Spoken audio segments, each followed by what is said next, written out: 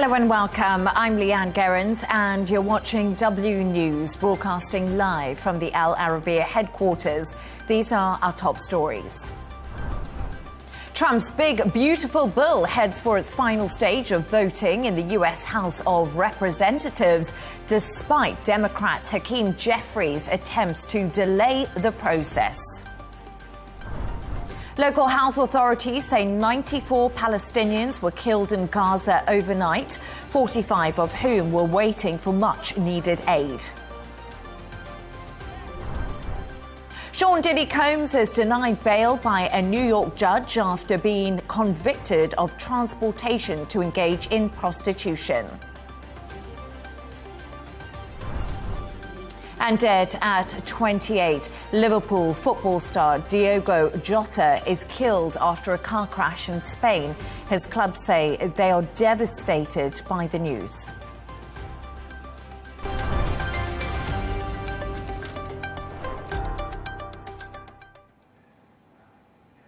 The U.S. House of Representatives are continuing to vote for President Donald Trump's big, beautiful bill as it reaches its final stage. Trump wants the major budget bill, which includes increases to defense and immigration capabilities and cuts to welfare, passed by Friday. The vote has been somewhat delayed because of a Democratic-led debate by Minority House Leader Hakeem Jeffries, who has been speaking for more than 7 hours. Let's catch up with our correspondent now, who's in Washington, Sarah Firth. Sarah, a pleasure to have you on. How close is the bill actually coming? Is it going to become law soon? It's really close, Leigh Ann, but you've had that bit of last-minute drama with the minority leader, Hakeem Jeffries, carrying out a filibuster against the big, beautiful bill. As you said, 7 hours and counting. Now, the record is 8 hours, 32 minutes, so just an hour and a half's time, and it looks like he will break that record. And the point of that, just to delay that final vote. As soon as he stops speaking, you'll have the Speaker of the House, Mike Johnson, speak, and then that final vote will take place. And Mike Johnson, the Speaker of the House, for his part, saying he does now have the Republican votes to get this bill passed, he says, when Jeffries finally stops speaking. And it's been called Trump's signature domestic policy push, as it's certainly big, around 940 pages, Sarah. Can you give us a quick breakdown, really, of what's actually in it and why this matters so much? Yes, it's absolutely enormous, not just big, enormous. And in that, you've got a whole wealth of issues. You've got tax slashing, so tax cuts for many Americans and corporations. You've got some of the programs, welfare programs, what the president has termed bloated welfare programs, being potentially cut here. So we're talking Medicaid, we're talking food assistance in the form of food stamps. Those are just some of the issues, but you've also got a massive increase in defense spending and in border building. So a huge amount of money allocated to immigration enforcement. Those are things that we know really make up the backbone of President Trump's domestic policy in his second term.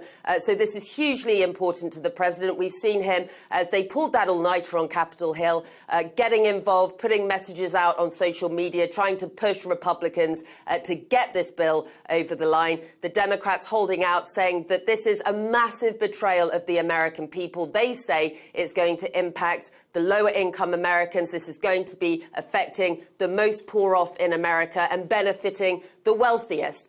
But it does seem that Republicans have managed to overcome some internal differences and that they will have the votes, but that final vote can't take place until that filibuster has ended, and that's still going on right now. Yes, we'll wait to see how long that does last. But you mentioned it there. There's been a little bit of internal infighting when it comes to the Republican Party. Why is this bill proving so divisive, even with Trump's own party? Well, look, Leigh Ann, it's about the math here, the money and the messaging. So you've got the fiscal conservatives. They do not like the $1 trillion price tag on this. More than $3 trillion, it's estimated, will be added to government debt as a result of the spending in this bill. That's displeased many on the fiscally conservative side. Then you've got the Democrats who are coming out and saying, look, cuts to things like Medicaid, food assistance programs, that is going to disproportionately affect the lower income Americans in this country that can't afford to lose those federal safety nets. So that is where you've got the Democrats coming out and calling this, just a nightmare for many American people. You've got even within the Republican Party, cracks have shown, Leigh Ann. They've had some dispute over different parts of the bill. This has been through the Senate. It's had amendments. And so right up until this early hours of this morning, it looked like possibly some Republicans were going to vote against the bill. It seems, though, that they've been gotten back on track, that they're all on message, and we will wait to see whether they do get that final vote across the line before President Trump's self-imposed deadline of July 4th, the American Independence Day. Yeah, absolutely. We all know that that day is tomorrow. But you touched on it a little bit there for me, Sarah. But if it passes and is signed into law, which we do expect to happen as soon as the Democrats have stopped speaking, what will this mean for ordinary Americans? You've talked about the cuts to Medicaid, the cuts to SNAP, but what else is involved? Well, look, Leigh Ann, I've been speaking to many Americans in the process of this big, beautiful bill going through all the different stages. There is real concern amongst ordinary Americans about what this is going to mean for them. To summarize it briefly, for the wealthiest Americans, for corporate America, there's some real wins in there. You've got tax cuts, you've got benefits that are going to boost a lot of that wealth. When it comes to the lower income Americans, though, again, it's the programs like Medicaid, Leigh Ann, that so many lower income Americans so depend on for their health care. Food stamps, those types of issues are causing real concern because it's going to be millions of Americans potentially impacted, losing access to that health care. Now, the Republicans say that this is necessary to cut the bloat out of the system, but there is concern. One way or another, Americans, both wealthy and lower income in the country, they are going to feel this in their pockets in the years to come. And finally, Sarah, I'm actually just seeing some breaking news lines that Putin and Donald Trump spoke for nearly an hour on the telephone. What more do we have about this meeting between President Trump and Vladimir Putin, which has been going on today? Yes, so President Trump putting out on his social media that that phone call would be taking place with Russia's President Vladimir Putin. I think it's the sixth time that they've gone publicly had these conversations since you had Trump coming back in for his second term. Likely top of the agenda is going to be Ukraine. This call is coming just a couple of days after we got the information from the Pentagon that they were going to be withholding some of that military assistance to Ukraine. That's raised some eyebrows, even within the Republican Party. We have to wait and see. You don't ever really get a readout from these phone calls. Sometimes, though, you do have the president, of course, putting out his summary of what actually took place in the call on social media. So we're watching very closely to see if that comes. But a very important phone call that has been going on, as you rightly said, for a number of hours now, it seems, with the two discussing possibly some of the most major ongoing conflicts at the moment, predominantly the conflict in Ukraine. Just interesting to note, Republican Mike Pompeo said, with regards to the US cutting military assistance, if Russia is allowed to win this war, he called it would be an unmitigated disaster. So a lot of raised eyebrows, a lot of people watching for the outcome of that phone call today, Leigh Ann. Yes, indeed, Sarah. And we've just had some more breaking lines through from a Kremlin aide. There was no concrete discussion of a Putin-Trump face-to-face meeting. And also Putin told Trump that Russia will not step back from its goals in Ukraine. So thank you so much for bringing us the latest on that. Sarah Firth in Washington. Once again, thank you.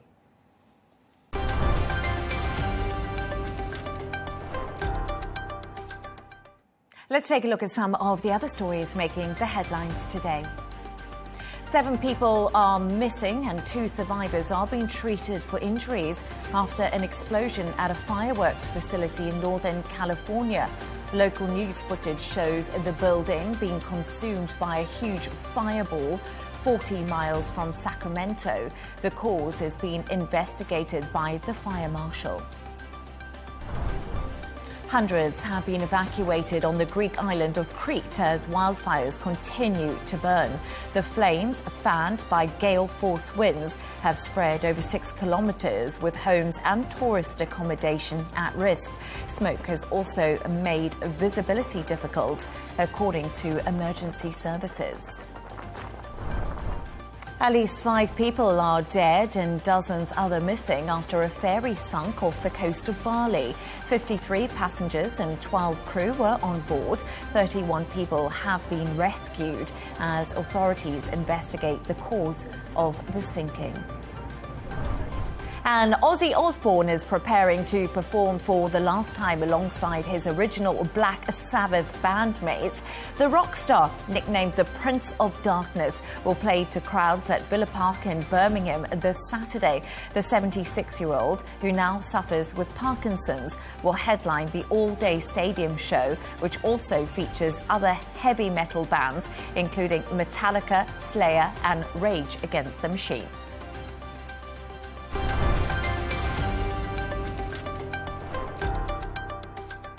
Now, 94 Palestinians have been killed in Gaza overnight, including 45 people who were waiting for humanitarian aid.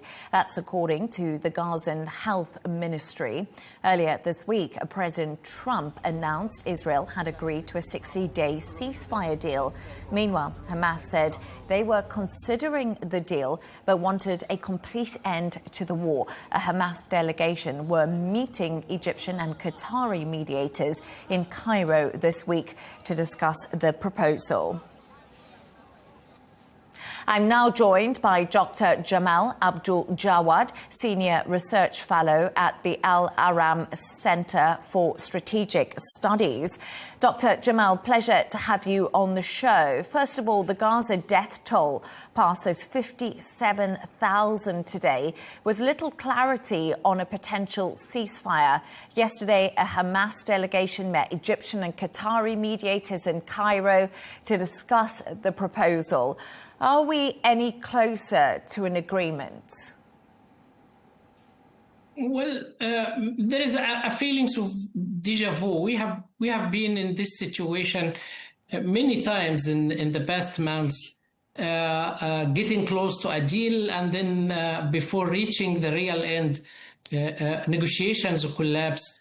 The new element this time is that we are in the post-Israeli-Iranian war, I would say, a situation in which the American President Trump, feels strengthened and ready to lead a sort of a peace process towards the de-escalation in Gaza. He feels that the Israeli Prime Minister Netanyahu is indebted to him and should be ready to respond positively to the plans coming and suggested by the American president. So we'll see whether this new element will make a difference really in terms of the Israeli and also, of course, Hamas readiness to move forward toward a ceasefire. The human rights group Amnesty International has condemned the Aid Distribution Foundation, GHF, saying it's committing genocide in the Gaza Strip. Do you agree with this analysis and the humanitarian situation unfolding in Gaza? Israel has been searching for an alternative for the regular and the most common and experienced organizations specialized in distributing food and aid to the people in Gaza. UNRWA in particular has been severely criticized by Israel and actually banned now by the Israeli authorities from working in any region that is where Israel has the authority and the political power. And trying to create an alternative for that so far has been a complete failure. And this is what we are seeing now.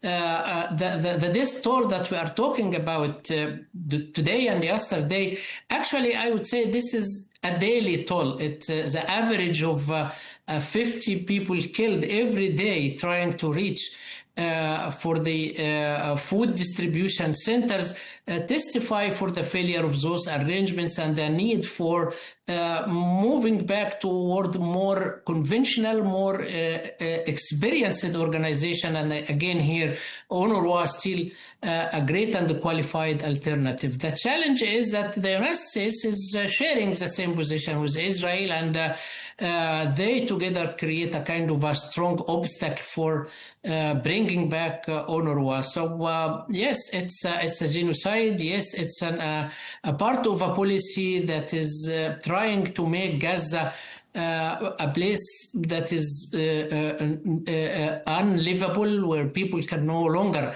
continue living, force them to find other place to migrate to other places. Israel and the United States has been suggesting that the people of Gaza should be moved to somewhere else, to Sinai in Egypt. Egypt, of course, resisted that. The people of Palestine themselves rejected that. So it's an attempt to get rid of the Palestinian rather than of helping the Palestinian there. And this is the part of the problem, actually, that is, it looks a humanitarian dimension of the problem, but actually it is fully integrated in the political and strategic makeup of the situation in Gaza and of the Israeli-Palestinian relationship.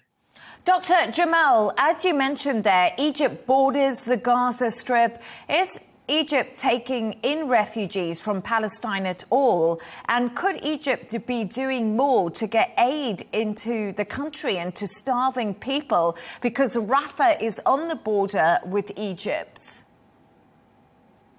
Since the beginning of the conflict, there is a number in the vicinity of 150,000 Palestinians from Gaza that moved to Egypt. Those are whether people who have relatives who live in Egypt or injured people who have been moved to Egypt to receive medical care with the support family members. A number of around 150,000 Palestinians from Gaza are already now in Egypt, but allowing a massive migration of Palestinians to Gaza, this will be from Gaza to Sinai, this will be, I would say, Egypt contributing and participating in achieving the Israeli goal. Israel, and particularly this Israeli government, want to get rid of the largest possible number of Palestinians to make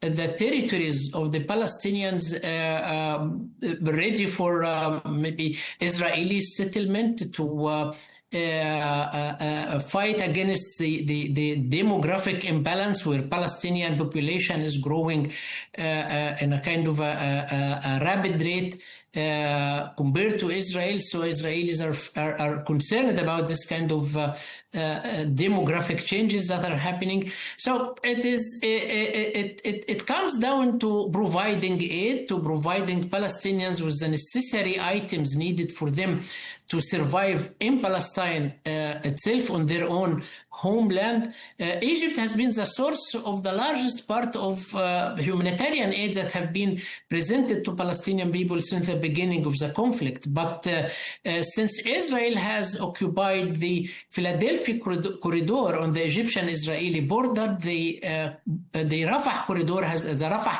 crossing has been shut down, and Israel is not allowing food trucks and aid to come through it to reach to the Palestinians, which caused a great reduction in the amount of humanitarian aid reaching to the Palestinian people. So, in one word, Egypt is ready. However, how the conflict is going, the Israeli policy of occupying the Rafah crossing from the other side and the Philadelphia road, all those things not allowing actually Egypt to continue doing what it has been doing since the beginning of the conflict, providing the Gazans with a great part of what is needed for them to continue surviving.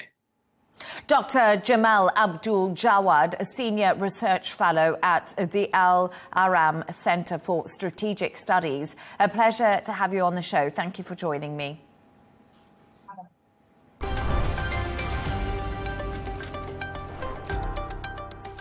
Now, Sean Diddy Combs has been denied bail by a New York judge after a jury found the music mogul guilty of transportation to engage in prostitution.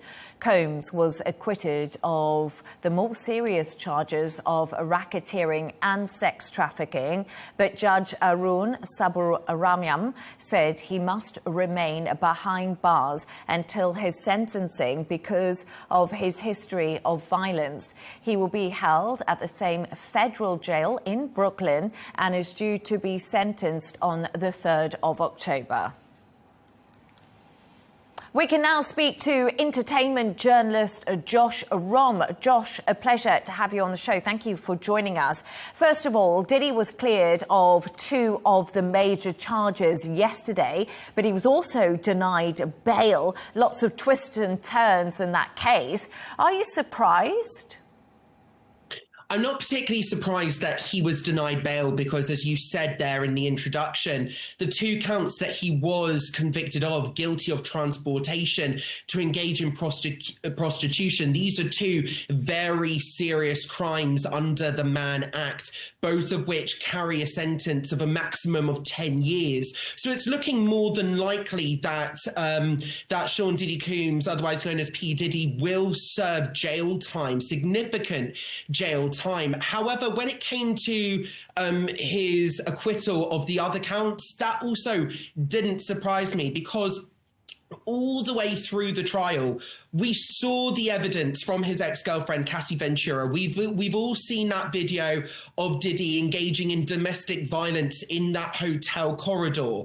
And the defense's case was yes, Sean Diddy Combs, he might be a bad man, he might even be an immoral man, but when it comes to racketeering, the most serious charge, that's about a criminal enterprise to commit crimes including sex trafficking, kidnapping, drugging, and obstruction of justice as well. So yes, whilst he might be a bad man and has committed crimes in other ways such as domestic violence, were his freak-offs a criminal enterprise?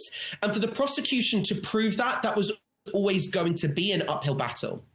Yeah, absolutely. Good point. He's been in the same facility since last September, and he'll actually remain there until sentencing, which is at the beginning of October. That's over a year, Josh, that he's been sort of locked up. So presumably, what time would get taken off his sentence? You said he could get a considerable sentence. Yeah, so we're looking at 2 counts with a maximum sentence of up to 10 years each. So, of course, the time that he spent on remand will come out of that time. And it's looking likely that each of those 2 counts will be served concurrently rather than consecutively, unless there are necessarily aggravating factors there, more aggravating factors there. But we're still, I think, looking at least a substantial sentence. I know a lot of lawyers are saying 2 years at the very minimum, perhaps 5 years, maybe even 10 years there when it comes, because he's been convicted of two different acts, 2 different counts. So we're still looking at a substantial jail term. But yes, the time that he served on remand will be deducted, I think, from the final sentence. However, that still doesn't take away the fact as well that P. Diddy is now a convicted felon. And what does this result mean for the people who came out and spoke out against Diddy? Like you mentioned there was Cassie Ventura. The judge didn't bail him because they thought he was dangerous, and those witnesses worried about what will happen when he does get out. Well, I think that's a question to answer for when he does get out, because I think the judge made it very clear that he's not going to be getting out anytime soon. The fact is that, yes, he might have been acquitted of the most serious charges, and therefore his whole entire life is not going to be served in prison. We're still looking at a substantial jail term. So I think, from what we kind of saw from Cassie Ventura's, from her camp, they were at least pleased with some of the verdict, that, her testimony was at least well received. It wasn't a completely unanimous verdict, clear on all accounts. She was believed to a certain extent there. I think the fact is he's still going to be in jail for a substantial amount of time. So I don't think it's going to be necessarily a huge worry for those that testified until he gets released from prison per se. However, I think it's going to be very interesting to see what's going to happen when it comes to the showbiz world. And let's talk about that, because, of course, you're a showbiz journalist. What do you think it will do for his career? And could we see more of his famous friends actually standing by him after all of this? Because many haven't come out in support. I think it was Kanye West who did. But what does the future hold? Well, there's a number of aspects here, because, of course, Kanye West, whilst he's still a very popular rapper, he still sells millions of records, he still sells merchandise. Of course, he himself is seen as a toxic figure within the industry, and I don't think he necessarily has the fan base that he once has. And also saying that, of course, we live in an era of post Time's Up, post Me Too. So when it comes to sex crimes in particular, they're seen in a very different way when it comes to what the industry thinks of people. It's not just a bad Twitter or cancellation. He is, for all intents and purposes, he is very much a convicted felon. And, we've seen big names that have kind of been associated with these quote unquote freak-offs. And we've seen celebrities run for the hills. Huge names have been mentioned, from the likes of Jay-Z, Usher. Bieber was not necessarily mentioned in the freak-offs because he was young, but it was a case of what has he seen, what has he heard. I think celebrities and people high up in the industry are going to probably want to avoid him like the plague, because right now his name is very much toxic. We've all seen the video of him engaging in domestic violence with Cassie Ventura. Her testimony in court has been heard or quoted around the world. So P. Diddy, when it comes to a comeback in a few years, I'm not quite sure if I could see the likes of Jay-Z or Usher ever collaborating with him again. And then we've also seen previous proteges like Aubrey O'Day release these huge damning statements against him. We're seeing a lot of female rappers, female R&B singers, female artists speak up against P. Diddy in the industry. I think, like Hollywood post Time's Up and Me Too, when it was Harvey Weinstein, I think P. Diddy has represented a real day of reckoning for the entertainment industry as a whole, because people see it for exactly what it is: people at the top taking advantage and using their power for nefarious purposes. Entertainment journalist Josh Arom, a pleasure to have your insights. Thank you for joining us. Thank you very much for having me. Let's take a look at the top business news now. President Trump has urged Federal Reserve Chair Jerome Powell to resign immediately. It follows a report urging an investigation into Powell's testimony on Fed building renovations. Trump, who first nominated Powell, has often criticized him over interest rates. Powell says he won't step down and he cannot be removed without cause under U.S. law. Microsoft will cut up to 9,000 jobs in its latest round of layoffs this year. The company said several divisions would be affected without specifying which ones. The move comes as Microsoft invests $80 billion in AI and data centers. The company says the cuts reflect adjustments to a dynamic marketplace. Turning to all the sports news now, and rugby fly half Owen Farrell has been called up to the British and Irish Lions tour of Australia, replacing injured utility back Elliot Daly. The selection made by coach and father Andy Farrell has sparked debate as Owen hasn't played since May and hasn't featured in international rugby since 2023. The Lions face the Warringtons next, with that first test on the 19th of July. And British tennis star Emma Raducanu has cruised past defending champion Marketa Vondrousova to reach Wimbledon's last 32. It sets up a blockbuster clash with world number one Arina Sabalenka. Raducanu, back in form after recent struggles, called it one of her best matches in years. Her aggressive play and home comfort appear to be fueling a strong Wimbledon run.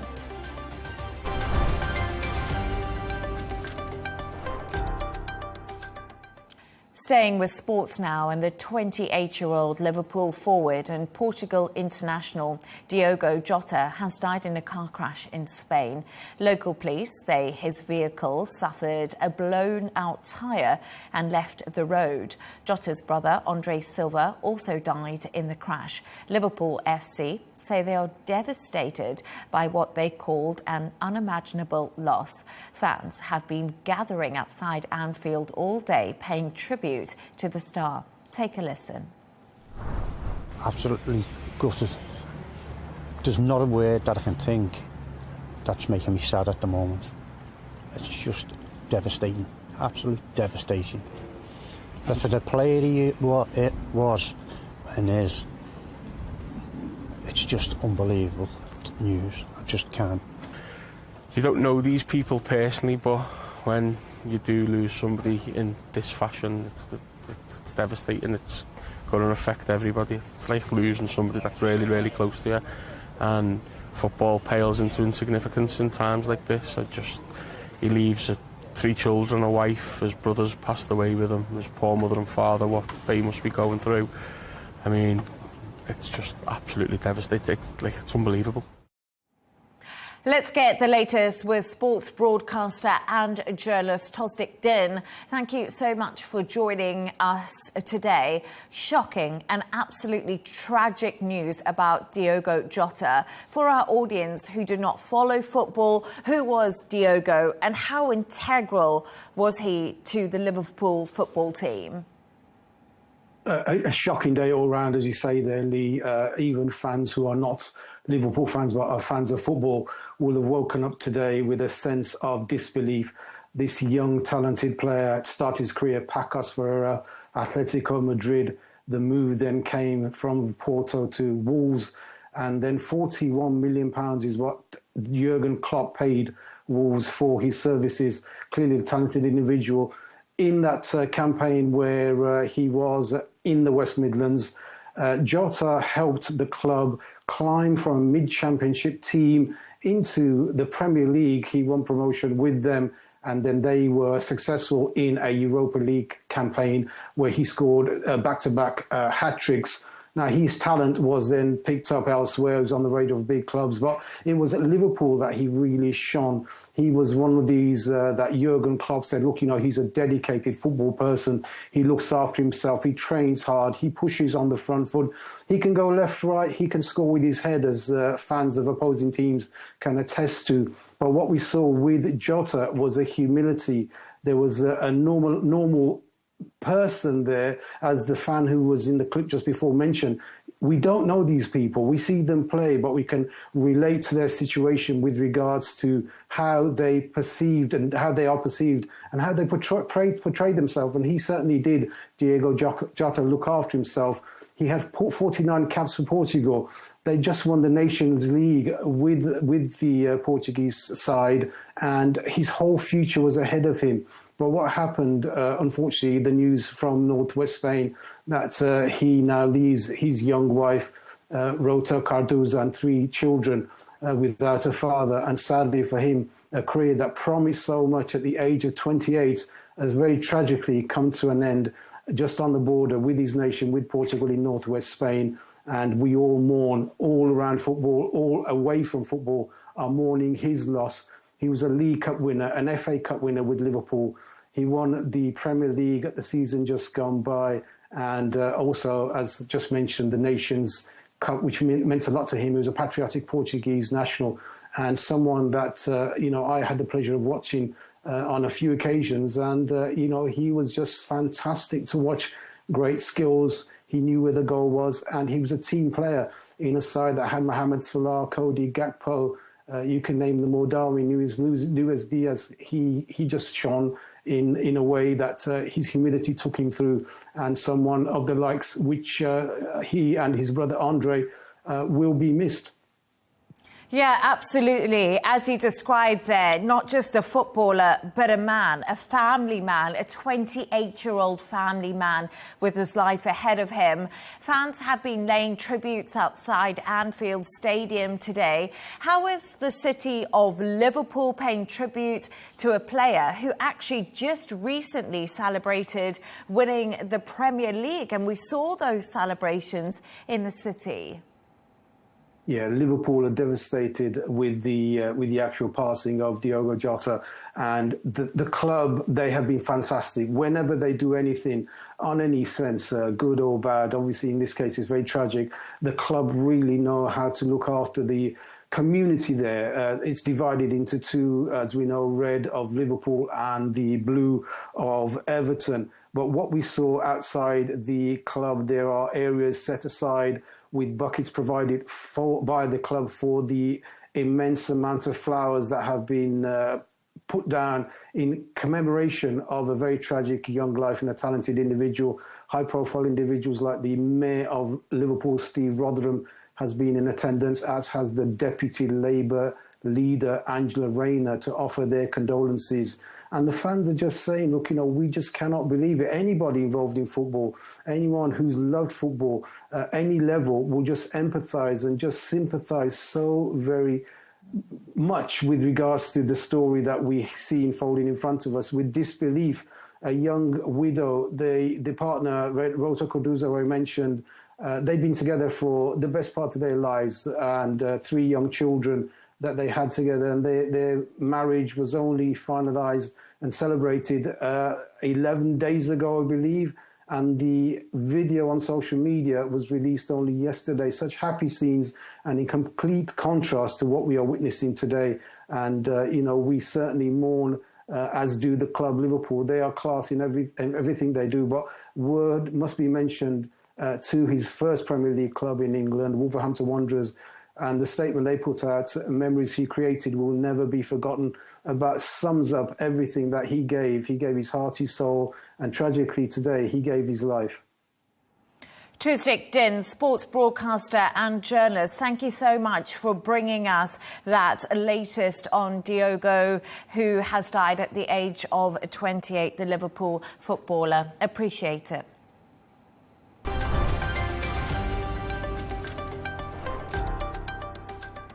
Now, the Dalai Lama, the exiled spiritual leader, has told his followers he will be reincarnated as the head of Tibetan Buddhism when he dies. The announcement comes after years of uncertainty and fear over whether he would be the last in a line of Tibetan spiritual leaders stretching back centuries. However, Beijing said only it can choose the Dalai Lama's successor, and it has to be approved by the central government. Camille Nedelec reports. In this city of exile, the Dalai Lama is thinking of the future, a future that puts Tibetan Buddhism once more on a collision course with China. Just a few days before his 90th birthday, the religious leader announced at an annual Tibetan conference that his foundation has the sole authority to approve his reincarnation. They should consult the various heads of the Tibetan Buddhist traditions and the reliable oath-bound Dharma protectors who are linked inseparably to the lineage of the Dalai Lamas. They should accordingly carry out the procedures of search and recognition in accordance with past tradition. The Dalai Lama has said his successor will be born outside of China because he doesn't want to be born somewhere he does not think is free. And he has told his followers to reject any leader chosen by Beijing. The 14th Dalai Lama fled Tibet after a failed uprising against China in 1959, and he's been living in exile ever since. Beijing views him as a separatist and says it will have the final say over whoever replaces him. The Chinese government implements a policy of freedom of religious belief and has issued regulations on religious affairs and the management of the reincarnation of living Buddhas in Tibetan Buddhism, protecting this way of succession in accordance with the law. Tibetan Buddhists believe upon the death of their Dalai Lama, the leader's soul is reincarnated into the body of a child. It's a tradition in Tibetan Buddhism that stretches back hundreds of years. After having previously said he might not be reincarnated at all, his followers are relieved that the Dalai Lama now has a succession plan in place. It's very important. I feel his institute of Dalai Lama is continuous. Of course, it's very, very important. So not even for the Tibetan people, it's important for this Mother Earth. The leader's 90th birthday on Sunday will mark the culmination of a week of celebrations. Camille Nedelec, Al Arabiya.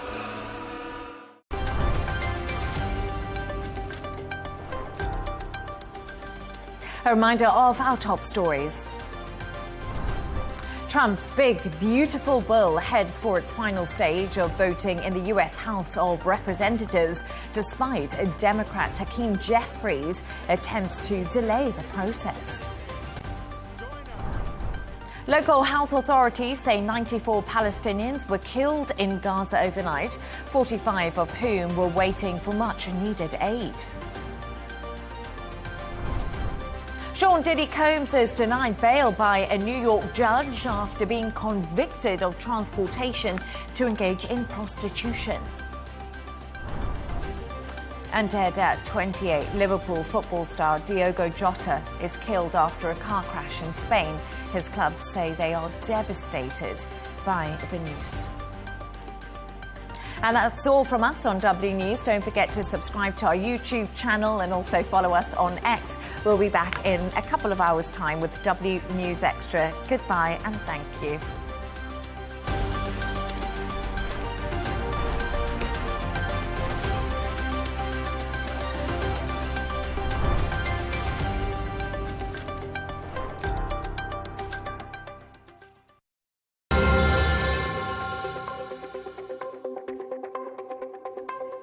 Both sides have claimed victory. Neither side has conceded any ground. So, is the Iran-Israel ceasefire destined to fail?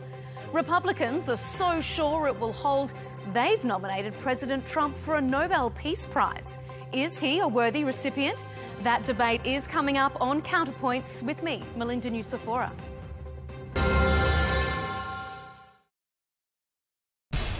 We have to take care of our people, and we're going to take care of our people first. For in-depth analysis and all the latest developments across the globe, make sure you join us every weekday. President Trump is trying to negotiate a ceasefire. With so much happening, so much information, and so much noise, International law will have no part in his administration. it can be hard to keep track. Tariffs will just fuel inflation. We're going to fight these tariffs. But you can count on us to tell you what you need to know. We stand by your side. Join me, Tom Burges Watson, for Global News Today, right here on Al Arabiya News. 12 days of fighting, upwards of 1,500 missiles fired and well over 1,000 drones. More than 960 people killed across 2 countries and an entire region on the brink of war. All for what? As the dust settles over Iran and Israel, both countries are claiming victory. We'll debate what, if anything, has been achieved and whether Donald Trump deserves a Nobel Peace Prize. You're watching Counterpoints with me, Melinda Nucifora.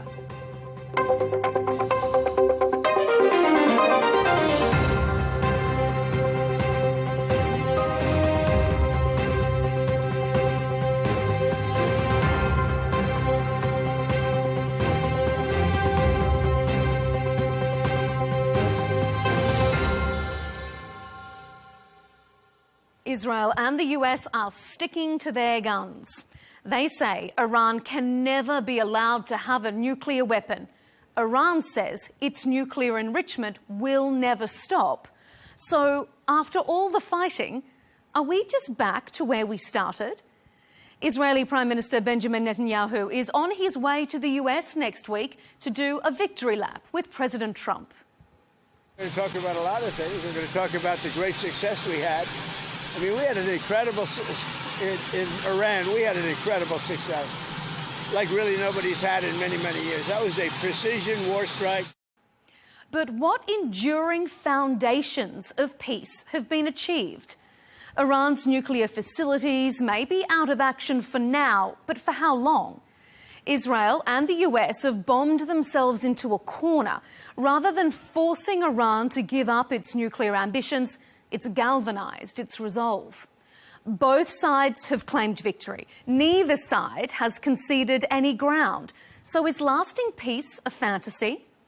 Republicans are so sure the ceasefire will hold, they've again nominated President Donald Trump for a Nobel Peace Prize.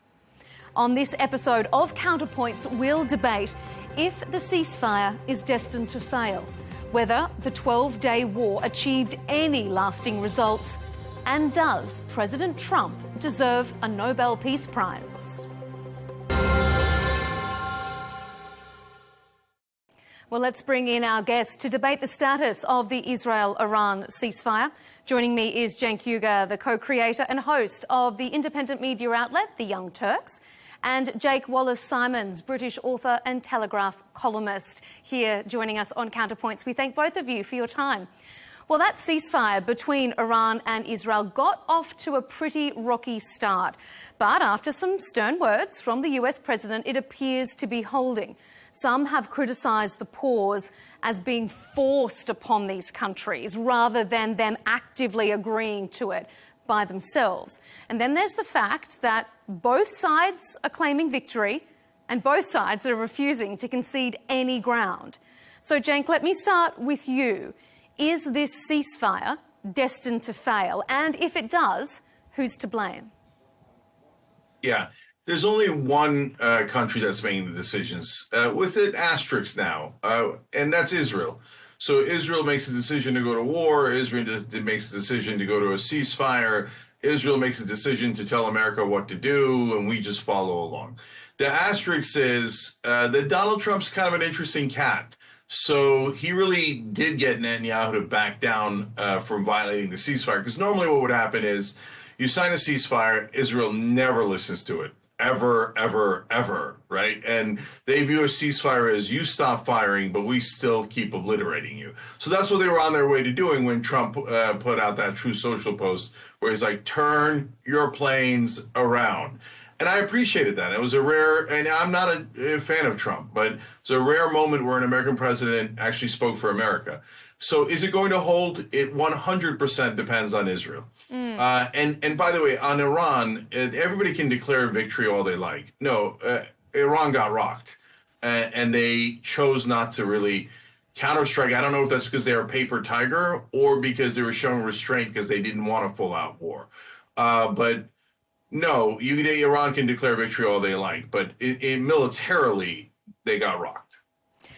Jake, what do you make of that? Will the success or the failure of this truce rely on Israel? If Israel sticks to it, then this truce will remain. Well, I mean, I think the idea that Israel leads America by the nose is an idea with some quite unpleasant antecedents. Certainly, I don't believe it's true in this case, as we saw with Donald Trump imposing his ceasefire on Benjamin Netanyahu, apparently almost against his will. But certainly, I mean, Israel has the upper hand, as Cenk pointed out, militarily. Israel completely destroyed every semblance of Iranian resistance, quote unquote. Iran has no longer any air defenses, any air force, any nuclear program, any nuclear scientists, any top brass. So Iran really, it was totally humiliated on the battlefield. And I think Israel, was totally correct to act in self-defense. It could no longer tolerate such a threat from Iran that was building up to be an existential threat and had to take action. But the way in which it pulled back and allowed the ceasefire to take place and, you know, allow its victory to bed in, I think really speaks well of its desire for stability in the region, and that, of course, of President Donald Trump, who enforced it. Cenk? Yeah. Okay, I'll respond to that. So there's two hilarious things that Jake just said. First of all, that Israel starting the war was self-defense. Sure. Every time Israel starts a war, they're like, oh, yeah, self-defense. Yeah, we're the biggest military. We've destroyed half the Middle East, invaded Syria, Lebanon, Gaza, West Bank, Iran, but we're doing self-defense. Sure you are. So it's an aggressive imperial empire that has been taking more and more Arab land, Muslim land, Palestinian land since 1948. And so all their propaganda about how they're the victims and it's all about self-defense is just, that's all it is. It's propaganda for the world. And it used to work, especially in America. It used to work brilliantly. Now all of their propaganda stopped working, including what Jake said earlier. That goes to point two. That kind of idea that Israel leads America has, unfortunate antecedents. I like the British way that he put it. It's rather polite. But what he's saying is it's anti-Semitic. And of course, whenever you criticize Israel, everything is always anti-Semitic. That also used to be very effective propaganda. Now it doesn't work at all. And everybody laughs when you say stuff like that. So in reality, if you don't know this about America, we are, unfortunately, I love America, but we've become the most corrupt nation on earth. Our politicians can be bought and are bought by different governments, different corporations. So is it Israel that controls everything? No. Is it the Jews that control America? No, definitely not. First of all, that's a hilarious way to think about it, because like regular Jewish people, they don't have any power. They're not meeting with politicians, etc. But does Israel have a lobby in America called AIPAC that is incredibly powerful? Of course it does. If you say that it doesn't, or it's anti-Semitic to state that fact, you're just being absurd. And you can say that all you want, but these days, of course, everybody laughs at it. All right, so well, big pharma, the drug companies, big oil, the defense contractors, they all have huge lobbyists, and they donate hundreds of millions of dollars to American politicians. They're just bribing them. Israel is not any different. They're just in the game. And they're smart to be in the game. But are they bribing American politicians? And do they own about 80% of Congress? Obviously they do. Okay, so Jake, what do you make about that? Cenk is questioning whether it's self-defense and whether Israeli lobbyists are really the ones pulling the strings here. What do you make of that? Well, I mean, on the first point, I mean, obviously it was self-defense. I'm not sure how it's possible to describe Israel's campaign against Iran as anything other than self-defense. Israel didn't gain any territory, didn't gain any natural resources, didn't gain any financial benefit. In fact, it made a great loss financially and also lost lives of its civilians as well. Gained nothing apart from the security of its own citizens who no longer have Iran's nuclear threat trained upon their population centres and its ballistic missiles in danger of obliterating the Jewish state at the press of a button. But certainly on the other point that Cenk so eloquently made about the alleged power of Israeli lobbyists over the American democracy, I would only point out that every major country in the world has a lobby on Capitol Hill, and the amount of money that Israel spends on its lobby is dwarfed by the numbers of dollars spent by many other countries, including particularly the Gulf states, but also other Muslim and other countries. And so the idea that Israel has some kind of special power over the United States, again, is an idea which has some very unpleasant antecedents and is totally at odds with the facts and the reality in America and overseas. Overall, Cenk is just throwing out some provocative smears which have no basis in reality. Israel, of course, is no expansionist regime taking Arab lands. I mean, it's tiny. It occupies less than 1% of the Middle East. So to say that it's expansionist or it threatens, allegedly it's seeking to expand into Gaza, into Iran, into the entire Arab world, it's total fantasy stuff. Israel is acting in self-defense, is not leading America by the nose. And Israel is perfectly right to wage war on Iran, and thank God has won. So Jake seems like a lovely guy, but none of those things are true. So let me explain one by one. So AIPAC gave more money to members of Congress in this election cycle than any other special interest group or lobby. So normally that's not the case. Normally the big drug companies spend 4 times the size of AIPAC. So this is not about any one country. Our system in America is broken. You could bribe almost any politician. And yes, other governments are, one thing Jake said is true. Other governments have started to figure this out. So there's, of course, the jet from Qatar. Let's keep it real. And there's a couple $2 billion deal that Eric Trump got, et cetera. So, well, you know, look, on the one hand, both for Israel, Qatar, everybody else, I feel like, well, good on you that you figured out how the game is played in America, right? On the other hand, since I'm an American, I hate that all of them are buying our government. And to say that our politicians are not affected by hundreds of millions of dollars is hilarious. It's hilarious. I mean, yeah, that's true, but that's... So but one that's family alone, hold on, let me finish. One family alone, the Adelson family, has given Donald Trump over $337 million in campaign contributions. So now the folks that want to protect Israel will tell you hilarious things like, it is anti-Semitic to point out that fact. They don't dispute that it's a fact. It's definitely a fact. And they say, but Donald Trump is not affected by money.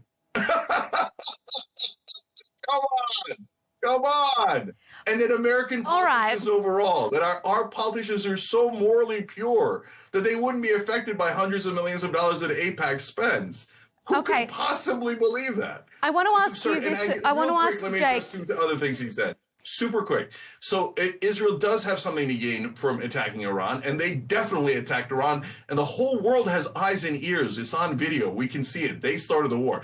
Anyway, the reason for that is they want to isolate Gaza. So they destroyed Hamas, I get it. They destroyed Hezbollah, and then they attack Iran. So now no one can help the Palestinians militarily. So that way they could push them out of the Gaza. And they've said they're going to. Smotrich has announced it, and their cabinet has voted on it. And they're very proud of their ethnic cleansing. And they say we should push out all these Palestinians. They're not even human anyway. I mean, that's how they treat them. All right, Jake, I'm going to give you the right to reply to that before I bring our debate back to the ceasefire. Huge chunk of Israel.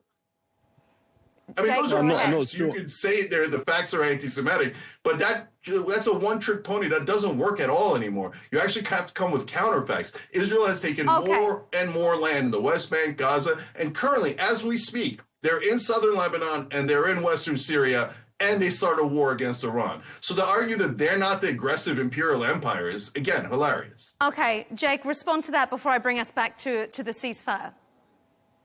Well, I'm not sure which element of that cornucopia of piffle you wish me to respond to, but if you just stick with perhaps the lobbyist issue just for a moment, I mean, you're right, Cenk, that a lot of money does slosh around Capitol Hill, and a lot of people have deep pockets, and they're all spending it trying to further their own goals. That's how lobbyists work, and that's how the system works, whether it's right or wrong. I happen to agree with you to some extent that it's not a particularly good, healthy indication for democracy. But you brought up the subject by singling out Israel as the country that's drawing America around by the nose, telling America what to do. I pointed out that lobbyists take place across the board, and that seemed to dilute your position somewhat. And I mean, it's very, very clear that Donald Trump is not under the control of anybody. I mean, when he went to the aid of Israel and the Jewish people to bomb Fordo just a couple of weeks ago now, he did so in spite of heavy lobbying from within his own side, from the MAGA Republicans. You know, they hold a lot of sway. I mean, his own director of national intelligence was against it.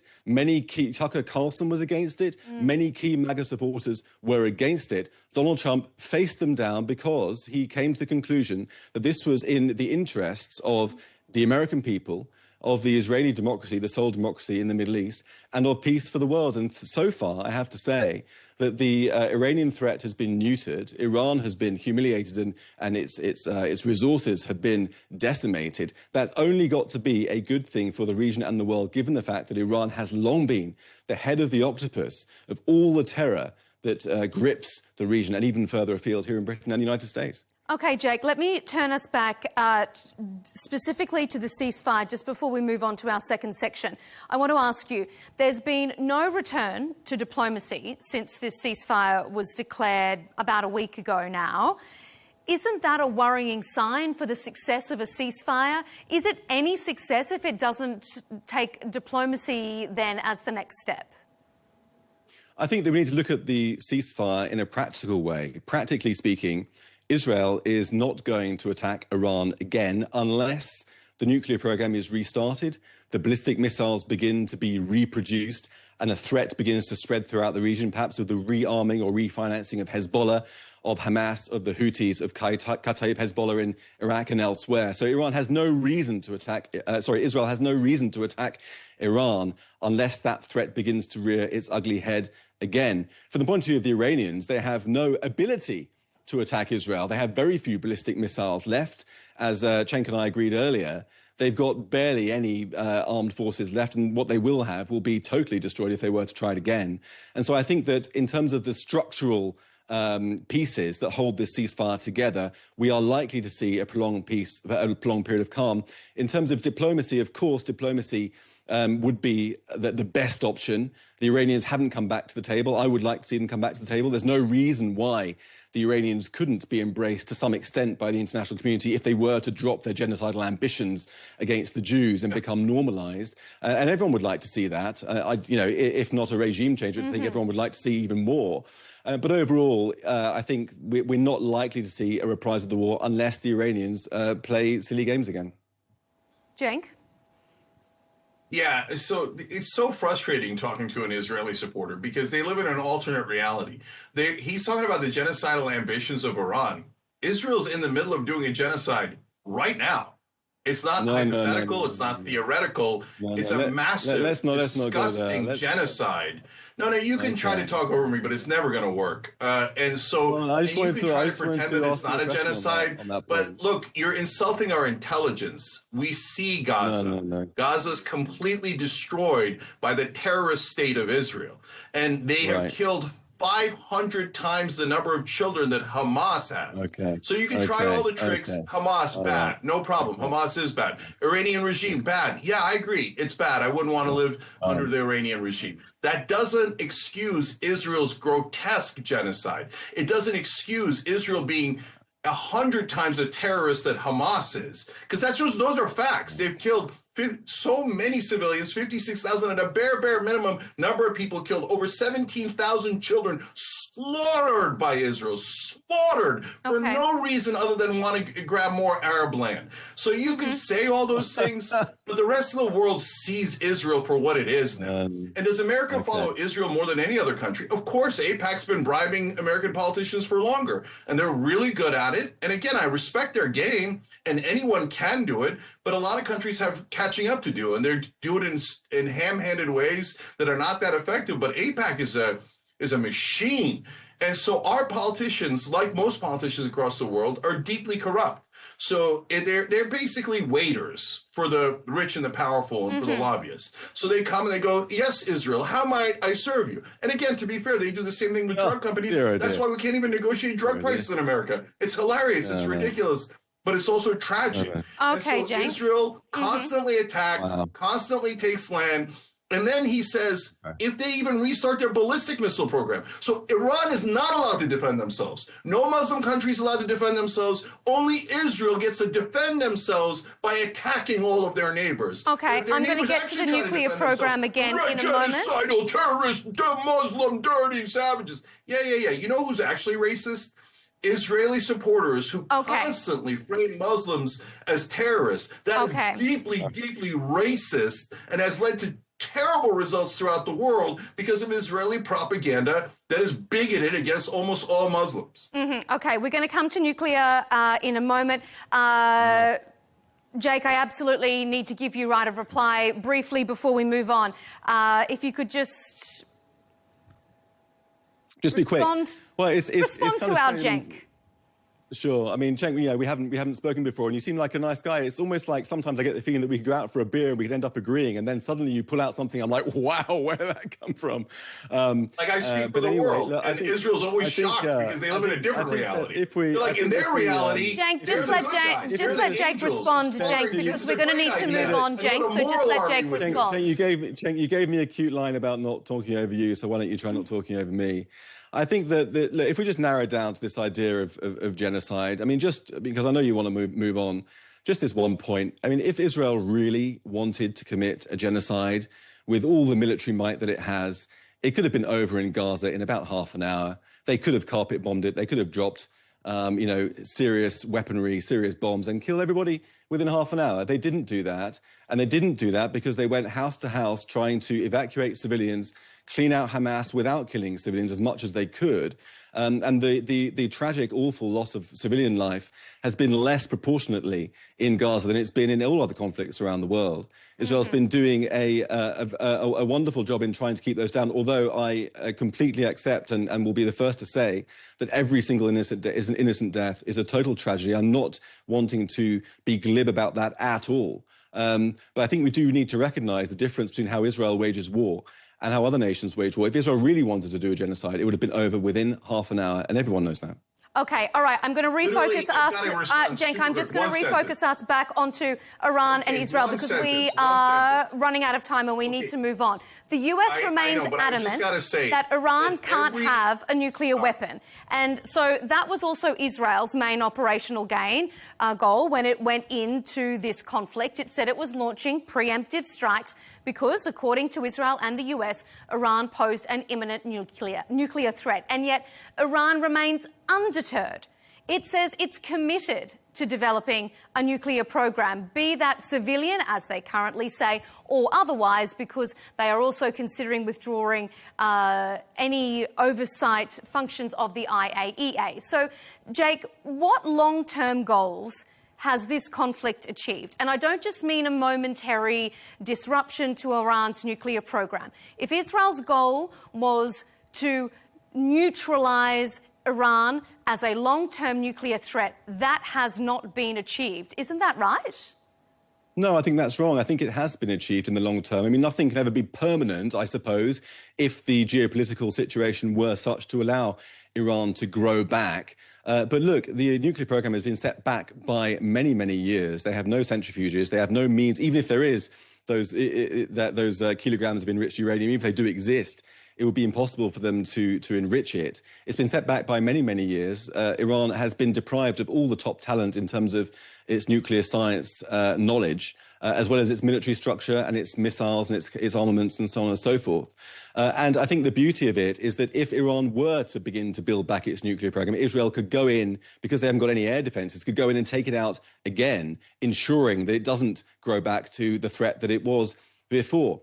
But, you know, the Iranians, the problem with the Iranian regime is that they're run by a genocidal, apocalyptic death cult, which believes in starting a war with Israel and the rest of the world to bring back a figure called the Mahdi out of invisibility, who's a kind of messianic figure, who will then lead the believers, 313 lieutenants, to victory around the world and global dominance for Shia Islam that's going to be broken up between 313 regions between each of them and so on and so forth. It's a crazy, theocratic, fanatical religious ideology.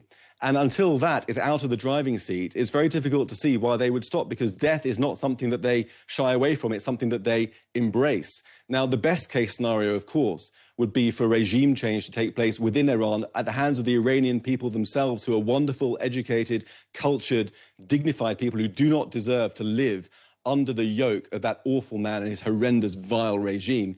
If they were to be able to overturn it, we could really see an era of new peace in the Middle East. Mm-hmm. Sadly, they're so downtrodden with the secret police, with torture chambers, with arrests and other means of repression that it's very difficult for them to do so. But I pray that will happen, and I think Cenk would probably join me in that prayer.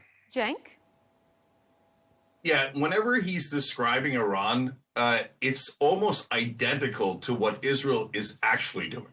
So a genocidal regime run by religious fundamentalists, that describes Israel perfectly. Smotrich and Ben-Gvir are lunatic terrorists who talk about destroying all of Gaza, and they're on the record, so you could shake your head about it. But your government, I mean, I don't know what your government is, but Israel is run by literal genocidal maniacs who are religious zealots. It's what you're describing in Iran is not just theoretically what Israel believes, the government of Israel, but it's actually what they're doing. So this idea that you're worried about Iran doing that, So look, I'm not interested in any religious fundamentalism. I'm not interested in the Iranian regime. I'm not interested in the ludicrous genocidal Israeli regime. And they're all fundamentalists, and they all have this ridiculous idea, oh, God spoke to me, and God's my best friend, and God said to kill you, right? And except Israel has the power to do it, and they are doing it. So by the way, every country or group that has committed a genocide always says the same exact defense that Jake just gave. Well, we could have killed them all. So the Serbs said it in Srebrenica. The Turks said the same thing in the Armenian genocide. Well, we could have killed all the Armenians in the West. Why didn't we kill them? Every genocide, there's someone that says, well, we're such good guys because we didn't murder every single one of them. Okay. No, that doesn't make you a good guy. Let me ask you, Jake. So right now, look, this idea that Iran is a danger. Okay, Iran has been attacked by Iraq. Iran has been attacked by Israel. Iran has been attacked by America. Israel has attacked Syria, Lebanon, Iran, West Bank, Gaza Strip. Who's the aggressor? And then they say, oh my God, what if Iran gets a nuclear weapon and threatens people with it? That's what Israel has, and that's what Israel does. Okay. When he talks about ballistic missiles, what he's saying is Israel will not allow any Muslim country in the Middle East to defend itself. The minute you have any ability to defend yourself, Israel's going to come and bomb you, and they feel like they have a right to it.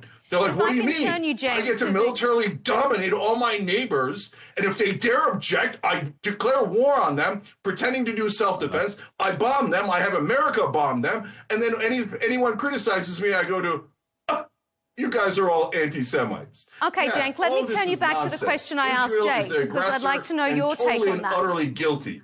Do you think any long-term goals have been achieved since the US dropped those bunker busters on the nuclear facilities? Do you think that the region is safer? Yeah, the region's never going to be safe until Israel stops attacking all of their neighbors. And Israel attacks and attacks and occupies and occupies. So here's when the region can be safe. And this is stone cold fact. Everybody knows it, including Israel. For God's sake, get to a two-state solution. Okay, I'm not in the camp of, oh my God, I hate Israel, I hate the Israelis, I want them wiped out. No, I want Israel to be a safe Jewish haven. The way that you get there is by letting the Palestinians go. How long are you going to enslave them? How long are you going to keep them in concentration camps? How long are you going to slaughter them?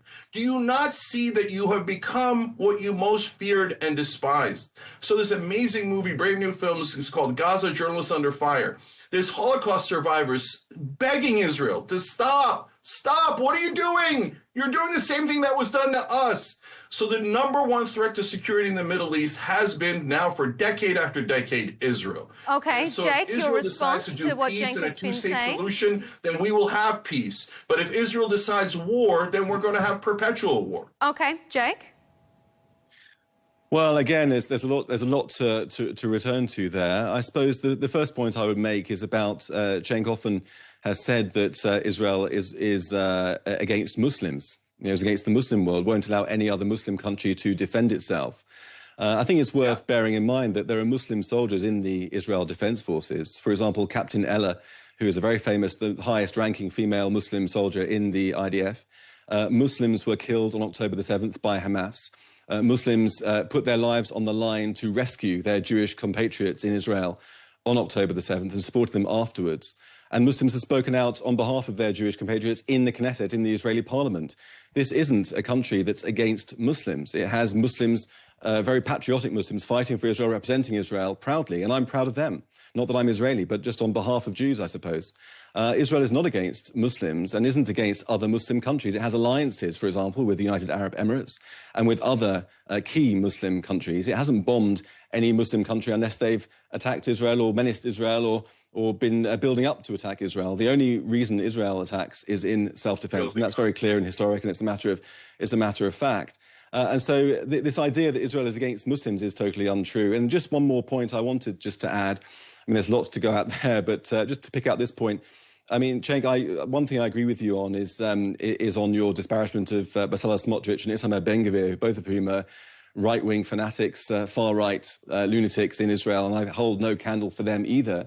But it's a complete mistake to say that they in any way define Israeli democracy, Israeli society, or indeed the Israeli government. I would rather that they didn't have influence over Netanyahu and his government. But there are lots of ministers in the government. They're not the prime minister. They're pretty fringe. They don't hold important positions in the government. And although they exert some influence, certainly they don't characterize Israel as a country, Israel as a government. I mean, I don't know whether you've been to Israel or not, but if you go there, it's a very liberal place. It's the only place in the Middle East that has gay pride.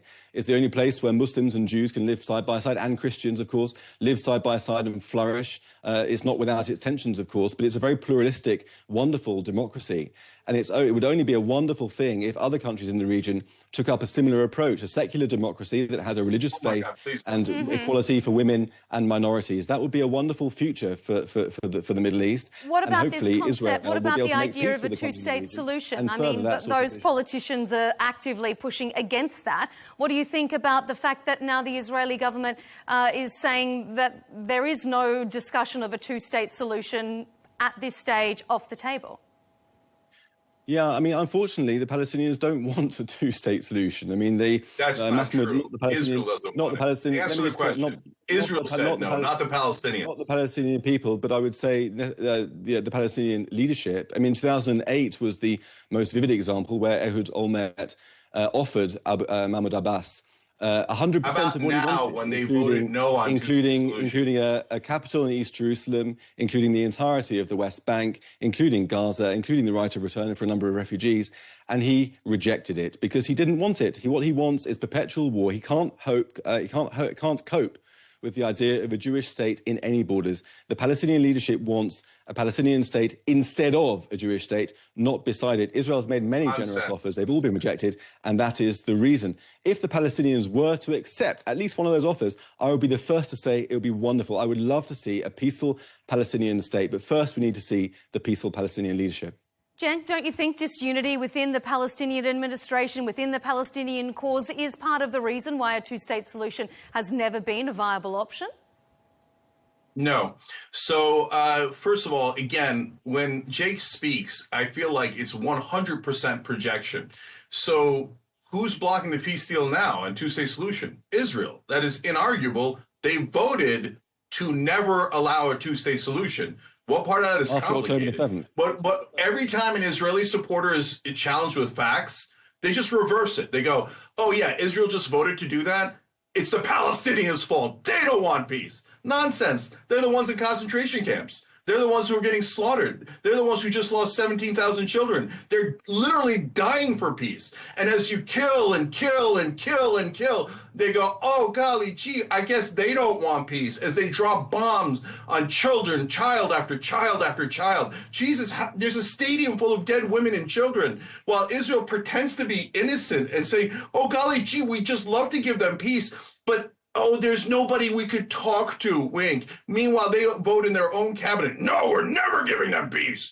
Never giving them two states. We want everything. Be honest, Jake. Be honest. Didn't Israel vote to never do a two-state solution? Well, I mean, as I've said, Israel has offered the Palestinians a complete two-state solution. Oh, you're going to go back to history. You're not going to answer the question. Answer the question about today. I am answering your question right now. They've offered the Palestinians 100% of a two-state solution. The Palestinians have repeatedly turned it down in favor of bloodshed. They're offering it now. And terror. Right now. They're offering it now, Jake. Don't lie. They're not offering it now. They're offering the exact opposite. Right now, after October the 7th, there's no way it's going to happen. There's no way it's going to happen. Not just because of October the 7th, but because of decades of Palestinian rejectionism, decades of occupation, brother. When are you going to get it through your head? The Palestinians are human. Stop teaching them and locking them up in your concentration camps. About your hugely... Palestinians are human. The Israelis are not the only humans on the planet. What was that line about talking over people? I can't remember. It's one that you said earlier. Yeah. The point I would just like to make was... honestly, the idea that Palestinians can't govern themselves is a You're like a fire hose of anger. Come on. Okay. Yeah, there's... Okay, all right, Cenk, let Jake finish and then we're going to move on. Yeah, well, you and I know it's not a genocide. And the other point that I would like to raise... No, I definitely don't know that. Before I hand over... Don't put words in my mouth, because you're defending a genocide. And by the way, the genocide defenders are going to wind up in a museum one day as part of an exhibit. Okay, Cenk. Enable ethnic cleansing and genocide. I'm sure this stuff works very well for the ratings, but it's just not true, I'm afraid. There clearly isn't a genocide there. But the other point I just wanted to very briefly raise before I hand over is your repeated accusation that Israel is running concentration camps. Not only is that untrue, it's grossly offensive and provocative. Oh, are you offended? Needlessly provocative. Are you offended? To the memory of the 6 million Jews who perished in actual concentration camps and gas chambers during the Holocaust. Now, you can mock all you want. That was the past, brother. That's true. I don't find it particularly. Now you're the one doing it. And you're the one doing it. And I don't think that the Holocaust is something that could be appropriated for your own likes and clicks. There is no. It's not about likes and clicks, brother. There is no buildings concentration left camp in Gaza. Okay. There is no concentration camp. All right. I think we're all a little bit off topic now. So I'm going to move us on to our final segment so that we can stay on topic, so we can get everything wrapped up in the time allot that we have, because we are focusing on Israel and Iran. I know that this is a very interconnected conflict, but just for this last segment, I want to keep our focus there, because President Trump has long had his eye on a Nobel Peace Prize. He's criticised the Nobel Committee for awarding it to President Barack Obama in 2009. And in 2019, he said he deserved it for a lot of things if they gave it out fairly, which they don't, he said. Now, a Republican congressman has nominated the president once again for a peace prize for achieving the Iran-Israel ceasefire. Cenk, is President Trump chasing the Peace Prize just to match Obama? Is this a grudge he's held? Or do you think he genuinely believes that he deserves it? And does he deserve it? Well, right now he doesn't deserve anything. But can he deserve it? Sure. What would it take? First of all, Obama shouldn't have. Obama shouldn't have gotten one in the first place. Does Trump want to match Obama? Almost certainly, right? And is there a way that he could get a Nobel Peace Prize? Yes, he will definitely get one if he gets Israel to agree to a two-state solution. And actually, it's not that hard. You just cut off their money, and then they'll come scrambling back. And by the way, and that's actually helping Israel, because it stops enabling their worst instincts, and it would encourage them to go in a direction that would make them safer, and that would actually bring peace. But is he close to getting them to do a two-state solution? No, you just heard Jake. They say after October 7th. No, it was before October 7th. It was been for 58 straight years. They've been occupying. You can call them concentration camps. You can call them occupation. You can call it anything. But it is not. They're not free, and their freedom has been stolen from them by Israel. And he talks about, inside Israel, it's Shangri-La. We're so liberal inside Israel. Yeah, if you don't count the 5.5 million Palestinians you're keeping as your prisoners in this brutal racist occupation where you claim the Palestinians are the only people on earth who cannot govern themselves, who are so violent that they can't be trusted to run their own government, while Israel commits endless violence. Mm-hmm. So I'm just, look, there's two different worldviews that Jake and I have presented here. So how can you tell who's telling the truth? What's reality and what's the alternate reality? Easy. Just look at any picture or any video of Gaza. Look at the starving children. Look at all the dead women and children. And then you tell me, does that look like a concentration camp where they're not allowed to leave and they're murdered over and over again and completely destroyed? Or does it look like the Shangri-La bliss that Jake described about how Israel is so moral and wonderful? All right. And you will look at Gaza, Jake. and you'll know what reality is. Okay. And who's telling you a whole bunch of gibberish to do propaganda on behalf of a different government. Gentlemen, I'm going to have to cut in. We're out of time, but we really appreciate all your diverse and very impassioned views here on Counterpoints. That's what we want to bring to our viewers, all sides of every story. Cenk Uygur, co-creator and host of the independent media outlet The Young Turks, and Jake Wallace-Simons, British author and Telegraph columnist. Thanks for your time here on Al Arabiya English.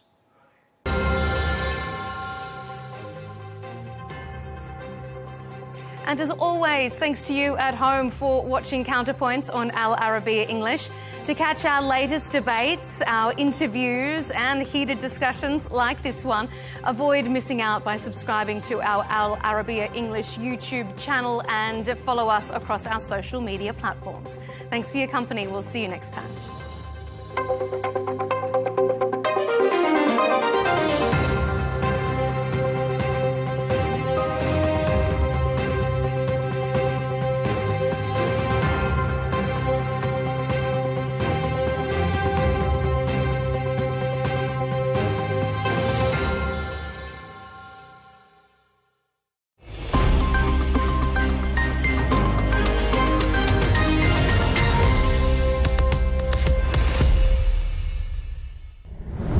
Hello and welcome. I'm Rawiya Alami and this is The Dailies, where we take a look at important news stories, reports, analysis and articles published in newspapers and media outlets across the world. Many themes ran across global newspapers today. President Trump's big tax bill and the American court's verdict to acquit music mogul known as Diddy of most serious sexual charges against him received a lot of attention from American newspapers.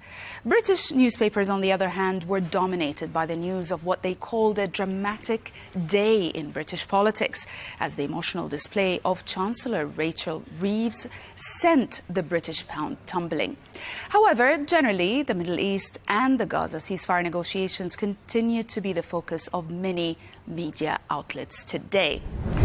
We'll start with Israel Hayom, which published a report revealing a major breakthrough in efforts to end the Gaza war, as Israel agreed to include explicit American guarantees in a new ceasefire deal after intensive talks with the Trump administration. This shift means the 2-month ceasefire will now be tied to negotiations aimed at ending the conflict entirely, not just posing it. The report explains that the U.S. commitment puts strong pressure on Hamas to accept the deal, with President Trump warning that the offer will not improve. The agreement also promises expanded humanitarian aid for Gaza, and the move follows high-level meetings between Israeli and U.S. officials, and both Israeli and Hamas delegations are expected in Cairo soon for further talks. The report concludes that the developments mark a significant step towards a possible end to the war. In an exclusive report, The Guardian revealed that a 500-pound US-made bomb was used by the Israeli army in their recent attack on a busy Gaza beachfront cafe. The blast killed at least 24 civilians, including children and local artists, and left many more injured. The report says that experts in international law argue that deploying such a large bomb in a crowded area is almost certainly unlawful and could amount to a war crime. The Israeli military claims it took precautions to avoid civilian casualties, but critics contend the weapon's use was excessive and indiscriminate. The piece explains that this attack has triggered outrage and demands for investigation, drawing attention to the severe risks faced by Gaza civilians and prompting renewed scrutiny of how military force is used in densely populated places.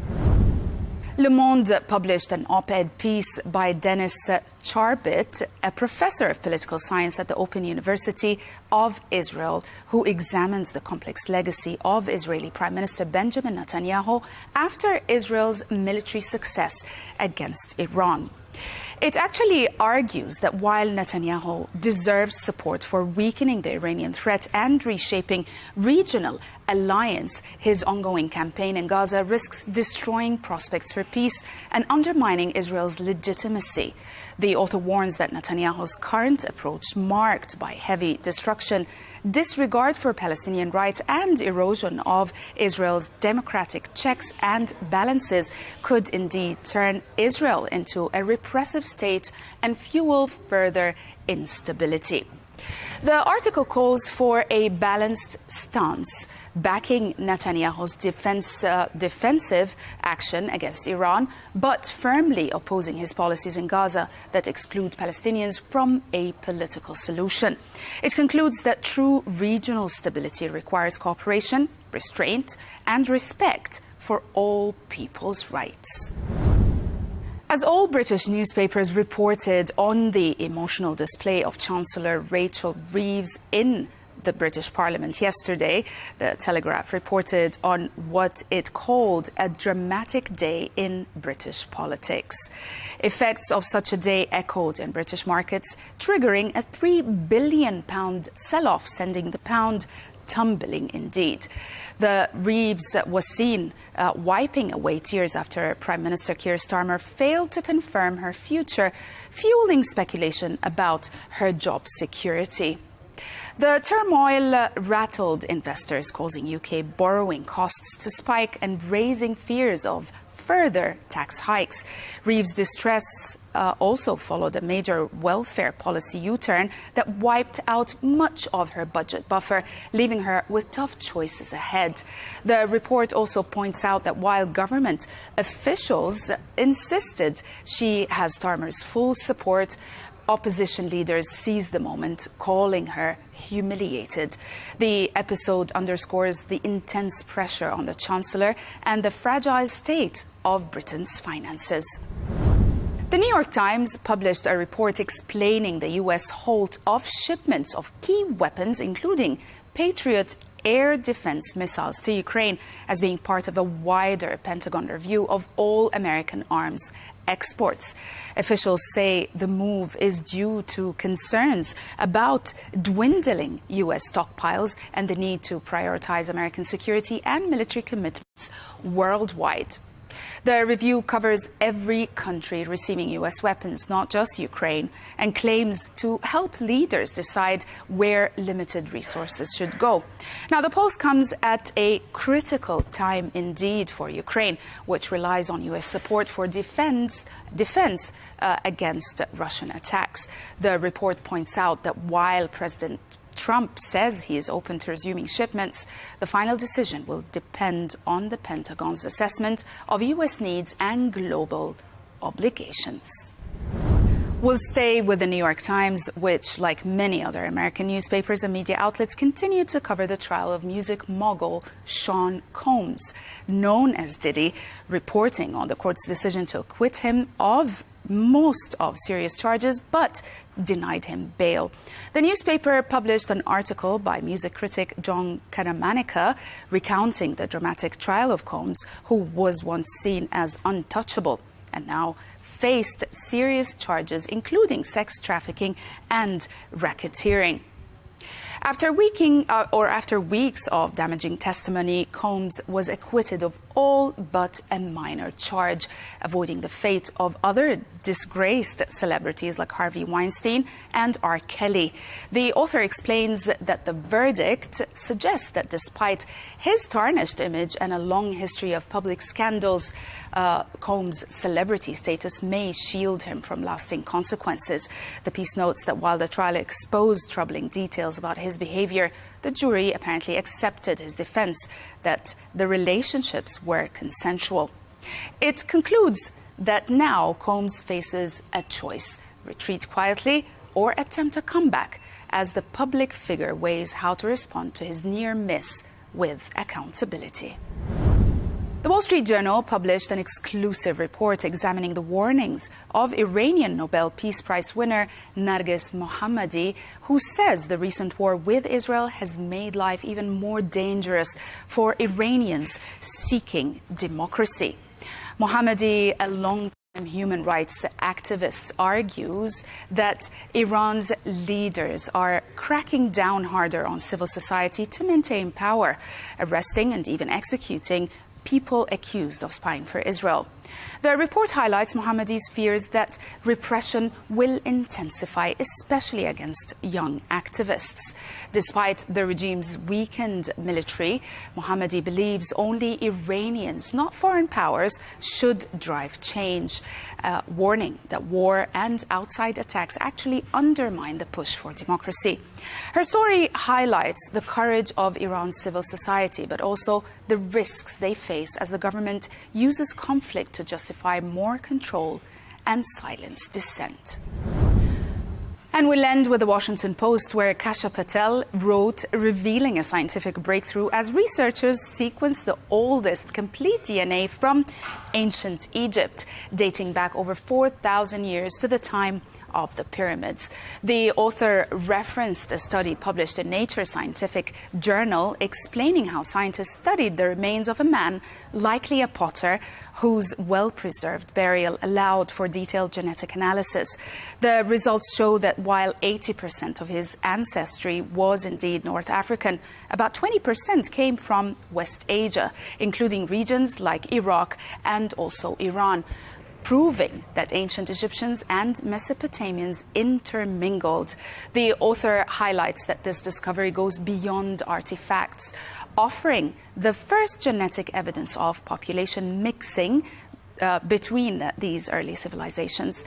The piece concludes that the study not only sheds light on the life of an ordinary Egyptian, but also opens new possibilities for understanding the ancestry and daily lives of non-royal Egyptians. That's it for today. Thanks for watching.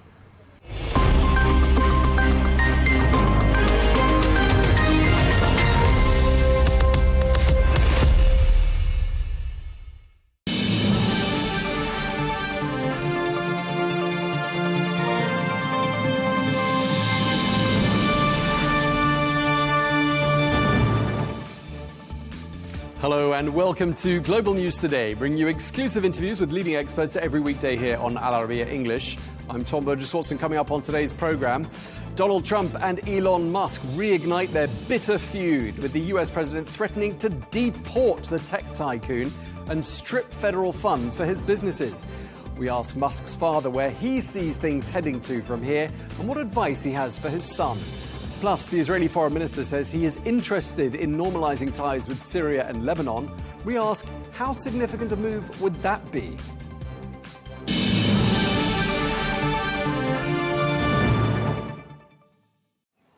Hello and welcome to the programme. The war of words between President Donald Trump and the world's richest man, Elon Musk, appears to be escalating.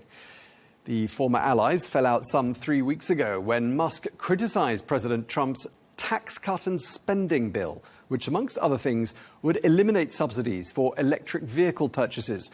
Well, those subsidies benefited Musk's EV company, Tesla. Well, in his latest comments, President Trump said that Musk was upset about all of this and other things, but in a thinly veiled threat, he seemed to suggest that Musk could stand to lose a lot more than just subsidies. Well, taking to his Truth Social platform, the president also said that Musk had got more subsidies than any human being in history, and that without subsidies, he'd probably have to close up shop and head back to South Africa. Well, let's take a listen now to what President Trump has been saying. I don't know. I think we'll have to take a look. We might have to put Doge on Elon.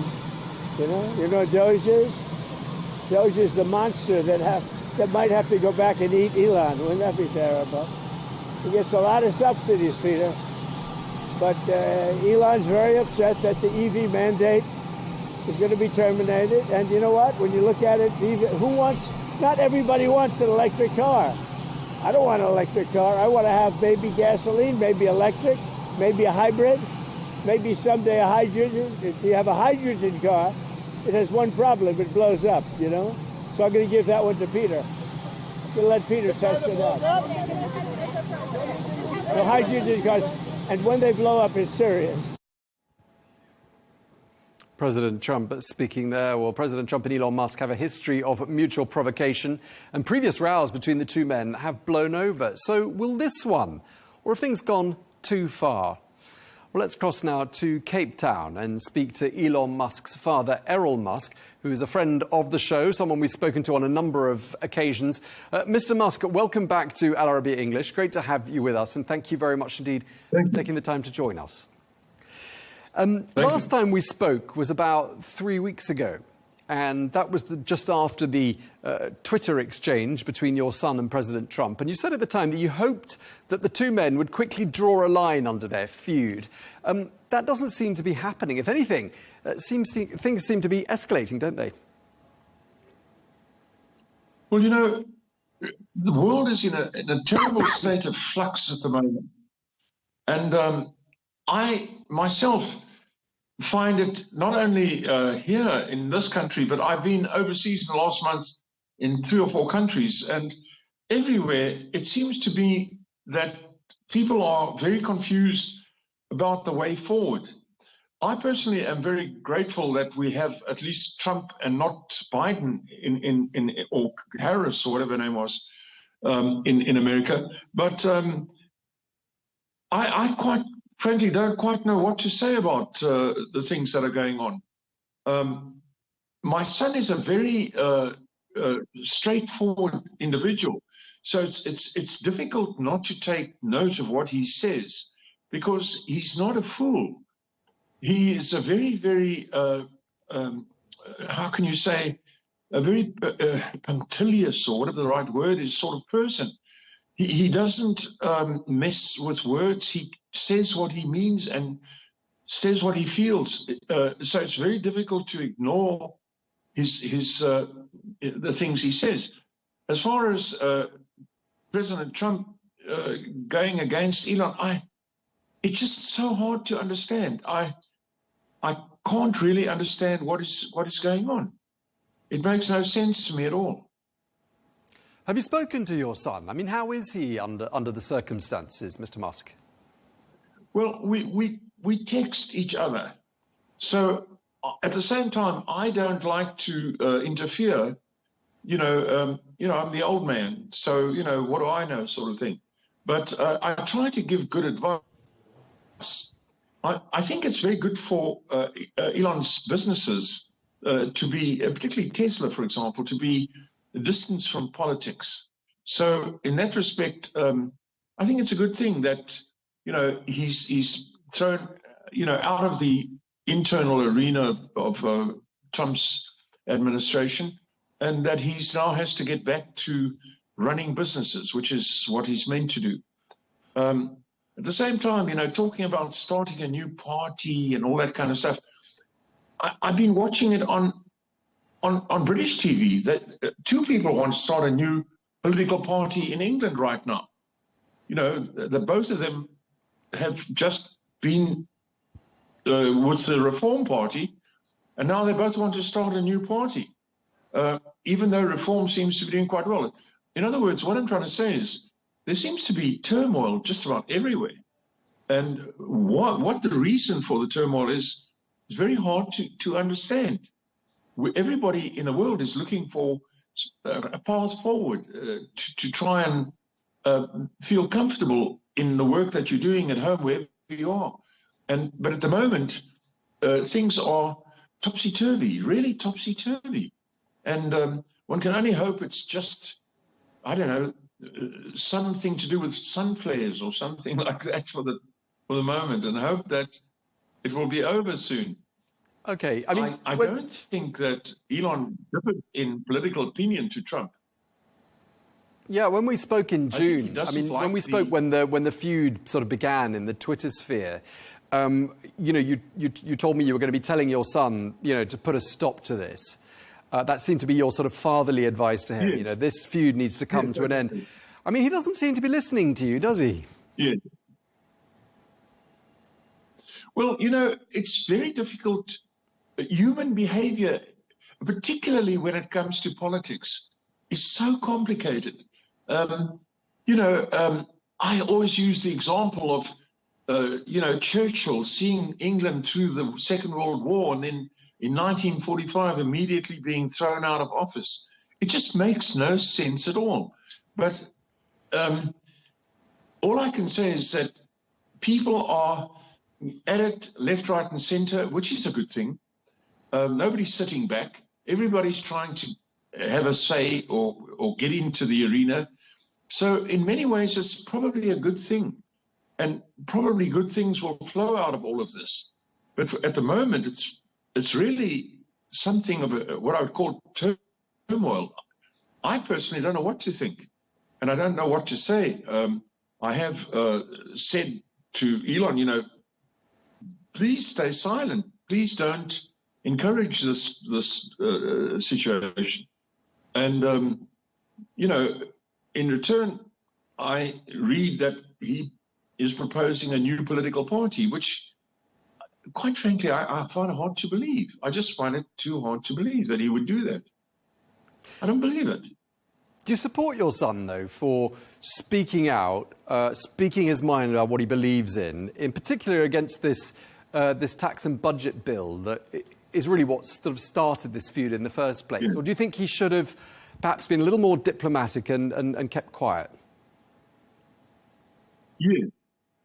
Well, you know, of course, when you write in any business, if you're in a business and you should ever be in a board meeting with the directors, you know, I've seen board meetings where from one side of the table, they threaten to kill the guys on the other side of the table. This is at a board meeting of a big company. I mean, people's emotions get the better of them, especially when money and progress are at stake. So it's understandable. It's just strange that it's in the public, you know, it's in the public arena that we're seeing this, because usually, of course, one never hears about this kind of thing. In some ways, that's probably a good thing. But I have suggested to my son to, you know, cool it, just leave, don't. I mean, I have said to him as well that in order for them to rebuild the United States, because the United States needs a lot of rebuilding, they need to spend money. It's like loaning to build a home or build a building or something. It's what you have to do. And, you know, one looks at what you're loaning against what your assets are. And in the United States, you know, even though the deficit is 35 trillion, the country's worth about 400 trillion or 350 to 400 trillion. So it's only 10% of your assets that you're borrowing against. So in my opinion, there's no problem with borrowing in the United States and building the country. I think it's a good thing. Elon's approach is, no, we must stop borrowing any money at all. And that's not going to help anybody. You know, you have to spend money in order to make money. Do you think I don't agree with that. I do you not think Trump's bill? Do you not think it would be a wise idea for you to jump on a plane and perhaps have a word with your son if your messages that you're sending by text aren't being listened to? I've always, I've never forced them in any direction, and I've always listened to them. And as I said just now, Elon is, very, very serious person. He's not given to making crazy statements. Generally speaking, he's a very someone you can rely on if he tells you something. So I can understand the feeling that they have, that they don't want to keep on borrowing money. But at the end of the day, that's what we all do every day of our lives. We borrow money in order to move forward and turn that money into more money. That's how it works. So quite frankly, I think that there's too many emotions or something involved here. I can't quite put my finger on it all. It's very interesting, and we're all lucky to be able to see it instead of it all being behind closed doors. But, at the same time, I'm very glad that Elon is back in the field where he belongs, and that is dealing with the companies that he runs. That's what I would say. I don't know what else to say. Do you think the tension has affected Elon personally, would you say? do I think. Do you feel like the tension between your son and President Trump has affected your son personally? Well, no.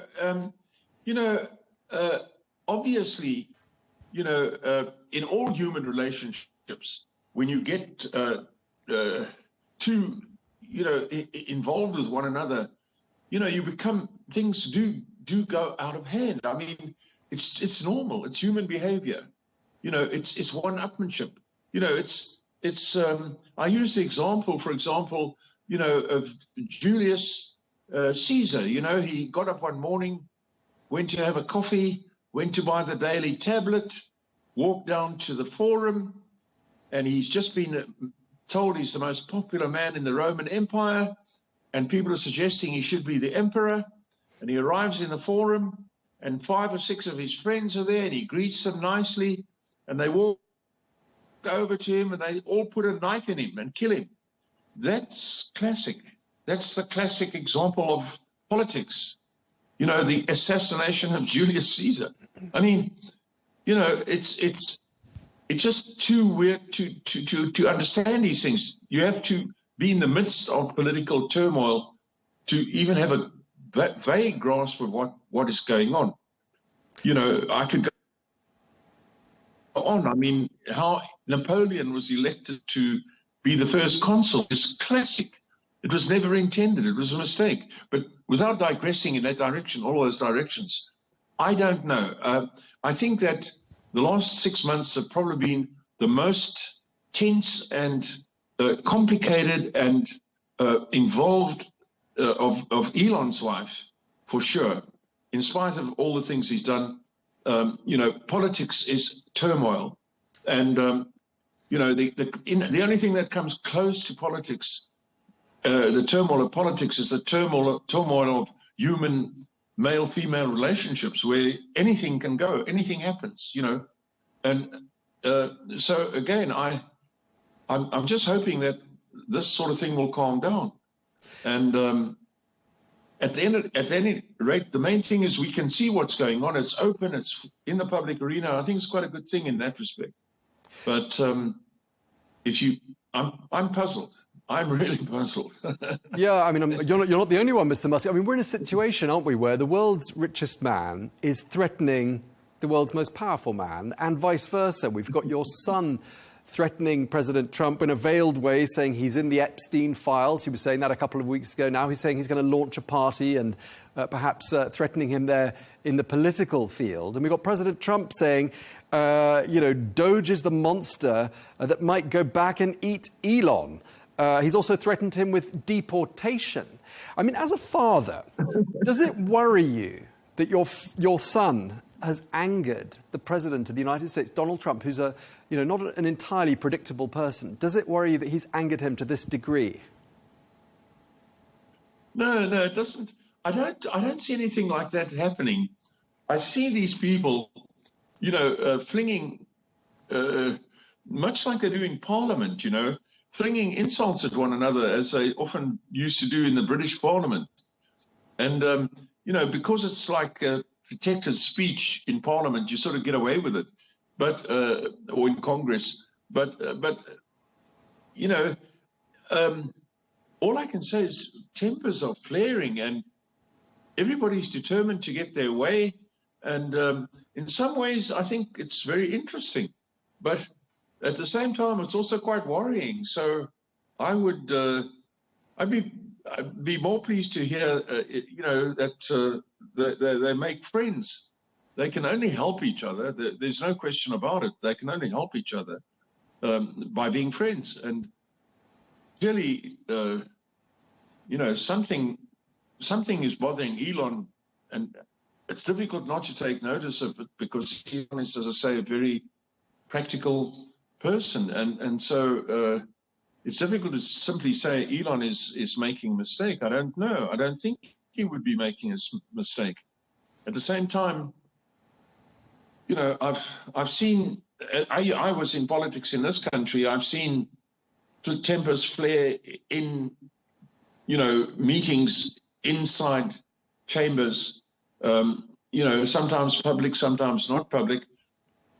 Unfortunately, in the political world, tempers flare. And,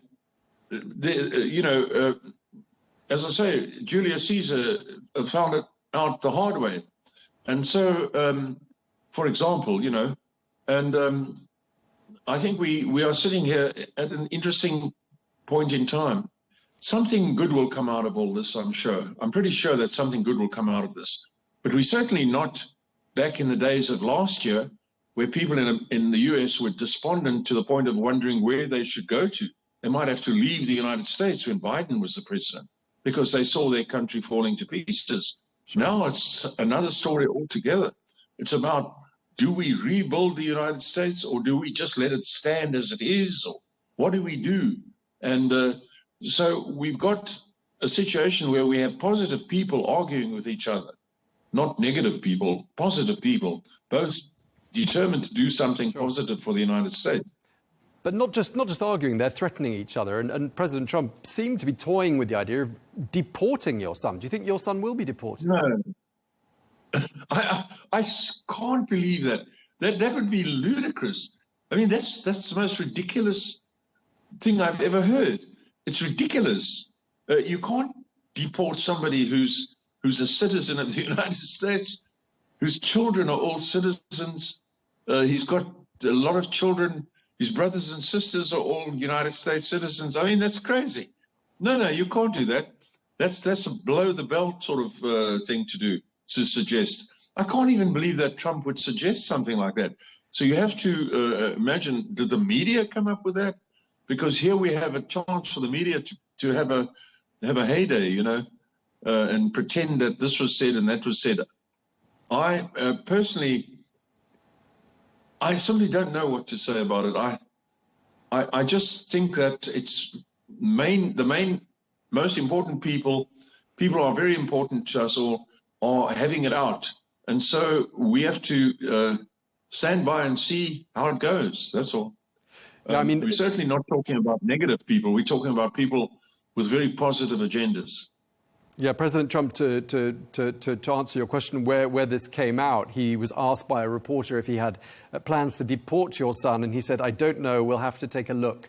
So he seemed to be it was a thinly veiled threat. It wasn't an overt threat. No. One of the other things that President Trump is reported to have said is to try to explain your son's behavior. He said something along the lines of, Elon is a big-time drug addict. Do you think there's any truth in that? Drug addict? Oh, no. Elon had, in fact, last month when this came up, Elon went and had a public, he went and had himself checked out, and then they published the results. Of course, it was all zero and everything, 0, 0, 0, 0, 0, nothing at all, nothing. Elon is the last person on earth to take drugs. He can barely handle alcohol. 2 beers and he's a goner. So no. Elon is not taking drugs. That's ridiculous. But none of us are that way inclined. We're all somewhat prudish when it comes to things like that. No.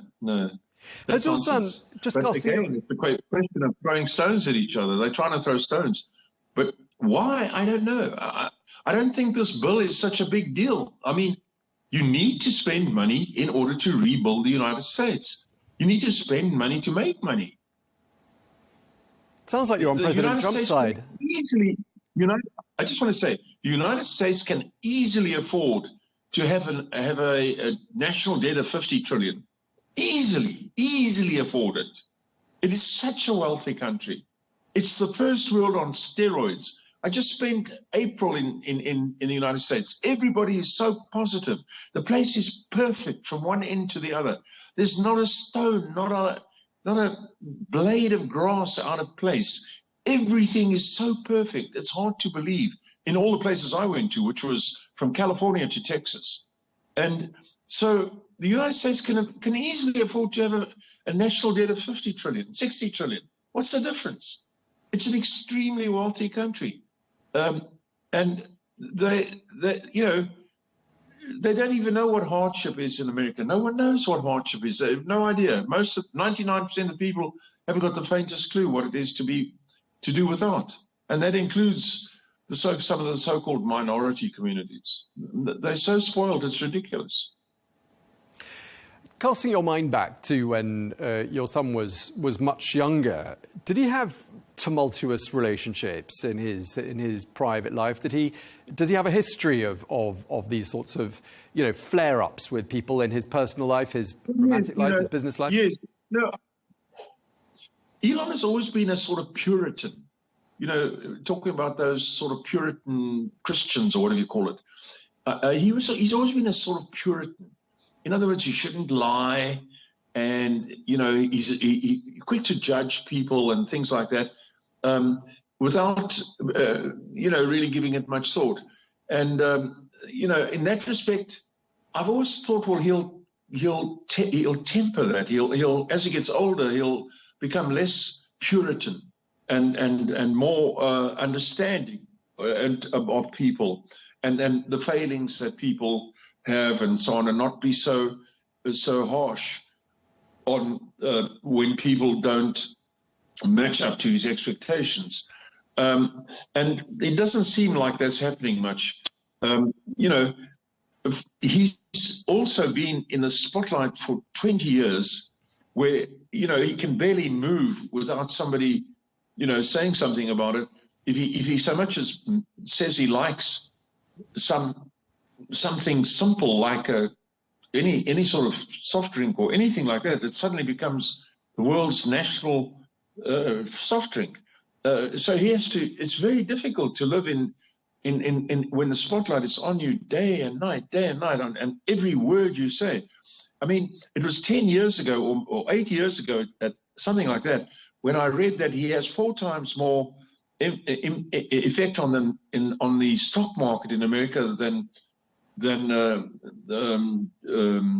Warren Buffett, and 8 times more than Bill Gates. He has some most effect on the, if he says anything, on the stock market in America.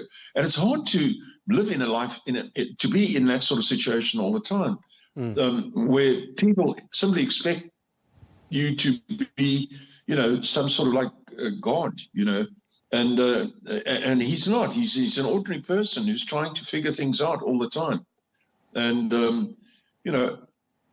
I think there could be much more to this than just the bill, because I think, Elon is used to dealing with people in his businesses who are all sort of, AAA graduates, and all that sort of stuff.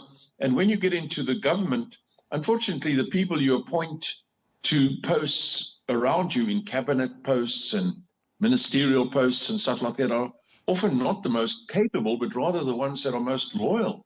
Okay. And so, whereas in business, you appoint regardless, you appoint the most capable regardless, because you know that the salary the person gets is going to shut them up. But in politics, in the world of, the political world, you have to appoint the people who are the most loyal to you and not the most capable. And that would probably annoy Elon no end, because he would want the most capable and not the most loyal. Okay. I mean, just to sort of wrap things up, let me just ask you, if you'd be so kind. I mean, supposing President Trump is watching this program, what would be your message to him? Well, listen to Elon. He's not a fool. Listen to what Elon has to say. Talk it out. Elon is not stupid, but at the same time, he's also not all-knowing. So if things are explained to Elon very, very in a way that Elon would then be able to see things differently, that's the way they should go. They shouldn't be at loggerheads. They should be able to explain it to Elon. Explain why they are doing things. Mr. Besant has said he knows about finance, and he suggests Elon should stick with rockets. Well, there's a lot of truth in that. And so they need to These are bull elephants, all of them bull elephants, and they simply don't operate on reason. Just like in the wild, bull elephants don't operate on reason; they operate on instinct. Sure. And I think that's where we are now. They're operating on instinct, and usually that produces good results. So let's see what happens. But certainly, I would say to President Trump, and I don't have to tell him this, Elon is a very good person. He's a very, very good person, very, very decent, very Puritan, unfortunately, terribly Puritan, which is good and bad. And, and at the same time, Elon is young. He doesn't have the experience that I have, and that, people like Donald Trump have, who are much older and have much more experience. Okay, in the last 10 seconds we have, a very quick message to your son. Well, listen, and instead of talking, listen to what they have to say. Ask them to explain it to you. Ask them to explain themselves to you before you start throwing stones. Ask them to explain to you why they are doing things the way they are doing them, and you're opposed to it. Explain to them why you're opposed to it, so that at least you can come to some sort of understanding where you can move forward. And I no doubt this will happen. I have no doubt this will, in fact, happen. Okay, we're going to have to leave it there. We're out of time. Thank you very much indeed for your time. Really appreciate it. Errol Musk, father of Elon Musk. Thank you for joining us on Arabiya English.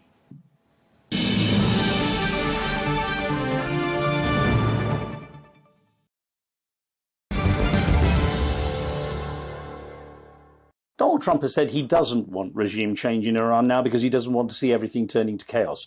I guess regime change in the region, many people have a lens on that from the past with everything from, attempts with Syria, Iraq and so on. Regime change hasn't got a good record in the Middle East, has it? It's hard for me to assess that. First of all, I hate euphemisms. It's not regime change. You're overthrowing a government. Let's be honest. Regime change sounds so sanitary. You're engaged in the illegal, the most gross breach of the UN Charter when you carry on in this way, and we should be honest about it. It takes Kofi Annan. It took him a very long time. I think he was out of office already. Kofi Annan, again for the listeners, because time flies, he was the Secretary General of the UN during the U.S. invasion of Iraq. And he finally came out, I think when he was already retired, and said it was an illegal war. He wouldn't say it while it was actually going on. Just difficult for him to do so. Yeah. Well, if it's difficult for you to do so, Mahatma Gandhi famously said, the most powerful word in the English language is no. You could have just stepped down. If you stay silent, nobody is putting a gun to Mr. Kofi Annan's head. Nobody was putting a gun to the IAEA head when he stayed silent that there was no evidence that Iran was engaged in a program to build nuclear weapons. So I don't accept it was hard. You always have the option to step down and not do dirty work by your silence. You have the option. In any event, I don't like this sanitary language like regime change. You are in grotesque, brazen, outrageous breach of the UN Charter. And we should just say that out loud. It's not regime change. It's overthrowing a government. Its record, I think, do many people care that Libya was destroyed as a country?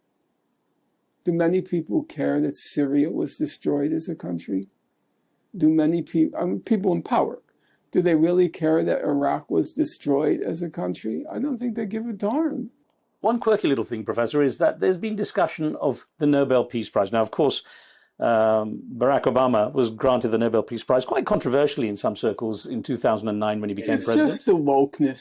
Yeah, well, I was wondering everyone wants to show how woke they are, and he's the grand beneficiary of wokeness. What about Donald Trump, though? It seems he might have his eyes set on it. If he was to solve the situation, say, between Iran and Israel, or say between the Palestinians and Israel, does he deserve a Nobel Peace Prize? Look, Henry Kissinger got a Nobel Peace Prize. Probably one of the, he's got to be up there in the top 5 mass murderers of the 20th century. Menachem Begin got a Nobel Peace Prize, a mass murderer. And you can go down the list. I've already forgotten. So I should point out, you always give your opinion. Your opinion is pretty strong. Well, if you ever read, for example, there's a very large volume by Seymour Hersh. It's called The Price of Power, Henry Kissinger and the Nixon White House. And it's about 800 pages. And I think it's accurate to describe in about each page, another 1,000 people are dead because of Kissinger. It's not fashionable anymore to say it. Professor Chomsky used to call Henry Kissinger in the 60s the doctor of death. 4 million people were killed in Southeast Asia by the United States. That's not a small number. 2 million Vietnamese. But that was a horror. That was the defining experience of an entire generation. So the Nobel Peace Prize has no real value in your eyes? It seems to be pretty good at pinpointing who are the main mass murderers of each generation. So I don't attach any significance to it. Is the world bowing down to Donald Trump? It seems, he was at NATO, and the NATO Secretary General, the Dutch head of NATO, current head of NATO, referred to him as daddy, coming in to solve two arguing, two fighting siblings, perhaps, with Iran and Israel. The references to him as daddy and the kind of nature and the way people are very keen to keep him happy, to assuage his concerns. Is the world bowing to Donald Trump? Look, he's an erratic figure. He's an eccentric figure. It's very difficult to... he's a narcissist. And so everything is contingent on his ego. But with him not being a politician, some say he might actually achieve the things that the old guard might not. I just think this is kind of ridiculous. There were obvious ways to resolve, for example, the Israel-Palestine dispute. The U.S. stood in the way. The U.S. blocked it. The U.S. went along with Israel's opposition to an independent Palestinian state. I'm talking now, the goal of an independent Palestinian state dates back, believe it or not, to the early 70s. The PLO, the Palestine Liberation Organization, had already agreed to it. There was a solution on the table for already a half century. That's what I'm saying. It's historic, and perhaps someone who's not historically a politician might have some sway in it. You don't think? If he's a maverick they're scared of, maybe they'll have to step down and listen a little bit. I'm throwing it out there.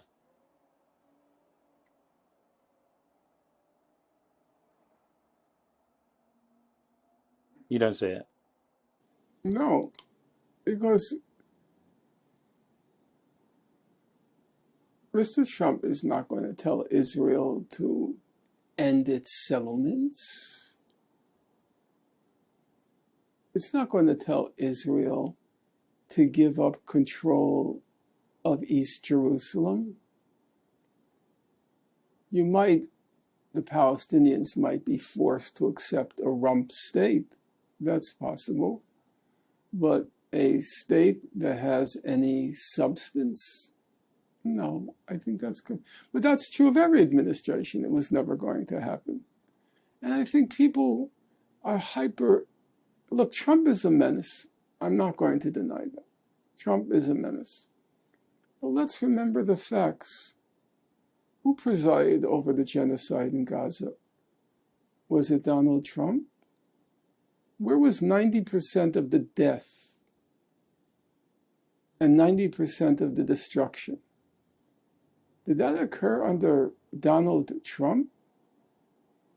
The assaults on academic freedom in our country, the crushing of the encampments, the threatened deportations at the time, did that occur under Donald Trump?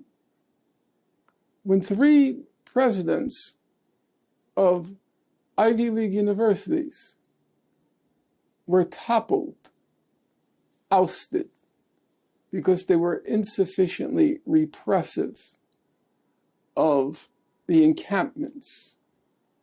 Did that occur under Donald Trump? When Claudine Gay was removed from Harvard, when McGill was removed from the University of Pennsylvania, when Shafiq was removed from Columbia, did that occur under Donald Trump? This idea that somehow he represents a new phenomenon. Yeah, there are elements of him. You know, you can imagine Barack Obama. He used to read the morning briefings. You know, the intelligence community gave the morning briefings, okay? You can imagine Biden. He didn't read them because he didn't have the mental competence, but you would imagine that Tony Blinken, read them. In the Trump administration, Rubio reading them? No. Trump reading them? Forget it. So yes, there is, let's just call it an information gap separating Obama. I said Obama, but remember, Obama just read the briefings. Now, just as a factual matter, a historical footnote, Jimmy Carter, was breathtaking in his mastery of the facts in any situation where he commented. If you look at the record of Carter preparing for what was the original Camp David in 1977 with Anwar Sadat and Menachem Begin, his mastery of detail was breathtaking. It's ironic he's not remembered as a good president by many Americans, isn't it? Yeah, he actually was the most competent of the modern presidents. Him and Lyndon Johnson. Clinton was a voracious reader. He wasn't as disciplined as Carter, but he knew public policy. He had the concentration. Obama, he read the daily briefings. Obama was never interested in politics. It was just pure narcissism. That's why Obama and Trump don't get along. It's what Freud called the narcissism of small differences. They're mirror images of each other. They're both just stupendous narcissists, Obama and Trump. But Obama read the daily briefing. Trump, nothing. But there is a question. Do you prefer in that Oval Office somebody who's hyper competent or hyper incompetent? I'm not sure which I prefer. I'm sure Tony Blinken was very efficient, very competent, very knowledgeable. And you know what? He was a moral monster. So do I prefer a Trump to a Blinken? Or a Blinken to a Trump? I don't know. I don't know if I want somebody hyper-competent or incompetent office. But you say, it's true, Trump is so erratic that you can't really predict what he'll do. It's true.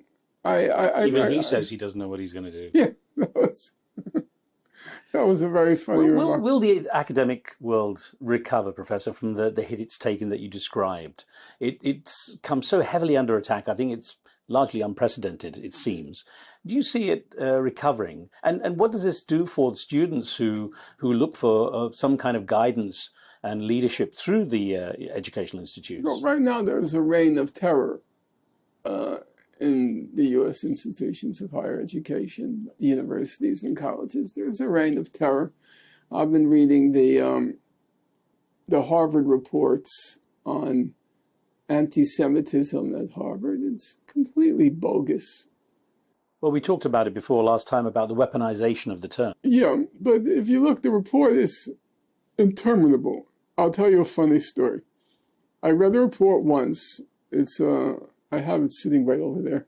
I read the report once about a month and a half ago. And now I'll be speaking in New York with two people who I respect very much on July 17th, I think. And I have to reread the report. So I sit down, and it's very hot in my apartment because I don't have air conditioning. It was 100 degrees yesterday and the day before. So I'm reading the report, and the way I had organized the pages, it's not worth going into. So I'm on page 131, 132, 133, 154, and then I didn't realize I was reading it again. I had just read it the day before, but I was reading 131 again, 132. I had just read it the day before. It's so boring. It's this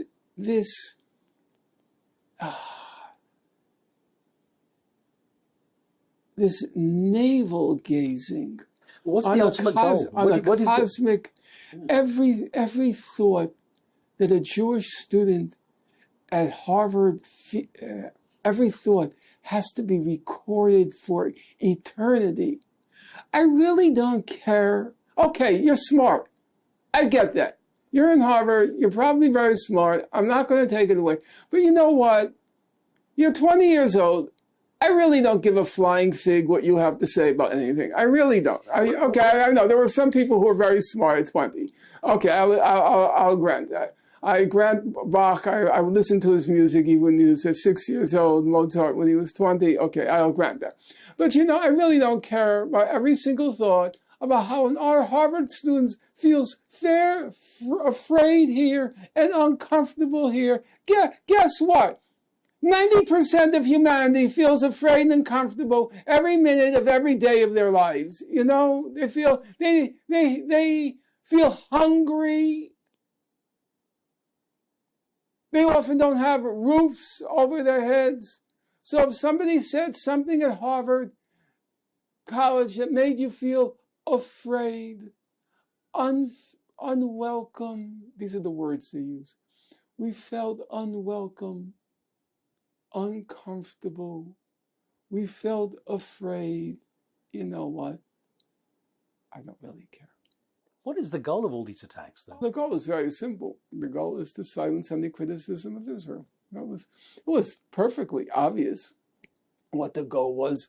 Bill Ackman, who is a Harvard alumnus, he's married to an Israeli pilot from the Israeli Air Force. She's a trophy wife. If you juxtapose the two in a picture, it's not difficult to figure out what's going on. So I'm sure his wife, I don't like euphemisms, but you get the idea. She implored him and made her love conditional on him turning the screws on Harvard.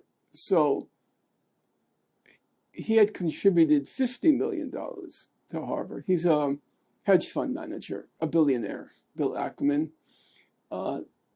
There was one person who had contributed $200 million to Harvard.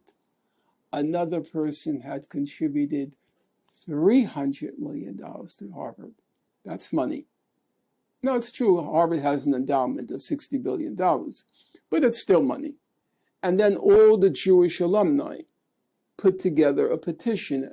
At the last, it was a long time ago now, it was about 1,200 names. Now I'm sure it's much longer.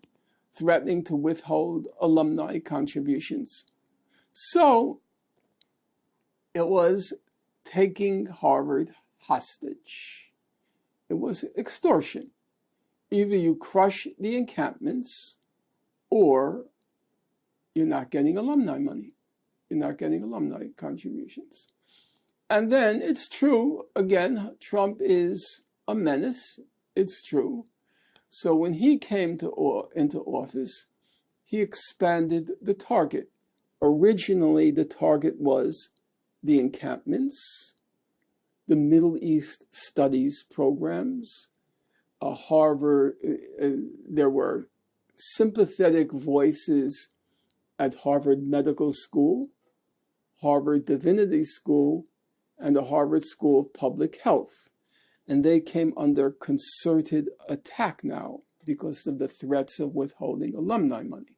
When Trump comes in, he broadens the target to all of these woke courses, in sexuality, ethnic studies, women's studies.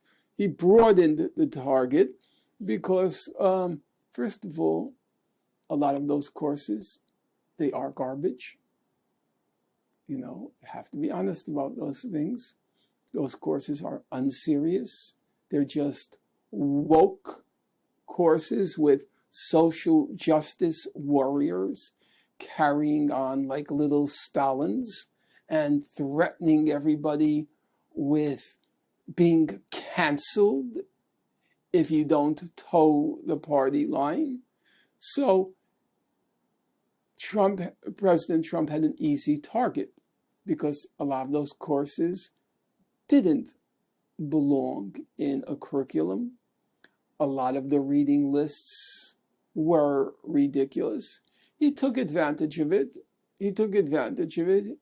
But it didn't begin under him. And right now, it is, I would say, I think everybody is walking on eggshells. But do you see any kind of backlash against the right rising? We've seen Zohran Mamdani just won the New York City Democratic primary on a socialist platform. He could become the city's first Muslim mayor. How much of a turning point is that? And what does it indicate of where things might go? Well, I want to I belatedly, because I was caught up in Gaza and then I was caught up with Iran more recently. So I only belatedly got active in Mamdani's campaign. I was out there all of the week preceding. I went out every day knocking on doors and so you're encouraged. You're encouraged. First of all, I want to just correct you on one point. Not correct you. I want to amend what you said. Nobody. I don't think one volunteer. He had 50,000 volunteers by the end. It was 36,000, but then I started hearing a figure 50,000. Let's go 36,000 because I know that's accurate. He had at least 36,000 volunteers who knocked, the estimate is, on 1.5 million doors. It was a huge campaign. For you guys in the room, to try to count to the number 1 million, if you start now and try to, it'll take you 3 weeks. Knocking on 1.5 million doors, it's a lot. Let's say in a building like mine, because I did it, you have to wait for somebody to let you in the building before you could start knocking on doors. You could do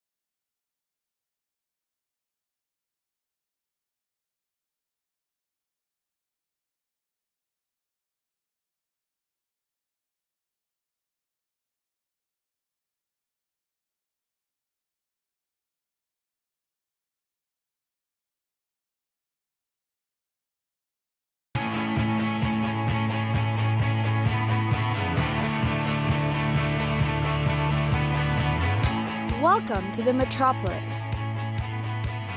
the big city. This is where tech, trends, and culture meet. Meet the people. See the sights. Walk the city streets. And experience the lifestyle.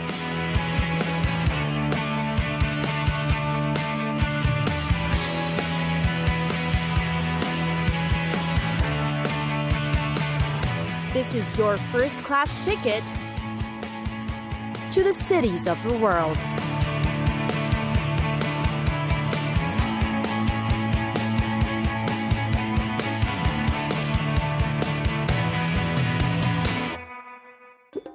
Miami.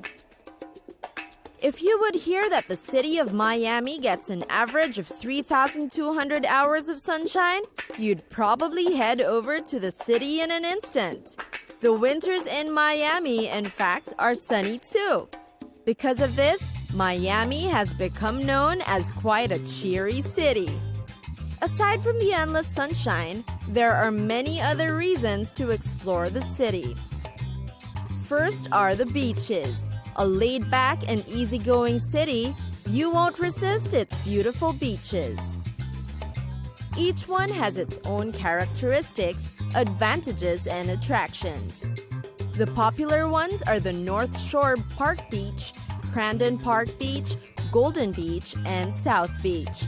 And of course, with the many beaches in Miami come the exciting water sports.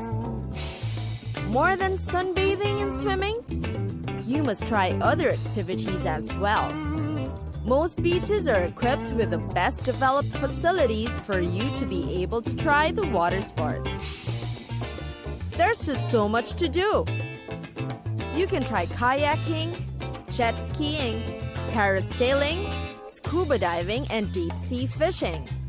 Tourists also like to take lessons on windsurfing and parasailing. Then there are also the Everglades, or the tropical wetlands just right outside Miami. Lucky if you'll spot an American crocodile and Florida panther. It's a great place to see, observe, and experience nature closely. When visiting the Everglades, head to an alligator farm to enjoy an alligator show. This is truly a one-of-a-kind and thrilling experience. Knowledgeable experts will teach you how to handle these creatures of the swamp and show some simple catching techniques. What can be more exciting than feeding an alligator and taking a photo with him? Miami is also quite an artistic city. It has become an excellent destination for esteemed artists and art galleries from all over the country. It's also notable how Miami's museums and art galleries aren't the usual stuffy and intimidating types. The place's friendly ambiance allows visitors to really learn about the arts. Other interesting destinations in Miami include the Lincoln Road, a place for upcoming artists in the 80s. Today, it's where you can shop for cute things. There are chic bookstores, cafes, and yes, clothing stores for you to see.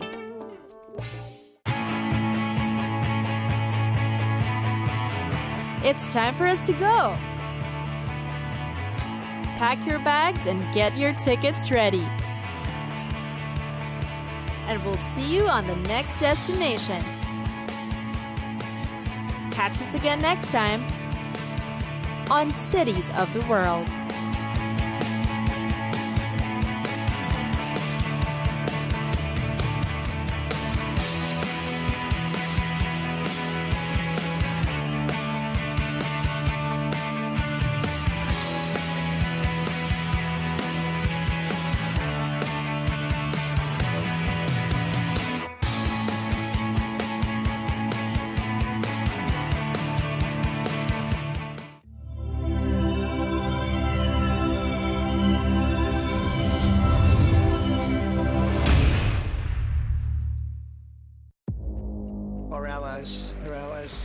many cases, worse than our enemies. Stay informed and connected with the latest international headlines. There obviously is a risk. From breaking news to in-depth analysis, it would appear that this war is coming to an end. who buys this stuff? Investors, pension funds. We deliver the most important developments straight to your screen. Iran always wanted to deal with militia. Join us for compelling, expert-driven conversations. A curfew order has been established. And an insightful look at the issues shaping our world today. There are lots of proposals about European architecture for security. I'm Leigh Ann Gerrans, and this is W News. We dealt with this when I was Chief of Staff in the first term. Where you don't just hear the headlines, you get the full story.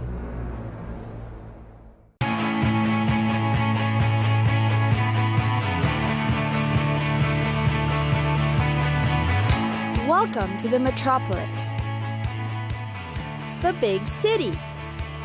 This is where tech, trends, and culture meet. Meet the people. See the sights. Walk the city streets. And experience the lifestyle.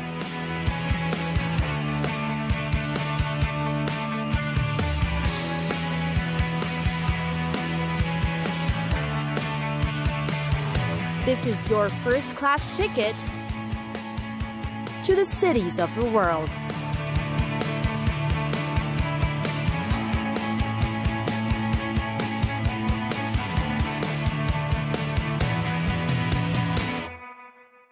Abu Dhabi. Abu Dhabi, dear capital city of the United Arab Emirates. It's an orderly, industrious city that's situated in a convenient waterside location. Abu Dhabi has definitely made itself a bustling center for government and business. Travelers have gone curious to see what else is in store in Abu Dhabi. Probably the most popular attraction is Sheikh Zayed Grand Mosque. The place never disappoints. It is clad in Macedonian marble in all its beautiful and mammoth landmark building. Its exquisite design hails from Fatimid, Ottoman, and Mamluk elements. Definitely a modern mosque that pays homage to Islamic architecture. Around the city are districts of old majestic buildings. One of the very famous ones is the Al Hosn, the oldest building in Abu Dhabi. It is also called Old Fort or the White Fort. The palace was built in 1793 to serve as a home of the ruling family and seat of government. One of the most recommended places is the Women's Craft Center. Here, you'll see women demonstrating their expert weaving, embroidery, and basketry skills. And not only do you get to witness how these products are done, you can also buy and bring them home as souvenirs. Then, of course, in every city is a perfect spot to get the best view. Abu Dhabi has its own observation deck too. See views of the skyline from the Jumeirah and Etihad Towers Hotel, the highest points in the city. And finally, for a glimpse of the city's natural beauties, there are zoos to visit, such as the Emirates Park Zoo. You can spend the day learning about wildlife and see rare white tigers, giraffes, and elephants here. There's a flamingo park, a monkey zoo, and sea lions too. There's also the Yas Island, often frequented for sunbathing. There are stretches everywhere on the sandy beach. It is also where the Yas Marina Circuit, where Abu Dhabi's Formula One racing takes place every year. Or maybe you'd prefer the Liwa Oasis. It's got sand dunes offering activities that make the perfect break from the city. Go camel trekking, sand surfing, or ride dune buggies. And for a much rather chill activity, try the boat tours. It's also one of the great ways to view the city. It's great especially when you're watching the sunset or dusk set over the city.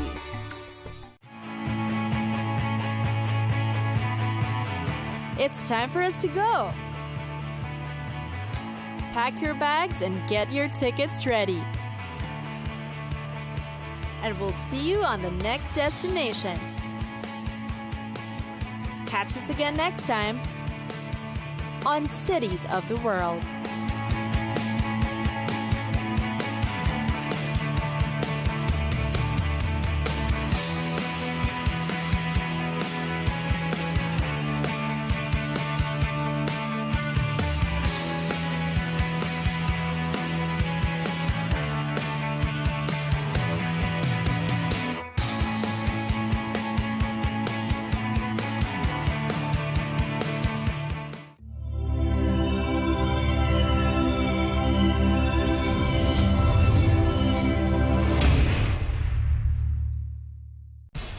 We have to take care of our people, and we're going to take care of our people first.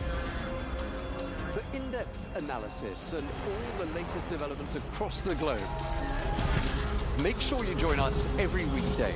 President Trump is trying to negotiate a ceasefire.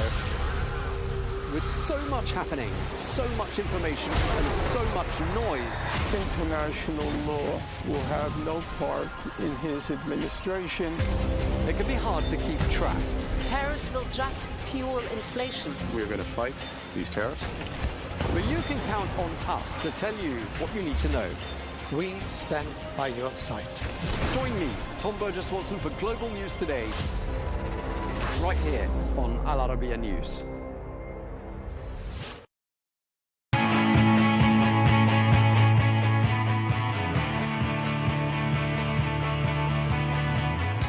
Welcome to the metropolis,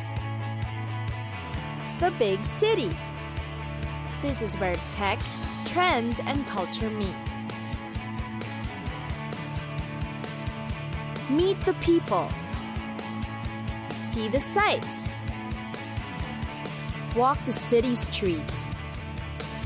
And experience the lifestyle.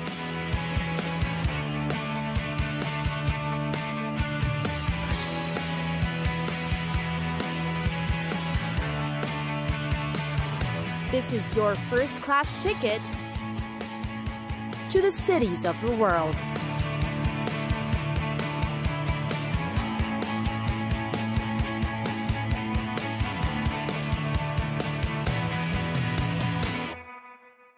Moscow. Time to visit Moscow, the heart of Russia. The city of Moscow represents both the Russia of the past and the present. It is known as a city that has inspired authors and poets for being the center of the Soviet mystery during the Cold War. Moscow has over 10 million residents, consisting of mainly ethnic Russians. It has been heralded as one of the world's most expensive cities, being an international business center. Many global corporations have set up corporate branches in Moscow. The closer to the center you stay, the more expensive accommodations in Moscow will be. If you're on a budget, it's recommended to stay outside of the city instead. The Moscow Kremlin is located in the heart of the city, making it the seat of Russia's government. Tourists in Moscow today have the privilege of seeing the architecture even back during the reign of Ivan the Terrible, such as St. Basil's Cathedral. These serve as signs of Russia's history, from how the Tsars once ruled over it as the president does today. Moscow is also home to the greatest writers of Russia. Many of them lived in the capital city, some born there, others died there. These legendary writers all left literary masterpieces to pay homage to. Many Russian author museums can be found in Moscow that tourists will definitely appreciate. In Moscow, you'll also find the Tretyakov Gallery, which is the city's cultural treasure. It is considered the world's most important museum of Russian art, featuring the masters Repin, Vrubel, and others. There's also the Armory Museum, which features a special collection of jewels, crowns, thrones, and carriages from royal Russia. The Armory State Diamond Fund preserves these important symbols of Russia as a tsardom and an empire. Moscow is also known for its intense winter season, lasting for until April. Summers can be very hot, but still bearable. Fall begins early, making May to September a good time for a visit. A tour around the city is also possible via commute. Moscow's metro system is fast and efficient, inexpensive and easy. The metro stations are in fact attractions in themselves. That way, you get around the city in convenience and style.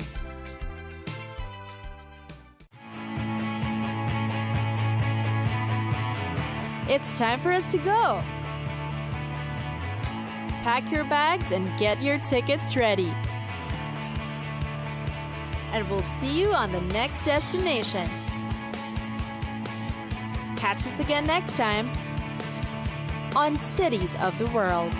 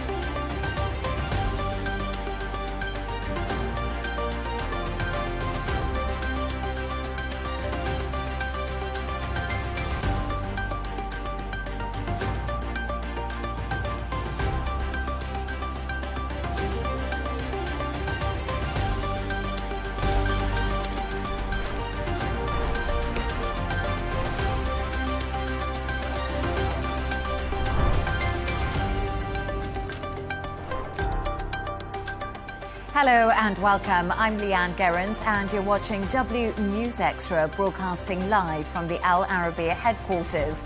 These are our top stories. The US Congress has passed Trump's big, beautiful bill despite Democrat Hakeem Jeffries' attempts to delay the process. Sean Diddy Combs is denied bail by a New York judge after being convicted of transportation to engage in prostitution. And dead at 28, Liverpool football star Diego Jota is killed after a car crash in Spain. His club say they are devastated by the news.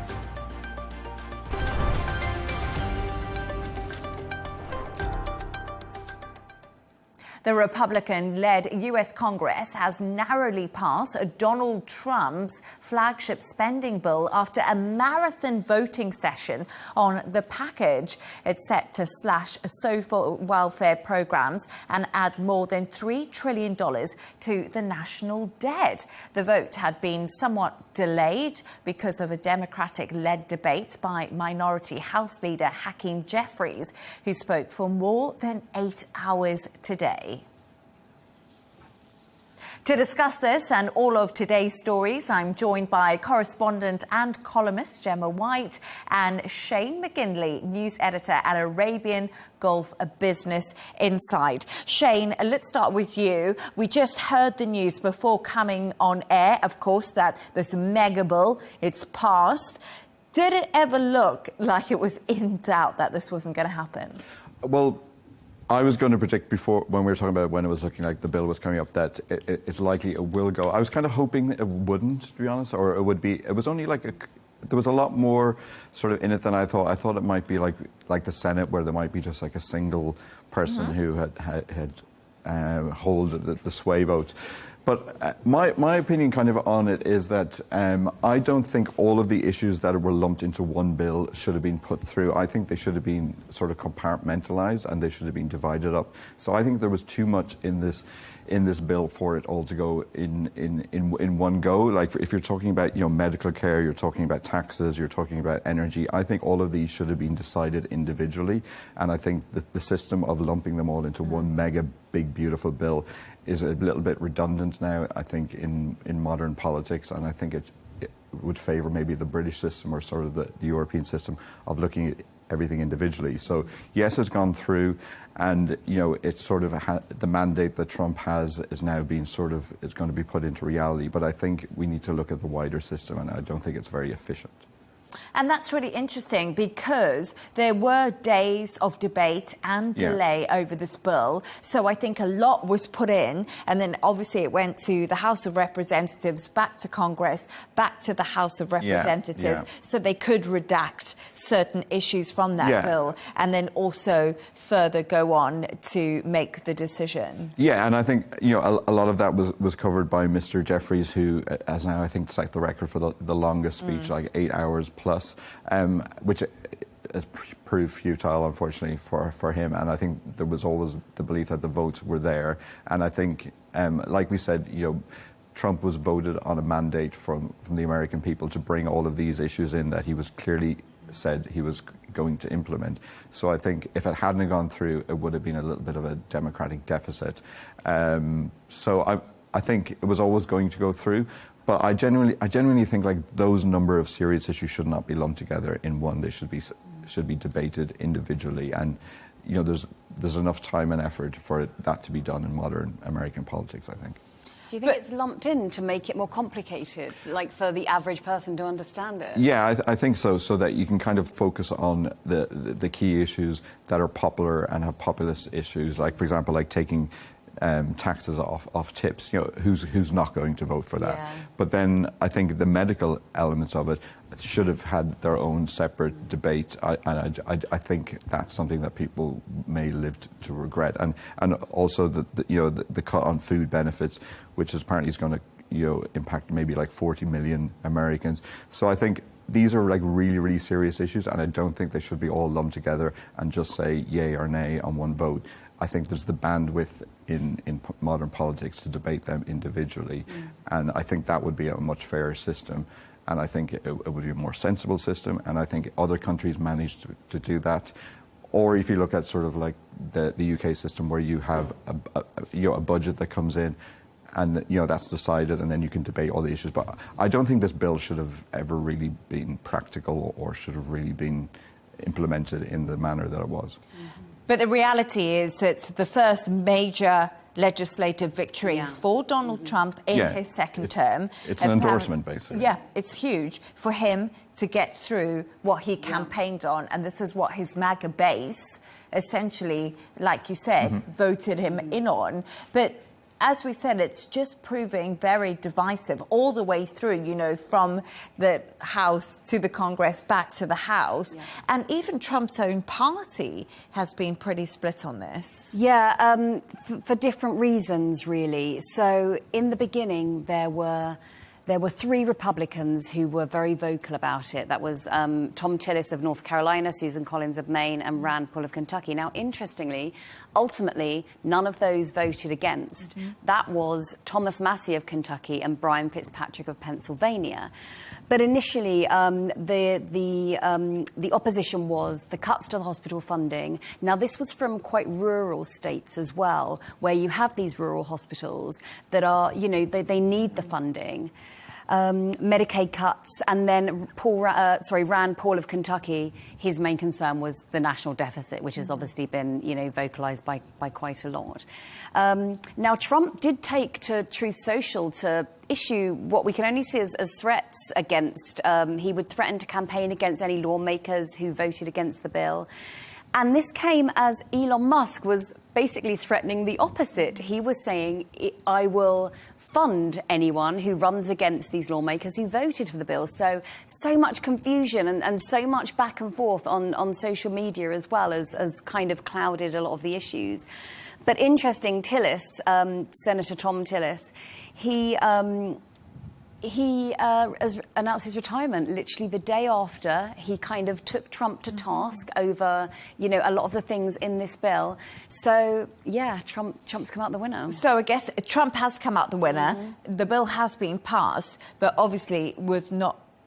I feel like the Republican Party and the MAGA base have been so strong, and this was the first time we sort of saw cracks in the armour happen, like you said, a resignation. But I guess for Donald Trump now... It's an endorsement, yeah. Yeah, he's completely. singing. But I kind of think, like, the figure you gave of $3 trillion that it's going to add, like before we came on air, just before the IMF came out and said that this was one of the reasons that it was a really bad idea, and they've said that the IMF said that we have been consistent in saying that the US will need to reduce its deficit, and I think that is a fair point, because if you just keep adding on to more of the deficit, then you're just and the reason that some of it is going to be a deficit is because you're giving tax breaks and you're taking taxes off overtime and tips. So if fundamentally, then you're just repaying the deficit and all of these debts to future generations. So you're just pushing the can further down, and I don't think that's economically a very sensible idea. And it's going to be when Trump's out of power anyway. So I think, yeah, it's great for the moment, but you need to think like long term. And I don't think so. I think there's a lot in this bill that will. People will regret, and when the IMF is saying it, then you've got to take it seriously, I would always say. But it's also interesting because the US administration will push back on that and say we're reducing the deficit because of the US tariffs on trade. We're bringing more manufacturing back to America. So there's a double-edged sword when we look at it. The Treasury Secretary said the same, and he was saying that actually all of these things and the one big beautiful bill will spur additional US economic growth, and it will boost revenues. But that's, again, talking about into the future. So, that doesn't really sound like sort of much planning in my book. If you're just saying, oh, it'll lead to growth. Well, how? And if you look at the immediate impact of the tariffs, it's come out, the deficit is getting wider. So I think a lot of it is sort of saying everything's going to be rosy, which is a lot of what the Trumpian sort of secretaries do say. But we need to see evidence of this, and so far there's not seeing a huge clarity on it, I don't think. But I have just got some news in. Now that the bill has passed the House, it will be on the president's desk next for the official signing. And the White House says President Trump will sign it at a ceremony on the 4th of July. So tomorrow there will be a signing ceremony. And Caroline Leavitt, of course, the White House press secretary, has put on social media one word. Can you guess what that word is? Victory. Yes! Oh my gosh, both of you got it right. Okay, victory at the White House. Thank you so much for your thoughts on the big, beautiful bill. Let's go on to another story now. And Sean Diddy Combs has been denied bail by a New York judge after a jury found the music mogul guilty of transportation to engage in prostitution. Combs was acquitted of the more serious charges of racketeering and sex trafficking by Judge Uran Subramaniam, said he must remain behind bars until his sentencing because of his history of violence. He will be held at the same federal jail in Brooklyn and is due to be sentenced on the 3rd of October. Shane, we got the news out yesterday on what he was charged with. We discussed this yesterday, Gemma. And then quite late into the evening, he wasn't given bail. And I think that was a little bit of a surprise to many because he seemed to really celebrate in court. But, the reason for this is his violent history, and the judge doesn't feel convinced that he could be safe. Yeah, and he said, and also his disregard for the rule of law and propensity of violence, so which I think is fair enough. But usually you don't get bail if they're worried that you're going to be a flight risk. So I think that's quite unusual. Like, if Diddy or Puff Daddy or what is he going by now? Love. Diddy, yeah, I think Diddy now. I think if he showed up for an airport, everyone's going to recognise him. So I think they're just trying to make a point in this by not giving him bail. And I think he's looking at like 20 years, and like you said, it's until October 3rd. So I genuinely hope that he does get sentenced. I know you probably shouldn't really say that, but I think it will set a precedent, and then maybe there's going to be plenty of other celebrities in watching this who are probably thinking, am I going to be next? And I think it will encourage victims to come forward. And I think if he doesn't get, then the opposite will be true. Chris Gemma, I think yesterday when we found out that he was found guilty on 2 of the lesser charges, he got away with 3 of the stronger charges against him. It was a little bit of a shock. And I think a lot of us had seen those videos of him beating his ex-girlfriend, Cassie Ventura.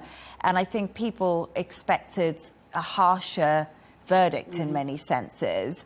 But have any celebrities been coming out discussing, the verdict and how they feel about it? Yeah, there has been celebrity reaction. But interestingly, for me, it's the kind of celebrities that I would expect to react, so people who are already involved in advocating for victims of domestic violence or sexual assault. There is a lacking in, air quotes, big names coming out and speaking out against him. Now you've got 50 Cent. Now 50 Cent and Diddy have been, sort of back and forth for years. They don't get on, so obviously 50 Cent was very gleeful over Twitter. You've got Kesha, who's obviously had her own experience. She accused her producer of sexual assault. She said, "Cassie, I believe you, I love you, your strength is a beacon for every survivor." We had Aubrey O'Day. Now, she was in the reality TV show Making the Band, which Diddy created, and he created the band Danity Kane. And she has spoken out a lot about her experiences. And she said, and I completely agree with this, she said the cultural weight of this decision is immeasurable. And you see, this is where I think we might disagree, because I think it will stop, the verdict will stop more women coming forward, because they've seen this rich, powerful man. Fine, he's had 2 charges, but as we all know, the bigger charges he was not found guilty of. And we already know the process of, if you're going to, accuse someone or come, of sexual assault, the cards are already stacked against you.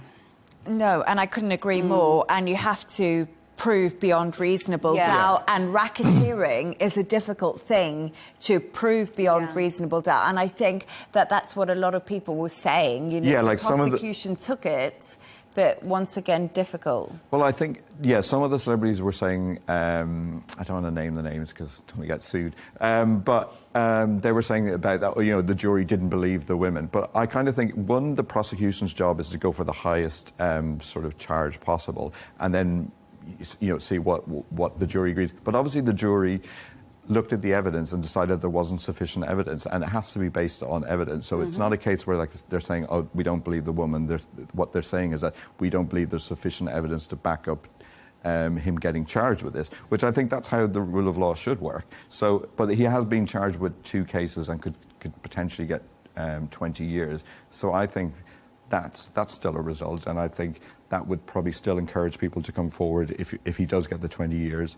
The fact that he didn't get the 2 more serious crimes, like I said, there's just not the weight of evidence to justify that. But I think still getting charged and going to jail is enough of a cultural shift that I think it would encourage maybe potential other victims to come forward. Do you not think? No, I don't. I think the system is stacked against women already. And we know as well that so many cases go unreported, and the backlog of, sort of, say, police stations have rape kits and things like that, but the backlog of testing, we know that can be, often years.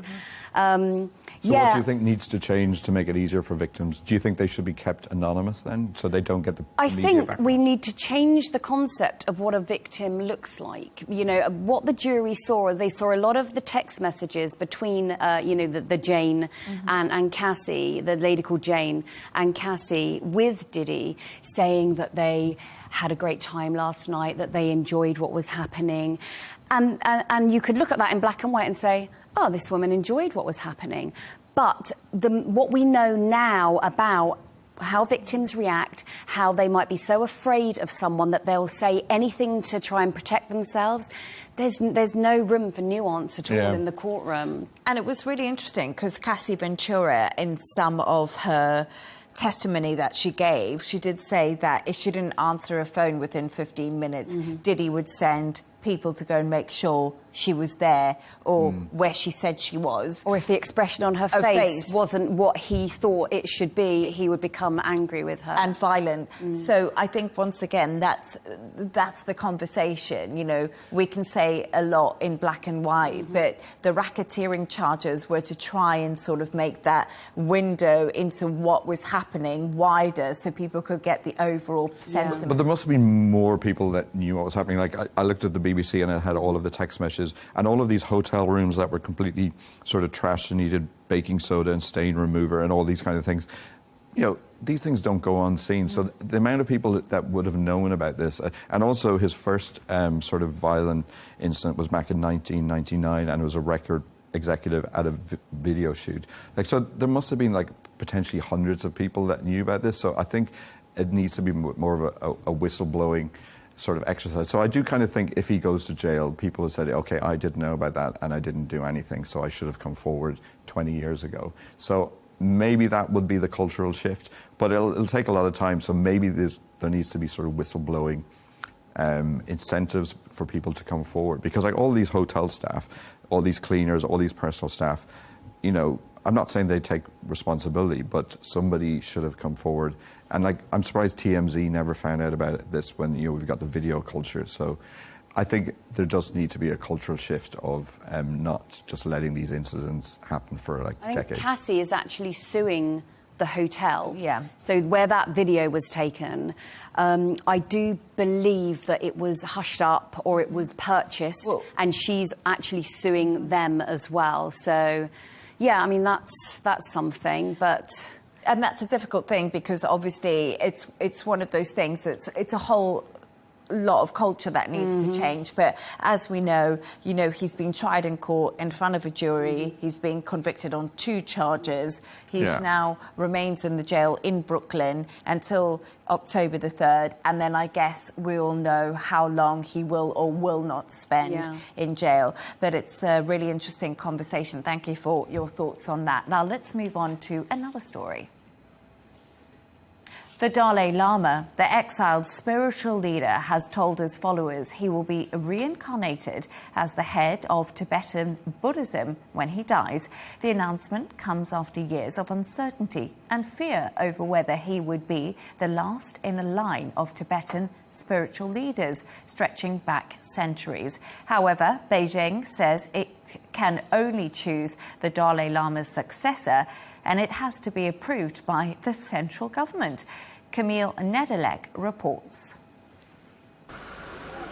In this city of exile, the Dalai Lama is thinking of the future, a future that puts Tibetan Buddhism once more on a collision course with China. Just a few days before his 90th birthday, the religious leader announced at an annual Tibetan conference that his foundation has the sole authority to approve his reincarnation. They should consult the various heads of the Tibetan Buddhist traditions and the reliable oath-bound Dharma protectors who are linked inseparably to the lineage of the Dalai Lamas. They should accordingly carry out the procedures of search and recognition in accordance with past tradition. The Dalai Lama has said his successor will be born outside of China because he doesn't want to be born somewhere he does not think is free. And he has told his followers to reject any leader chosen by Beijing. The 14th Dalai Lama fled Tibet after a failed uprising against China in 1959, and he's been living in exile ever since. Beijing views him as a separatist and says it will have the final say over whoever replaces him. The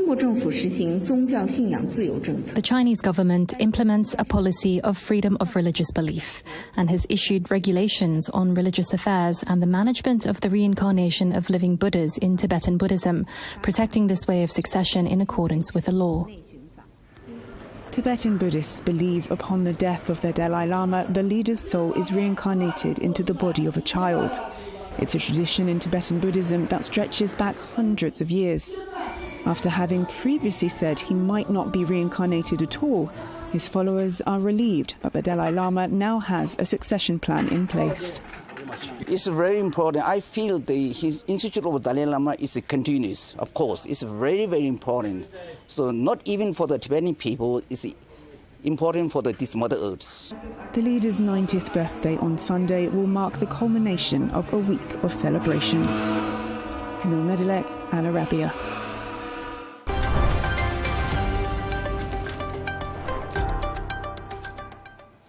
Now, the Chancellor of the UK, who cried during PMQs yesterday, has said she had a tough day and was dealing with a personal issue. The incident, which saw Rachel Reeves visibly upset in the House of Commons, sparked significant market reactions. UK borrowing costs spiked and the pound dropped as investors worried it indicated internal political instability. Gemma, oh gosh, yesterday, PMQs, how did this all come about? So she said she had a tough day, but, you know, one could argue she's had a tough year. Yeah, a tough year. You know, it's not just a day. So this could be a culmination, everything that's happened. And as we talked about earlier, Prime Minister's Question Time can get very heated. It can get very aggressive. You know, it's not for the faint-hearted at all. And it's like the gladiators, you know, it's basically the main political party, and it's, you know, the second party is to hold them to account. And it's meant to be that back and forth at the dispatch box, you know? Yeah, so the notion of this being a perfect storm, and obviously there's been so many U-turns with regards to, you know, her budget. And there was the benefits cut vote, which has seen $5 billion taken from her savings. So, you know, she perhaps feels she's been undermined professionally. And then she's also talked about there also being personal issues. So there could be this culmination of things which have happened. There's also been mixed messages from the Prime Minister where she might not feel supported because he has not sort of said that he's guaranteeing her role. But then later he said she has his full backing. So again, you know, there's this roller coaster ride going on. But I think, you know, but don't you think that is a bit ridiculous, though? You can't say to someone, "Oh, you're guaranteed your job for the next 5 years," because you don't know what's going to happen in the next 5 years. So he could just say, "I'm not planning to fire her at this particular moment." But expecting someone to say, "Yeah, she's going to stay in the job for 5 years," is ridiculous, and it's just politicizing it. Yeah, I guess he doesn't want to lie, and that will come back to kind of haunt him. Because they're all saying, "Oh, he didn't guarantee that she's going to be there for like years to come." And it's like, well, because he doesn't know. But I feel like the relationship between Prime Minister and Chancellor, like they do last a long time, as we've seen. You know, people go like years and years together. So I don't think it's beyond the realms of possibility for her to assume, "Oh, I'm going to be in this role for, you know, a long time." I do find it interesting, though, and I don't know if, Shane, you're on this page with me at the moment, but... let's see. Let's see what I'm going to say.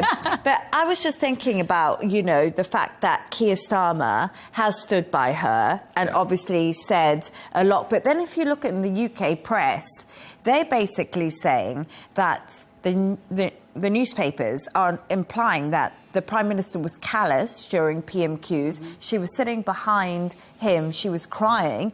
He didn't take any notice. He said, obviously, I'm at the dispatch box. I'm taking questions and debate from opposition. But then they've also said that he hasn't stood up for her in any speeches. You know, he hasn't actually been there. Yes, the party has really battled under this reform bill, barely scraped through. It's now going to cost them billions. Do you really buy the fact it's a personal matter, or do you buy the fact it's actually chaotic right now? I don't buy that it's a personal matter. I think when they saw on the screen her sort of communications people thought, right, can we say it's hay fever? No, we can't do that. So let's just say it's a personal issue and that'll make it go away, which is completely naive, because I think if it was a personal issue, she shouldn't have gone in the first place and sort out the personal issue. And I think them saying it's a personal issue, they should just come out and say what it is. And I'm all for like people having that private life, but they've opened the can of worms and said it's a personal issue. If she just says, just for sake of argument, if it was like her mother got a health issue or one of her children was sick or something, I don't know, whatever you would class as a personal matter, then just say what it is, and then that'll make it sort of go away. But now it just looks like they're trying to cover up what was, and if you don't sort of feed the media, especially in the 24-hour news, then you create a vacuum, and then people will fill it with all the conspiracy theories. And I haven't read any conspiracy theories that I can say online anyway, but I'm sure there's plenty of them. And I think they should just come out and say, she got some bad news. And the reason they're not saying that is because I don't think that's true. And I think it's to do with, she had the row with the PM, and there was issues, I think, with the speaker kind of reprimanded her. And then also when Kimmy Badenoch said, do you support it? So there was, like you said, there was a whole cluster of things. And But when it comes down to should she have cried, I think no. I absolutely do not think she should have cried. Oh. It's just bad optics. It's like, you're bad, a politician, bad optics. you know it's all about optics. That meme is going to follow her for the rest of her life. But you can see she's not like... I think she's trying not to. You know, she's very composed. When most people cry, they're not, you know, composed. But she is... I think she's really trying not to. She knows the cameras are on her. I don't think it was... I don't think she's Well, she doing said it. that today. She said, I had a really bad day, but the difference with my bad day and everybody else's bad day is that it's in front of the cameras. And, like, she knew the cameras were going to be there. Like, she's been in Parliament for a long time. So that was incredibly naive. But I personally just think I don't want my politicians crying. But, Gemma, I don't know, because I'm probably on the same page as Shane. One, I don't want my politicians crying, especially when this has been such a disaster of a bill, and the fact that they cut winter fuel allowance. They've had 7 U-turns in 1 year, and there's been pensioners suffering to make ends meet. There's probably been pensioners crying at home, you know, and now you're crying because people are criticising you because you've made bad decisions that people have been up against. But maybe I'm being unfair. No, I agree. The optics are not great. You know, you're looking at someone in a position of privilege and power, and they have, you know, they did take the winter fuel allowance from pensioners. Absolutely terrible decision. And from that perspective, you might say, what do you have to cry about? You know, you've climbed, you're the first woman to climb to this top job as well. It's incredible. But I don't think this one, you know, this one kind of emotional, and it wasn't even an outburst. It was very small. I don't think she should be judged on that. And to be honest, I had a look at politicians who've cried in public. And we've got George W. Bush, we've got Gerald Ford, we've got Nixon, we've got Bill Clinton, we've got Obama, we have got Margaret Thatcher. Why were they crying? Were they crying at, like, funerals or something? There was quite a variety of reasons. Like, do you remember Theresa May cried when she left? Yeah, she cried. Yes, she cried. I don't think she should have done that either. But so did Maggie Thatcher. She cried when she left as well, yeah. And they're leaving, so I think it's within context. But I kind of want my politicians to be steely and tough and be able to control their emotions, because they're running an entire country. And I don't think that was a tough day. Look, she didn't have to deal with COVID or anything. That would be a tough day. So it kind of worries me then that is she going to be able to handle it when it's something really, really big happens? But like Gemma said, it's one bad day in the office, and sometimes... But do you remember Neil Kinnock on the beach when he got knocked over, and that haunted him forever? Yes. So these little things, and even this day and age of memes, they'll go on and on and ever. But her tears were a lot more realistic than Nick Hancock crying over COVID, when there wasn't even, you know, moisture in his eyes. So this is legitimate tears, I think, and you know. Also, I think it'll be sort of forgotten about quite soon. It'll move on. But every time she kind of has another tough day, this will be brought up again and again. Yeah. So if she has a good political record, she'll get over it. If she doesn't, it'll haunt her. Or she comes out and says, this is the reason, you know, and she comes... It's a definitive reason. Yeah, and gets ahead of the story. Which is what we all want. If she just says it was X, Y, and Z, it was a family matter. But then also, I think if it was a family matter, she should have stayed outside of the Westminster and dealt with that. I still come back to it. I don't want my politicians crying. Would her absence not have caused even more... Yeah, I was thinking that. Yeah, it would have caused even more for where if she wasn't there. Happening? Yeah. But then, what do you think of Kemi Badenoch? She's been described as having really zero empathy about going for it. So part of me was watching them both, and I'm kind of thinking, and you know, and as you know, I do love a survey. There is a survey saying that when you see people cry in work, 74% of people then think empathy towards them, but then also think they're incompetent. So you can't really get away from that fact. And I kind of think that a lot of people will watch that going, the crying chancellor. And if Have I Got News for You was running, that would be like a running story, and it would become a joke. But I have empathy for people at work if they cry, but, you know, if they're But I bet you don't cry when you're reading the autocue if you had a bad No, day. I can't cry on air. No. I'm afraid I can't. But it's such an interesting debate because, like you said, it's one bad day. People do get emotional. It's very difficult. You and me probably feel, don't cry in the public arena, in PMQs, when it is a gladiator zone, and you've got to be standing up for your policies, your country and your party. But also, I agree with Gemma, the fact that, you know, one bad day shouldn't ruin your whole career. Do you think it could be generation as well? Like, younger generations, they're crying all the time on TikTok. I see videos all the time of people getting emotional. I think older generations are a bit more, I don't want to see that from my politicians, but it could be a savvy move for Gen Z. Who knows? She could have a brat summer. Yeah. Anyway, let's move on to our next story now. And the 28-year-old Liverpool forward and Portugal international, Diogo Jota, has died in a car crash in Spain. Local police say his vehicle suffered a blown tyre and left the road. Jota's brother, Andre Silva, also died in the crash. Liverpool FC say they are devastated by what they call an unimaginable loss. Gemma, really, it's an unimaginable loss. This is completely tragic. It's been dominating the news headlines today. A young footballer. What happened? So, at the moment, there's not much information because obviously the authorities in Spain are getting to work. We know that he was in the car with his brother and the crash happened around 12:30 a.m. local time. He was in his Lamborghini. They don't yet know who was driving, but the first official statement has been released and the authorities believe that they were overtaking another car, or they haven't even actually said another car, they've just said overtaking, and a tyre burst, and it caused the car to crash and it burst into flames. Now, Jota was driving from Porto to Santander because they were catching a ferry back to England because he'd recently had surgery and he'd been advised not to fly. So that's why they were there and that's why they were driving. They were on their way to the ferry to come across to England for pre-season training. Now, the saddest part of it is that this young man got married 11 days ago to his childhood sweetheart.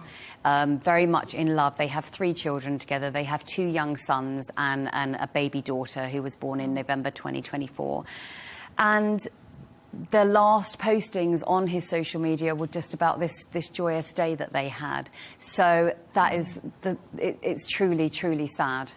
Gosh, it's just harrowing, isn't it, that in a split second, like you said, posting about his wedding and then a young family no longer has their dad, and the mother doesn't have the 2 sons too. It's very but Shane, so many tributes have been really flooding in because, you know, Liverpool actually just won the Premier League, so they had been celebrating in many respects. Yeah, there's a lot of high profile. You know, Ronaldo himself came out and said that, you know, it doesn't make any sense. We've had sort of former Liverpool managers and players, and even the Prince of Wales and the Princess of Wales as well. And what I thought was quite nice was that there was a lot of football teams around the world. I think even like Miami and some of the other European ones were doing like a minute silence.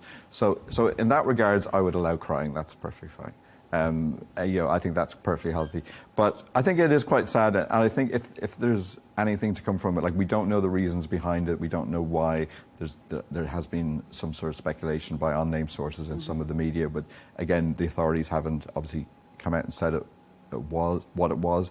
But if it is to do with speeding, I think that just sort of shows that, you know, no one is immune to it, and you know, maybe people should think twice before they hit the accelerator. And I think that's a scary thing, right? We still don't know the ins and outs of it, and it's just a tragic loss. I'm sure we'll find out more about what actually happened in the days coming. But just, you know, the floral tributes, the people who've been visiting, like you said, football teams around the world, holding that minute silence.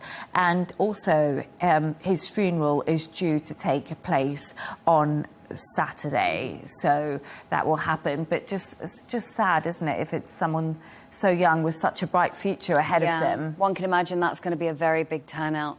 People are going to want to go along and pay their respects. Fans, you know. I presume it would be he's from Porto. I presume that that's where it would be. But I think you're going to see an outpouring of grief. And, you know, we see that these days. And I don't think it matters whether you're a Liverpool fan or not. This is a young family that's been, you know, absolutely torn apart. And I think anyone can feel empathy for that. So, yeah, I think that would be, the funeral is going to be very well attended by, you know, fans and people who just want to pay their respects. Yeah, no, absolutely. Thank you so much for your thoughts on that. And finally, we've reached that point in the show where Shane and Gemma, you tell us your quirky stories of the day. And I've lost my piece of paper, but... Oh, yeah, Gemma, yours is interesting. I've got to it now. And I should have had ChatGPT, because that's what yours all on about. It's on about a story about AI.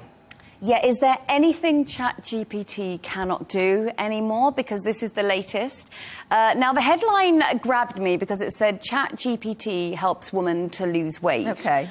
And I just pictured her sort of plugging her computer into, like, her stomach or something. So that was the kind of image I went in. But it's not that at all, by the way. Young women are now starting to use ChatGPT as a weight loss aid.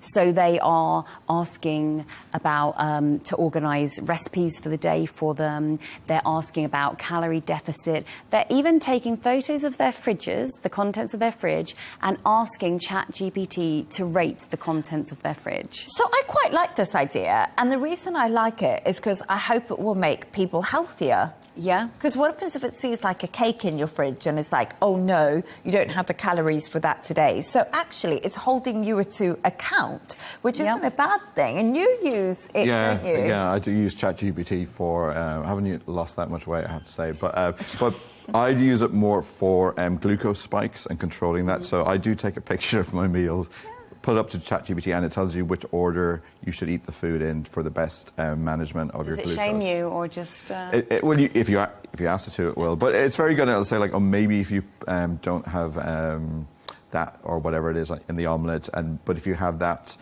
later, and if you have your melon last and don't have this. So it does really work, and it's to stop, I use it anyway, it's to stop having those carb comas that you get. Yeah. Mm-hmm. And I have to say, it has worked, so I'll check the scales later and let you know. Oh my gosh, that's so interesting, because Shane, you're way ahead of me. I would never think of using something like ChatGPT. I'm still quite old-fashioned, you know. If I want to scan the photo and tell you, OK, these are all the stuff that you have in your breakfast menu going on the photo you have, and then it'll put them in order and give you the reasons behind everything. So it is very efficient and very good. Is so efficient. I don't use it as much now because I've sort of just gotten the hang of doing it myself. But when I first started, it was really good. Some of the stuff I don't really buy, like if you've got a burger, it'll say, take the meat out, eat the meat, and then eat the bun, which, like, what kind of psycho is going to do that, really? But, Now, you've said it's efficient, though, but the detractors online, one in particular said, when they say that AI will make humanity forget how to think, this is what they mean. So there is efficiency, but there is also handing over absolutely everything in your life to ChatGPT to make every decision for you. So, yeah, there is that. And Shane, let's go to yours quickly, because it's the funniest time is of the world. essence. Yeah. So the funniest countries, who's taken the top spot, and did ChatGPT do the survey, maybe? No, they didn't. It was a survey of 6,000 people across 30 countries, and the #1 funniest country in the world is the Czech Republic. Unexpected. Can I tell you what, I was just thinking about that. I have a really good friend from the Czech Republic. I'm going to give her a shout-out, but she's hilarious, and I never actually thought of that. Yeah, and Portugal is #2, and Ireland is #3. Right, wow. You're #3. I'm from the UK. I'm 18, which I am absolutely disputing. Where are you on the list, Leigh Ann? I don't know. I have no idea. Where's Zimbabwe on the list? It probably wasn't surveyed. Zimbabwe did not make the list. We didn't make the list.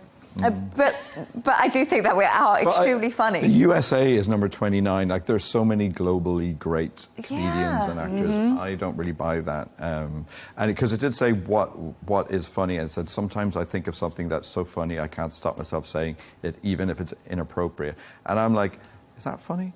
Inappropriate stuff is funny. It is really funny. But then I also wonder how you measure humour, because everyone has so such a different subjective, humour. yes. So for some comedians you might love and I might hate. You know, it's strange. Well, do you think this is funny? This was voted the best joke at the Edinburgh Fringe Festival 2024, and this was like the #1 of everyone who went to Edinburgh. And this is the joke. I probably won't deliver it properly. Here we go. And it says, "I was going to sail around the globe in the world's smallest ship, but I bottled it." There you go, work. Good. I've got another thing. Why did the chicken get into the band? Why? Why? Because it crossed the road? Because it had its own drumsticks. You know, it's just like... Appalling. That's why you're not on the list. I know. But that's all from us on W News Extra. Thanks to today's guest, correspondent and columnist Gemma White, and Shane McGinley, news editor at Arabian Gulf Business Insight. And don't forget to subscribe to our YouTube channel and also follow us on X. GNT with Tom Burges Watson is coming up next. Goodbye and thank you.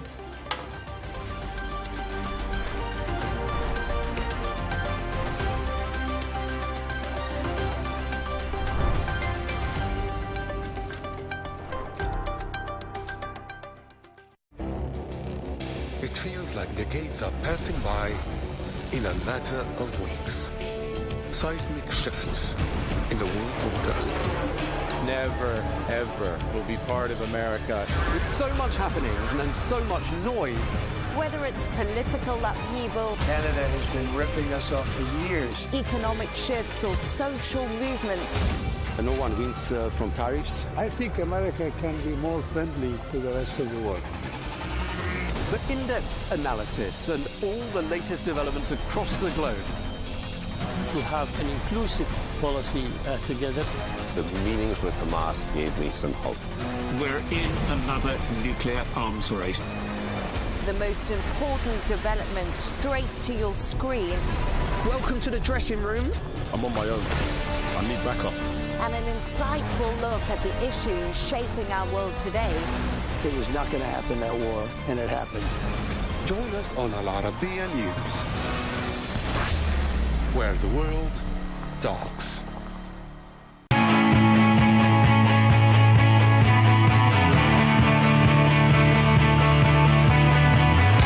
Welcome to the metropolis, the big city. This is where tech, trends, and culture meet. Meet the people. See the sights. Walk the city streets. And experience the lifestyle.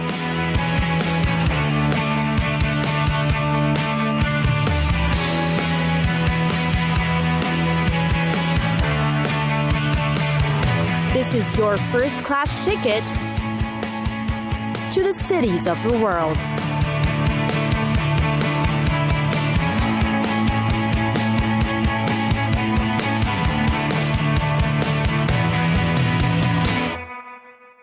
Abu Dhabi.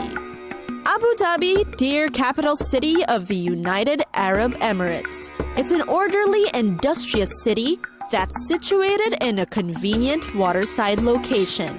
Abu Dhabi has definitely made itself a bustling center for government and business. Travelers have gone curious to see what else is in store in Abu Dhabi. Probably the most popular attraction is Sheikh Zayed Grand Mosque. The place never disappoints. It is clad in Macedonian marble in all its beautiful and mammoth landmark building. Its exquisite design hails from Fatimid, Ottoman, and Mamluk elements. Definitely a modern mosque that pays homage to Islamic architecture. Around the city are districts of old majestic buildings. One of the very famous ones is the Al Hosn, the oldest building in Abu Dhabi. It is also called Old Fort or the White Fort. The palace was built in 1793 to serve as a home of the ruling family and seat of government. One of the most recommended places is the Women's Craft Center. Here, you'll see women demonstrating their expert weaving, embroidery, and basketry skills. And not only do you get to witness how these products are done, you can also buy and bring them home as souvenirs. Then, of course, in every city is a perfect spot to get the best view. Abu Dhabi has its own observation deck too. See views of the skyline from the Jumeirah and Etihad Towers Hotel, the highest points in the city. And finally, for a glimpse of the city's natural beauties, there are zoos to visit, such as the Emirates Park Zoo. You can spend the day learning about wildlife and see rare white tigers, giraffes, and elephants here. There's a flamingo park, a monkey zoo, and sea lions too. There's also the Yas Island, often frequented for sunbathing. There are stretches everywhere on the sandy beach. It is also where the Yas Marina Circuit, where Abu Dhabi's Formula One racing takes place every year. Or maybe you prefer the Liwa Oasis. It's got sand dunes offering activities that make the perfect break from the city.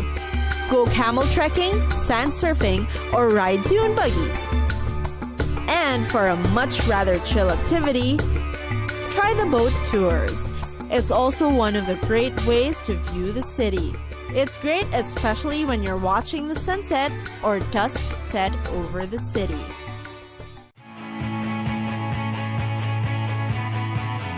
It's time for us to go. Pack your bags and get your tickets ready. And we'll see you on the next destination. Catch us again next time on Cities of the World.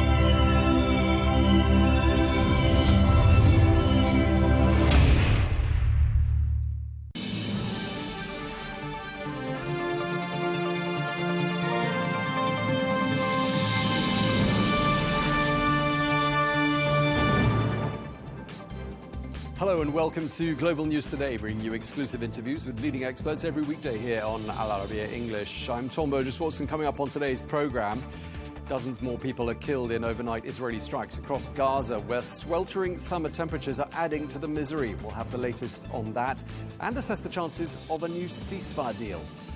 And with US lawmakers on track to pass President Trump's tax and spending bill, we ask, why is it so controversial? Plus, we'll be speaking to Pakistan's Minister of Planning, Development and Special Initiatives, who's calling for Muslim societies to reclaim their place in global thought and innovation.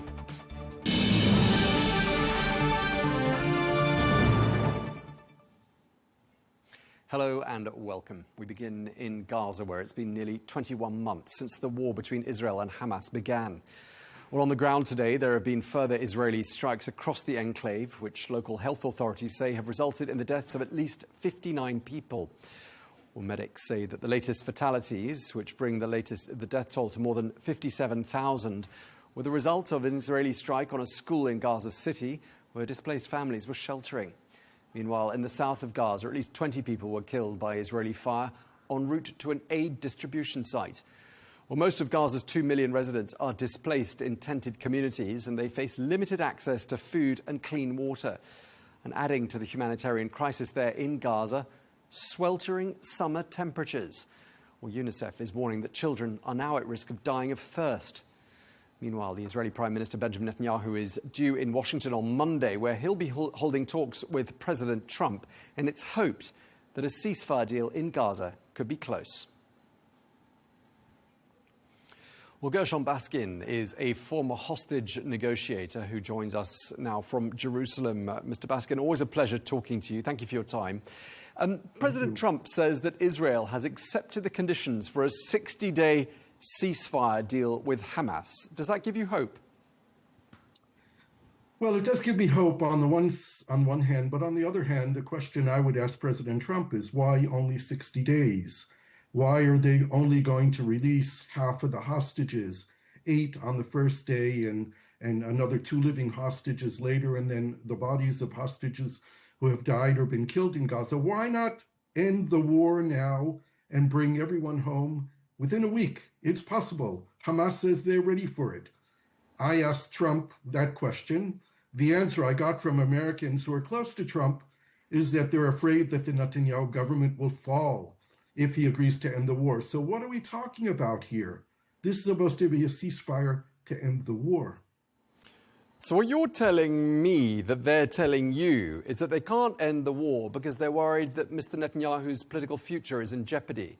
And all the while, 2 million people are on the brink of famine in Gaza. Is that basically what this... Not only are they in famine in Gaza, if you look at it from the Israeli side, Israeli soldiers are being killed. For what? For what purpose?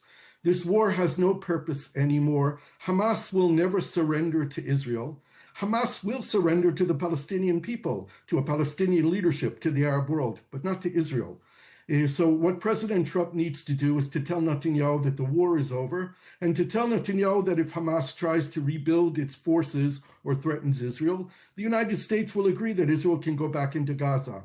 And President Trump needs to tell Hamas that we guarantee the ceasefire. Israel will not re-enter Gaza if you guys don't build your forces and threaten Israel anymore. And then we have the beginning of a new day. The day after in Gaza, when the Palestinians need to take decisions on who's going to lead them and how, and the Arab world can help out by rebuilding Gaza, but only if Hamas is not in control there, and only if Israel is no longer in Gaza.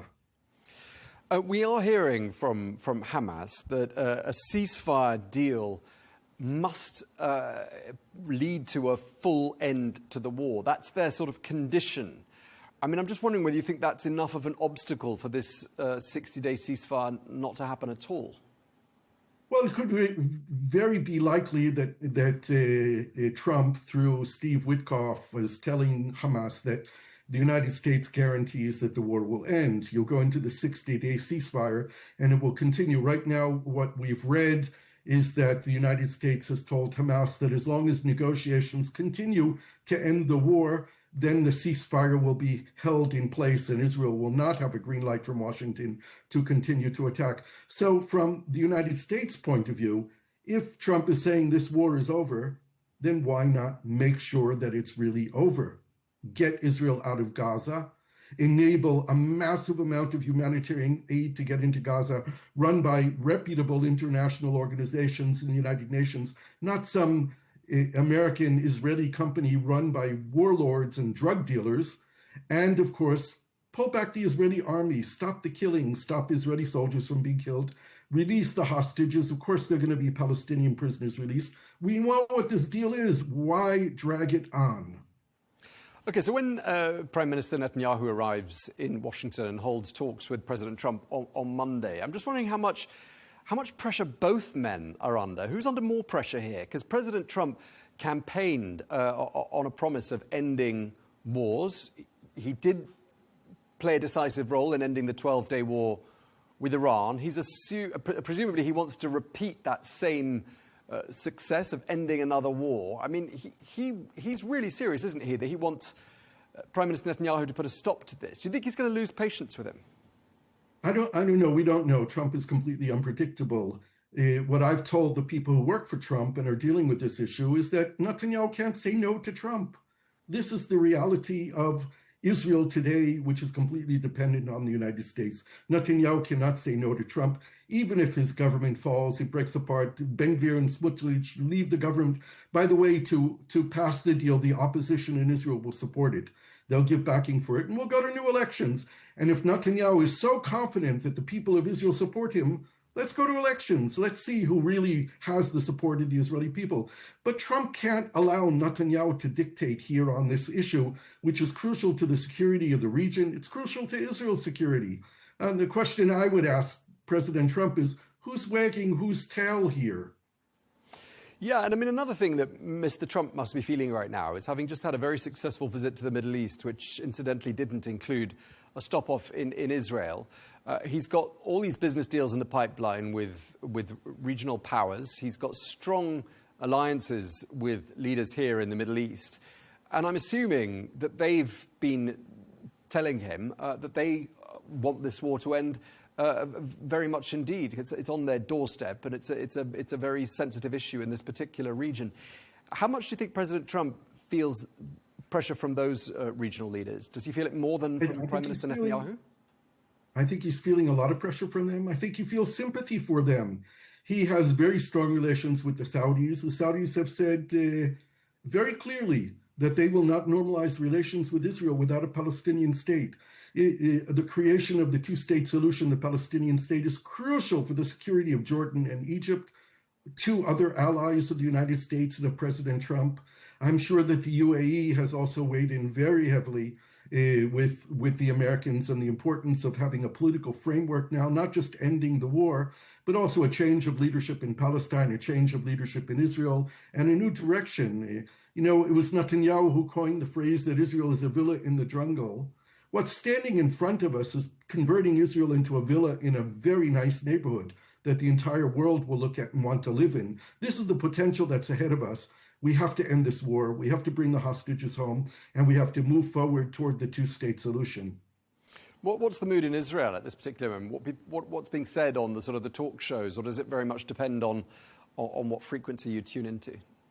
Well, there's only one real television station that's run by Netanyahu and his followers. The others are all very supportive of ending the war, bringing the hostages home, moving forward. They're not supporting Netanyahu. They've been against Netanyahu since the judicial upheaval, the attempt to change the judicial system here in Israel. One of the stations I was just interviewed on opened up with an assessment that even Netanyahu's people now are talking about that the war can come to an end now. Whereas just a day or two ago, they were saying the war has to continue. We have to bring Hamas to its knees. They have to surrender. Now Netanyahu's people are saying this war can end now. And this is apparently because on Monday, Netanyahu is going to be sitting in the Oval Office with President Trump. I mean, one thing that's really difficult to understand, not being in Israel, and perhaps you can help us here, Gershon, is you know, the humanitarian situation in Gaza is unquestionably horrendous. We've spoken to doctors, we've spoken to aid workers, we see the pictures for ourselves, we see the emaciated children, there's talk of famine-like conditions, there's now a massive shortage of clean water and a heat wave making life even more unbearable. And yet when we put all of that to some people in the Israeli political class, they'll tell us it's all lies, it's all Hamas propaganda. I mean, don't they get the same TV coverage as the rest of the world? Absolutely not. You're getting 100% more coverage of the reality in Gaza than the people of Israel get. Our television stations don't show the humanitarian disaster in Gaza. We don't see any of it. There's only one newspaper in Israel, Haaretz, which covers it, but it doesn't go into the graphic details that you see on the television. The Israeli public sees the physical damage in Gaza, but not the humanitarian suffering. The Israeli people don't know it, and they don't recognize it, and they don't believe it because they're not seeing it with their own eyes.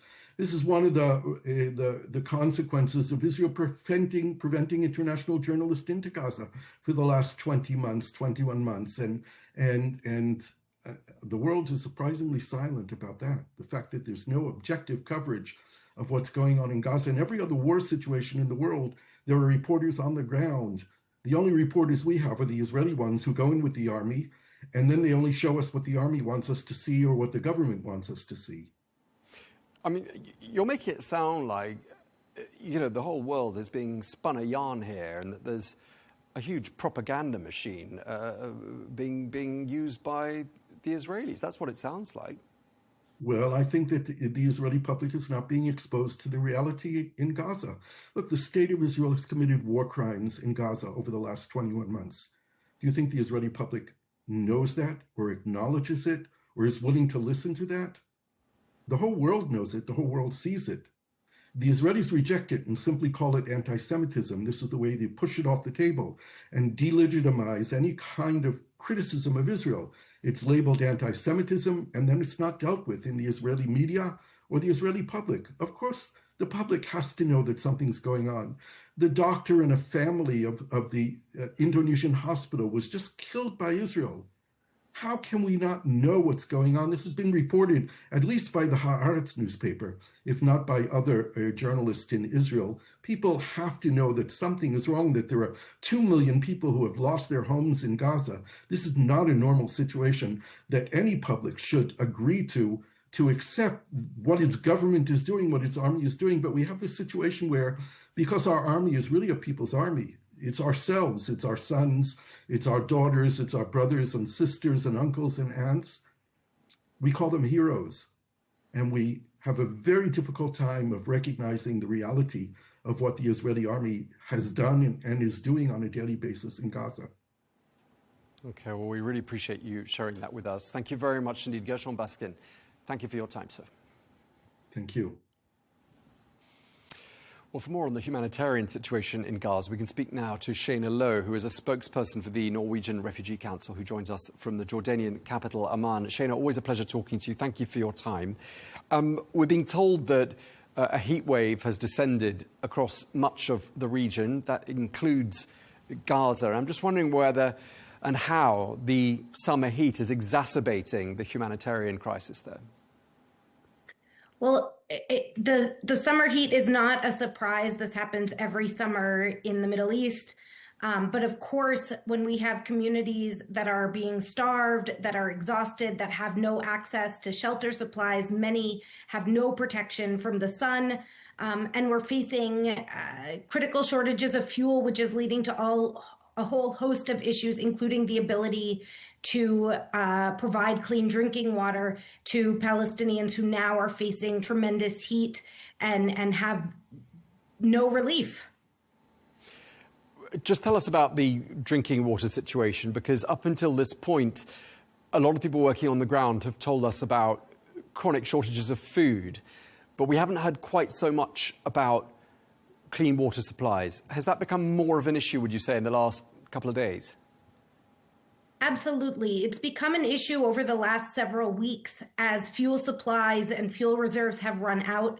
The UN has now received or retrieved the last batch of reserves that were in Gaza that they had been denied access to repeatedly by the Israeli authorities, and are distributing those fuel supplies. But what the limit, and no new fuel has entered Gaza since before March 2nd. And so what this means is that critical services are coming to a halt. We at the Norwegian Refugee Council have been trucking water to dozens of sites throughout Gaza over the last several months. It's one of the few things that we've been able to continue to provide. But if there's no fuel, then the pumps stop working, the desalination plants stop working, and we're unable to provide that last lifeline to communities. We now have had to reduce, due to displacement orders and lack of fuel, the number of sites that we are serving. We're still serving somewhere around 40 sites and 85,000 Palestinians, but we're only able to provide about 4.5 liters per person, when the recommended minimum standard for humanitarians would be 15 liters per person. So very little that we're still able to provide. And as the fuel supplies dwindle over the next day or two, as they continue to be distributed and used, that's going to decrease even further. So we desperately need fuel to be able to enter Gaza so that we can keep those water plants running and continue to provide clean drinking water to tens of thousands of Palestinians, hundreds of thousands, when you think about all of the partners doing this across Gaza. And in addition to the thirst and dehydration dimension to this, I mean, with the heat, with so many people living in a small space, isn't there also an increased risk of disease spreading because of what I can only imagine are extremely inadequate sanitation facilities? Absolutely. We're already seeing increased numbers of people with communicable diseases. People are unable to keep themselves clean, keep the shared living spaces that they're in clean. People are in incredibly close quarters.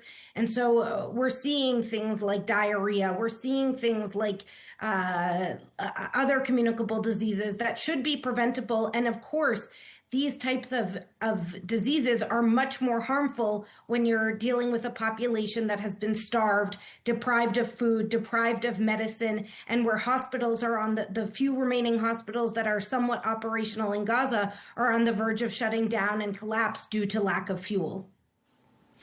How much aid is, in fact, getting through? Because it's sometimes really difficult to understand where we are with regards to blockades and, you know, we get told different things by different people. What's your understanding?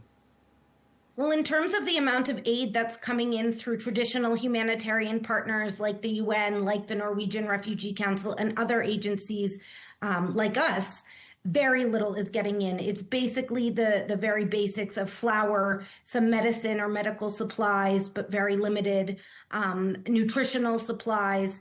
But in terms of the amount of aid that we have waiting, pre-positioned and waiting in Jordan, in Egypt, and other places, the amount that's getting in is only a drop in the ocean of what's available. We desperately need Israel to open these crossings. As I'm sure your viewers know, there has been food distributions through an organization that does not adhere to humanitarian principles, where we've seen hundreds of people get shot and killed trying to make their way to receive that food. It should be noted, as we spoke about the water, that most of that food is dried goods, rice, lentils, pasta, things that also require water to be cooked. And so even that limited amount of food that's being distributed through those sites in ways that are forcing Palestinians to make decisions about whether to starve or risk their lives trying to get a meager amount of food, even that food will be of no use if there's no water in order to prepare and cook it. One of the things that we talk about quite a lot on this channel is the difficulty of understanding the realities on the ground, especially with conflicting information.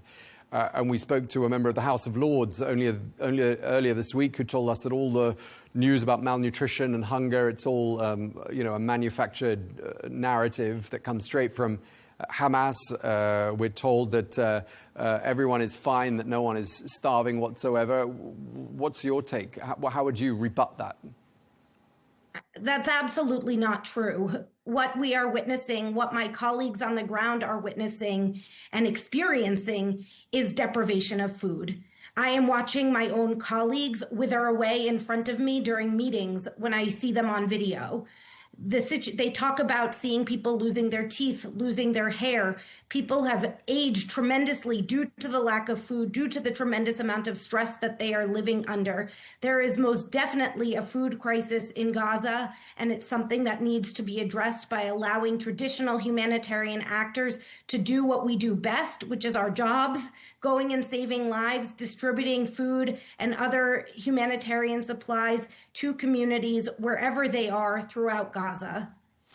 And Israel and the United States are supporting the distribution of aid via a non-traditional humanitarian organization which calls itself the Gaza Humanitarian Foundation. A lot of people we've spoken to, a lot of NGOs have taken issue with that organization. What's your opinion? The Norwegian Refugee Council has been quite clear in our condemnation of the GHF and the way that they are operating. As I mentioned earlier, they do not adhere to humanitarian principles. They are not serving the people of Gaza in the ways that they need to be served. They are forcing Palestinians to walk for miles on end in order to reach these distribution sites to get food that is inadequate to address the starvation crisis that has been compounded by more than 3 months, or 4 months rather, of a near total blockade on traditional aid. And even just today, we saw reports from the Associated Press, or late last night, that they themselves have video proof that folks working with the GHF and the GHF subcontractors have been firing live ammunition at Palestinians seeking food from those sites. Okay, I mean, there are reports of a possible ceasefire deal being struck, possibly in the next couple of days. I mean, has anything you've heard given you any sense of optimism, Shayna? Well, you know, we've heard over months and months on end about possibilities of ceasefires. I hope that President Trump follows through on this promise and gets the parties to agree to a ceasefire. It could not come any sooner. People in Gaza are desperate. And in addition to stopping the bombardment, stopping the killings, we desperately need the crossings to open and for humanitarian agencies to have unfettered access to our supplies and to be able to bring them in at scale to support the needs of hundreds of thousands of displaced people and conflict-affected people in Gaza. Okay, Shayna Lowe, thank you very much for your time. Thank you for talking us through that, and we appreciate your time and the work being done by the Norwegian Refugee Council. Thank you very much indeed. Thank you, Tom.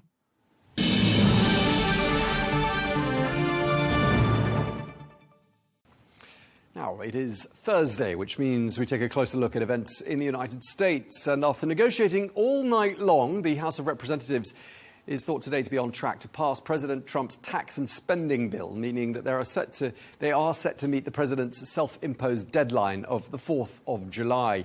Well, dubbed the Big Beautiful Bill and consisting of no fewer than 800 pages, it includes tax cuts, a phase-out of Biden-era clean energy initiatives, and funding for the president's crackdown on illegal immigration. But it's proven to be slightly divisive, not least because it's forecast to add some $3.3 trillion to the US deficit over the course of the next decade. Well, let's get more on this. We can speak to Amanda Mackey, Republican strategist and lawyer who joins us from Florida. Amanda, great to have you with us. Let's start by talking about the Big Beautiful Bill. It's being framed as a centerpiece of President Trump's second-term agenda. How much public interest would you say there was overall in this bill? Well, I don't know so much as the public interest as far as hearing people talk about it in, the public square, if you will. But I will say that this is the legacy bill for the president on the domestic front. Certainly other things are burning up on the foreign relations front. But for the president, this is an extension of his 2017 tax cuts. They have dubbed this the biggest tax decrease for Americans in our history. They're talking about $10,900 more in the average American family's pockets because of this. So they're looking at this as a huge victory lap if they can get this across the finish line.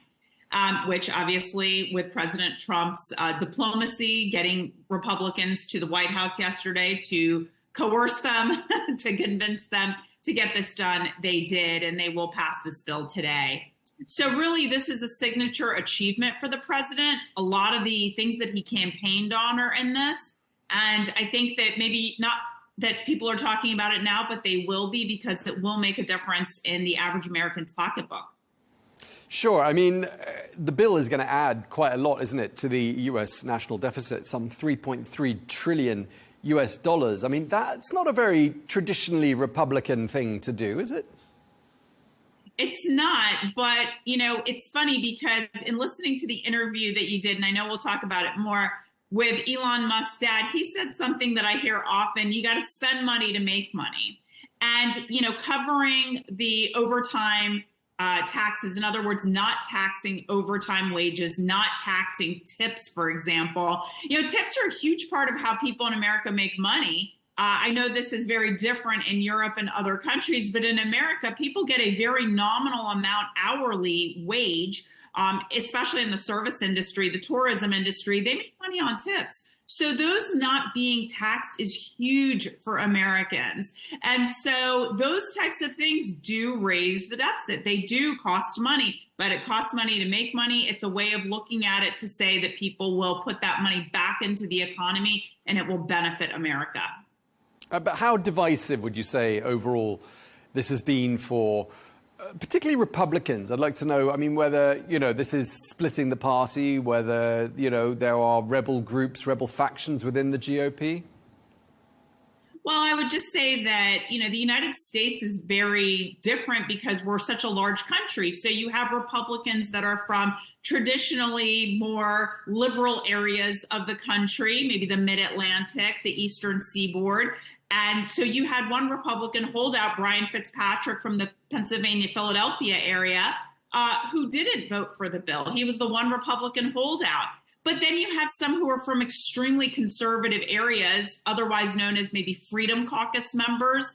And they really tried to stall this bill, but in the end, all they did was stall the bill. They didn't get any concessions, not that we're aware of. Now, I will say the president and likely the leader of the House, Mike Johnson, Speaker Johnson, probably did concede that there would be maybe some other bills that would be introduced, even reconciliation bills, and even some executive orders that may satiate their desires, the things that they needed.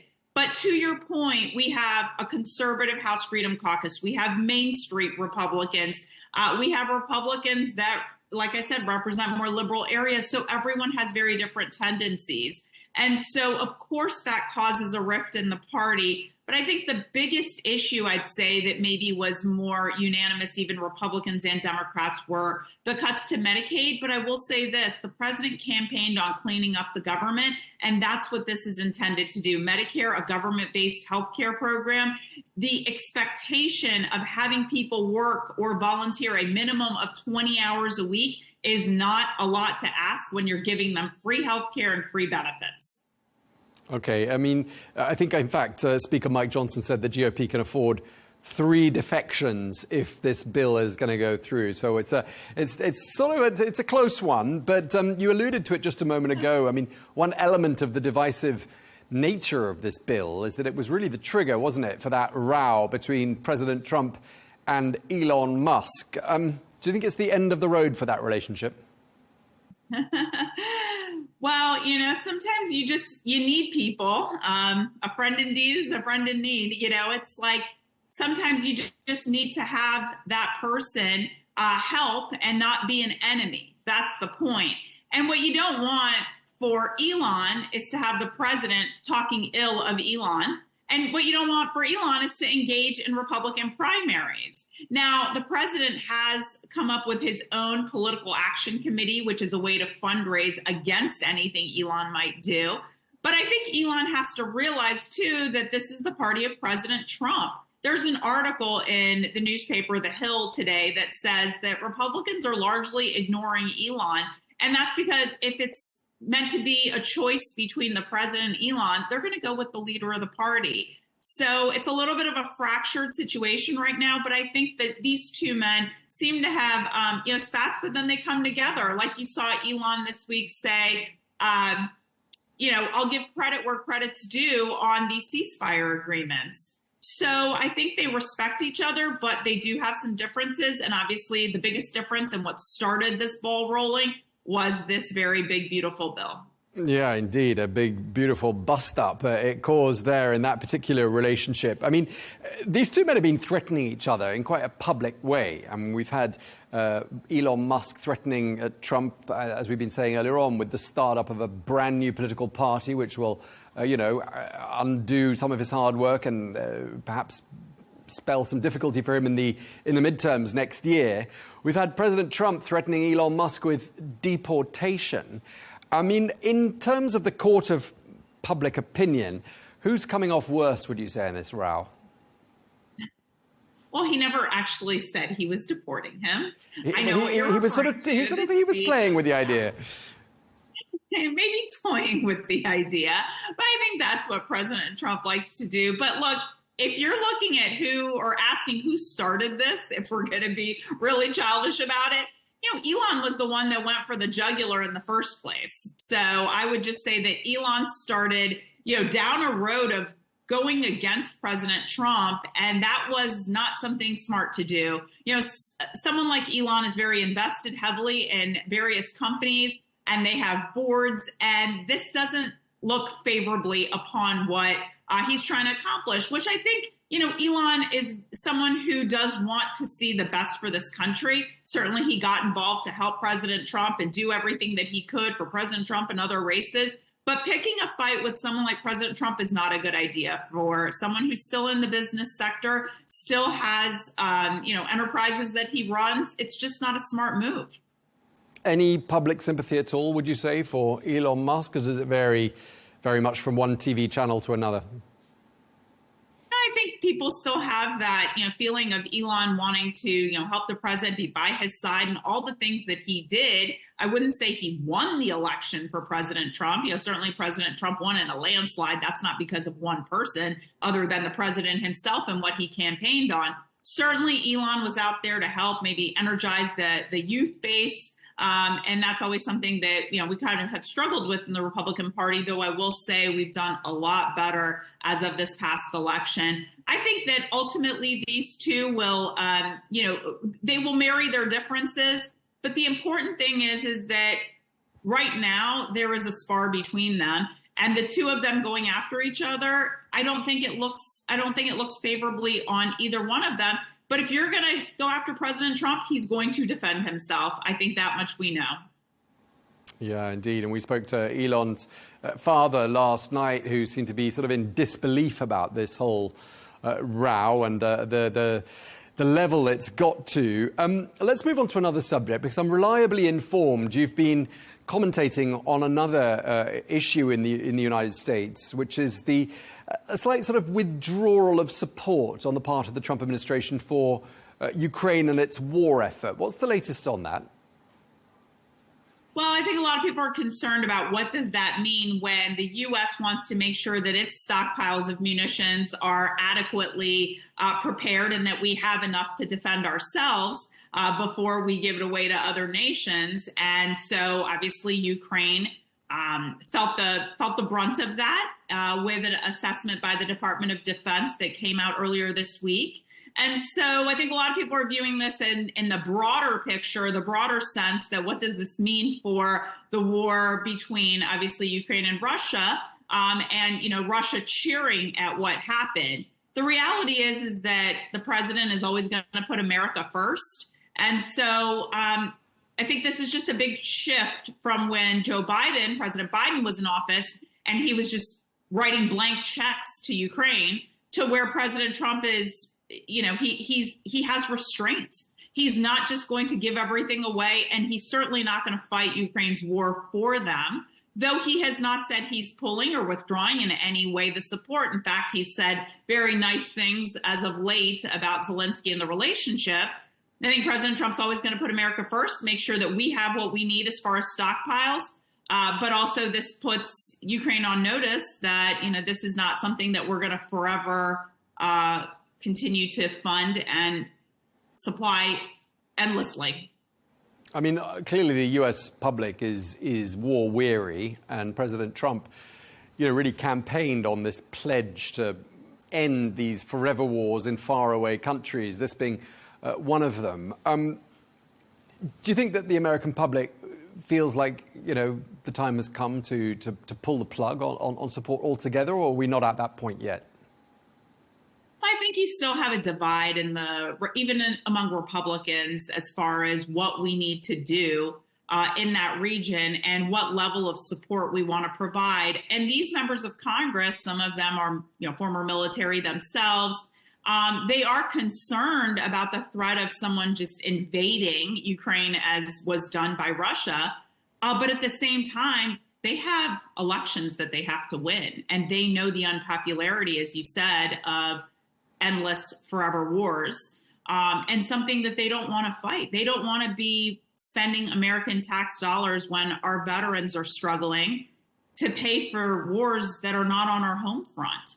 So I think President Trump's just being very measured and guarded about it without completely saying we're out. He's just saying that we're being more cautious. We've got to make sure we have what we need. And he hasn't completely closed the door. I think he very much wants to see a negotiation happen, a ceasefire happen, obviously. He wants these two countries to stop. But at the same time, he's one man trying to do the best that he can do between these two countries that have been fighting now for over 3 years. Okay, and Amanda, just lastly, to circle back to where we began with the big, beautiful bill, obviously negotiations underway. It was a pretty sleepless night for a lot of lawmakers on Capitol Hill last night.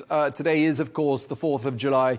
Oh, tomorrow is the 4th of July, I should say. That's the deadline for the bill to go through. Do you think it will? Well, it's not a deadline, but it was something that the president wanted for poetic reasons, the birthday of our nation. But this will pass. This absolutely will pass. They have the votes. And so they did really bring in President Trump to be a closer. They brought members of Congress who were holdouts on the Republican side to the White House for this very reason, to get the votes that they needed to secure those votes. And they have it. From everything that I understand, they have it, and they're going to pass the bill. At this point, the Democrats are just on the floor talking. This is their opportunity, them being in the minority, to be able to put out all their grievances with the bill, but it doesn't matter because no one was relying on their votes anyway. Certainly Mike Johnson was not. He was relying on the Republican votes to get this over the finish line. Okay, well, thank you very much indeed for your time. Always a pleasure talking to you. Amanda Mackie, Republican strategist and lawyer. Thanks for your time. Thank you.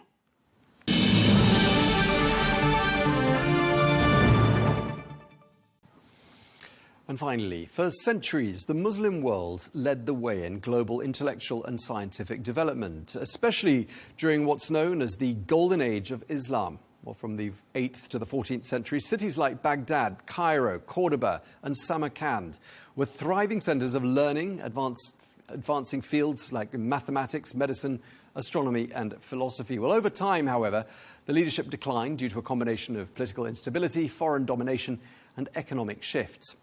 Well, the rich legacy endures, but today there are renewed calls for Muslim societies to reclaim their place in global thought and innovation.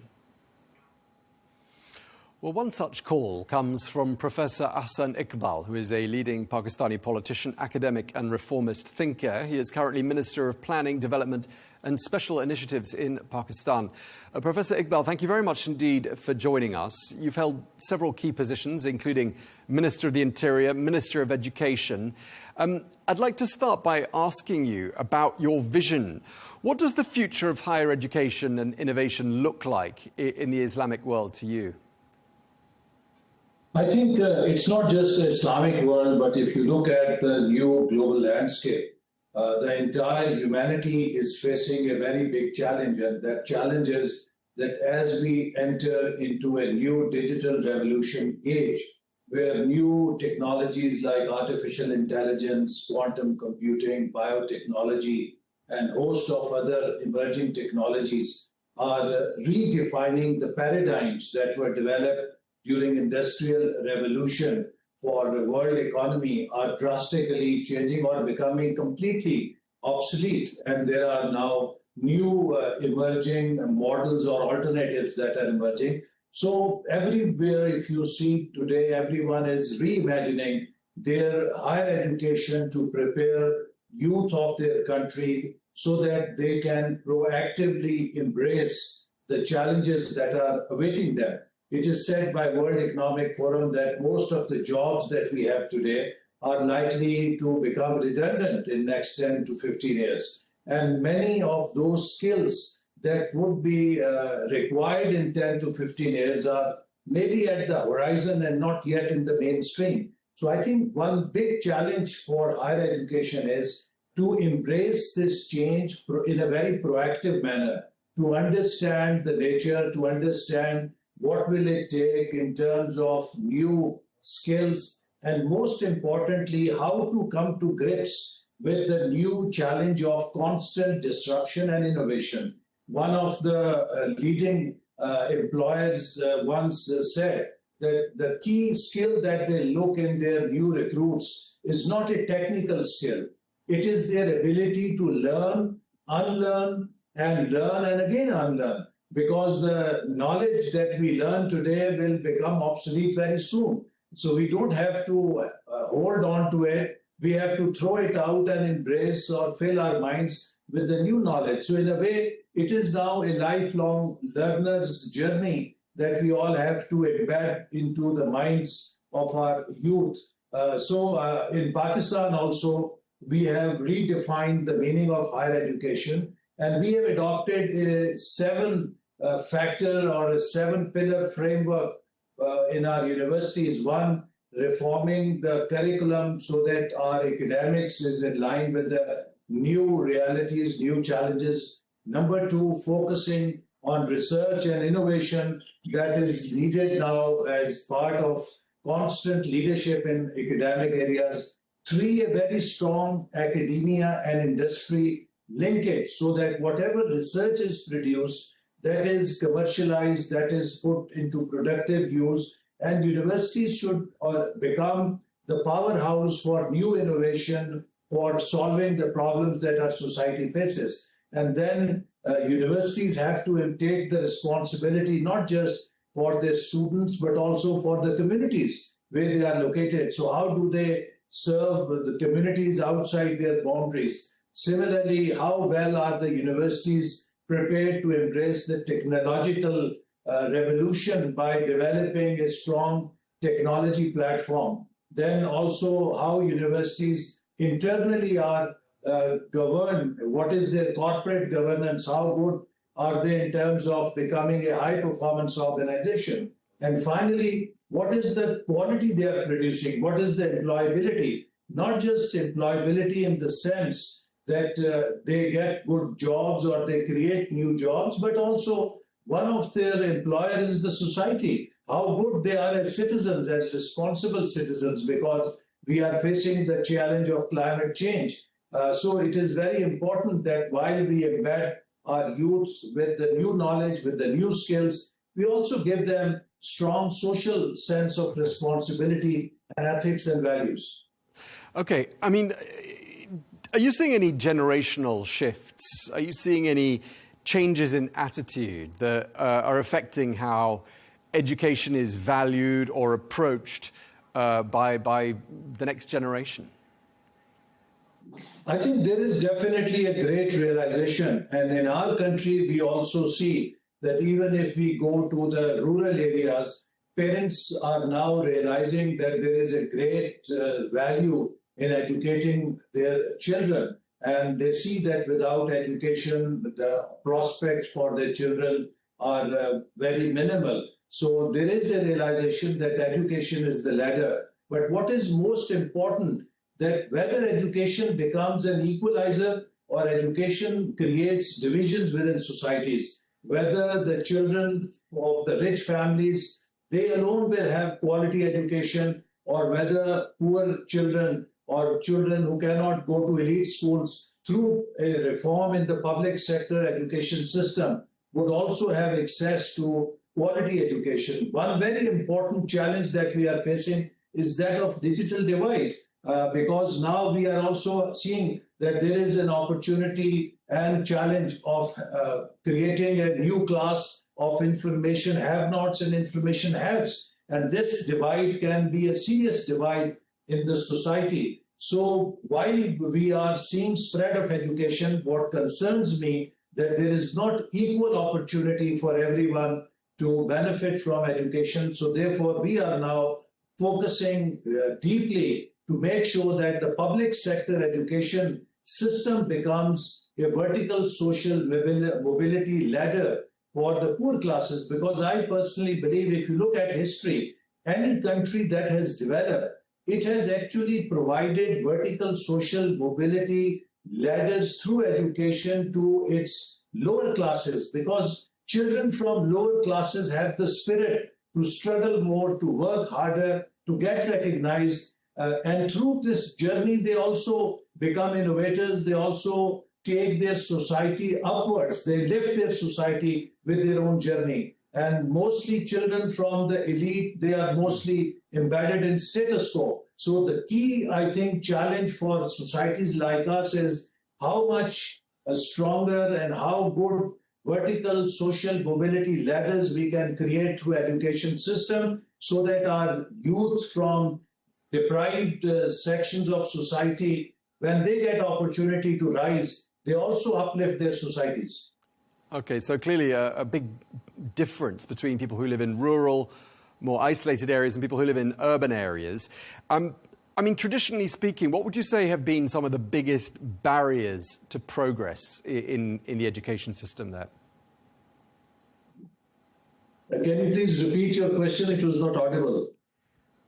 What would you say have been some of the biggest barriers to progress in education?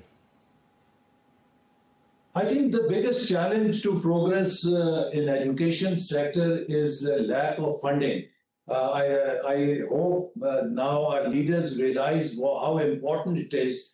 We are not investing enough in education sector still. We are lagging behind other countries, and the future belongs to who has superior human capital and who invests more in research and development. If you look at the research and development spending in Islamic countries, it is still almost less than 1% in most of those countries. And if you look at the list of the countries that are creating innovation, almost 80% of the innovation through patents is coming from 5 countries, and not a single Islamic country is among those 5 or top 10 countries. So I think the realization has come in, but now this realization must be matched with proper investment towards education sector, towards research and development, towards higher education, and towards skills development of the youth. Are there any countries or any models for an education system that you look up to in particular, or you would say would be a good template to follow? I think the important challenge right now is, first of all, to me, is to change the curriculum. If you look at all the education systems in most of the Islamic countries, they are heavily relying on rote memorization, rote learning, which is memorization.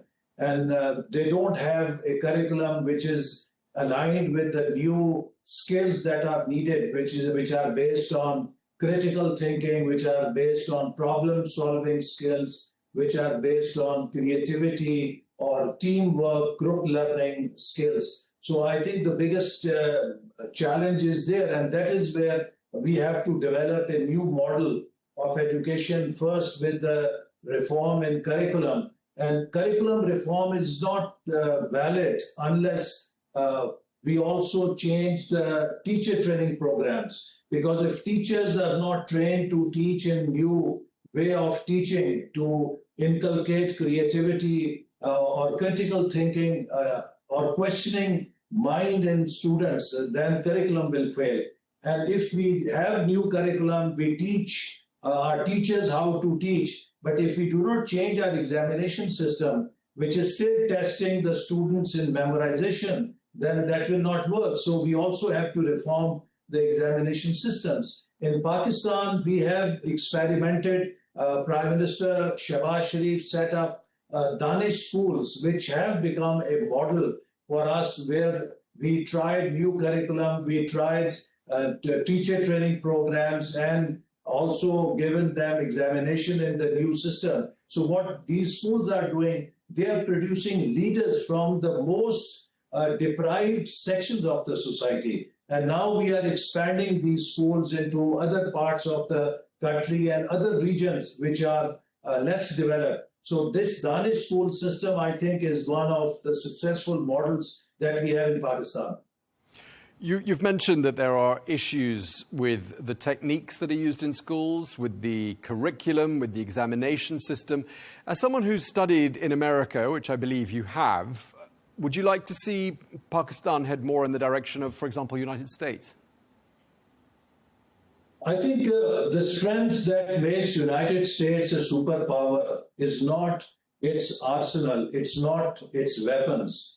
United States is a superpower because of its universities. I have had the experience of studying in a leading US university, and I know how powerful that resource is. Therefore, we also in Pakistan started an initiative some time back, US-Pakistan Knowledge Corridor, in which we wanted to send our top scientists, engineers, and researchers and academicians to good leading US universities for their PhD programs. I think US has really the leading model of education in its universities. And one of the strengths of its universities is that they are not pure research universities. These are the universities which are hotbeds of innovation, where industry is engaging very closely with the academia to find solutions for the problems.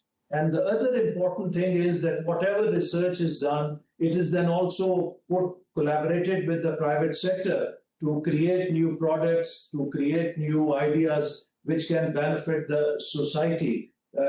Moreover, the kind of system of education they have that really develops your critical thinking, your mind with the skills that are needed for the new economy. So I would say that the ecosystem that US has is one of the exemplary in the world. And even now, when you go back to your university, when I visit back sometimes, one feels like one should get admission again and get enrolled. So it is that, atmospheric ecosystem that these universities have set up. I remember that, when I was studying back in Pakistan for my engineering degree, I would very seldom need to go and sit in the library. But when I was studying in the US, I could not survive every day without going to library. And whenever I went to library, you lost time, sense of time, because, you would go there sometimes at 8 or 9 p.m. and you look at your watch, it was 2 or 3 early in the morning. So,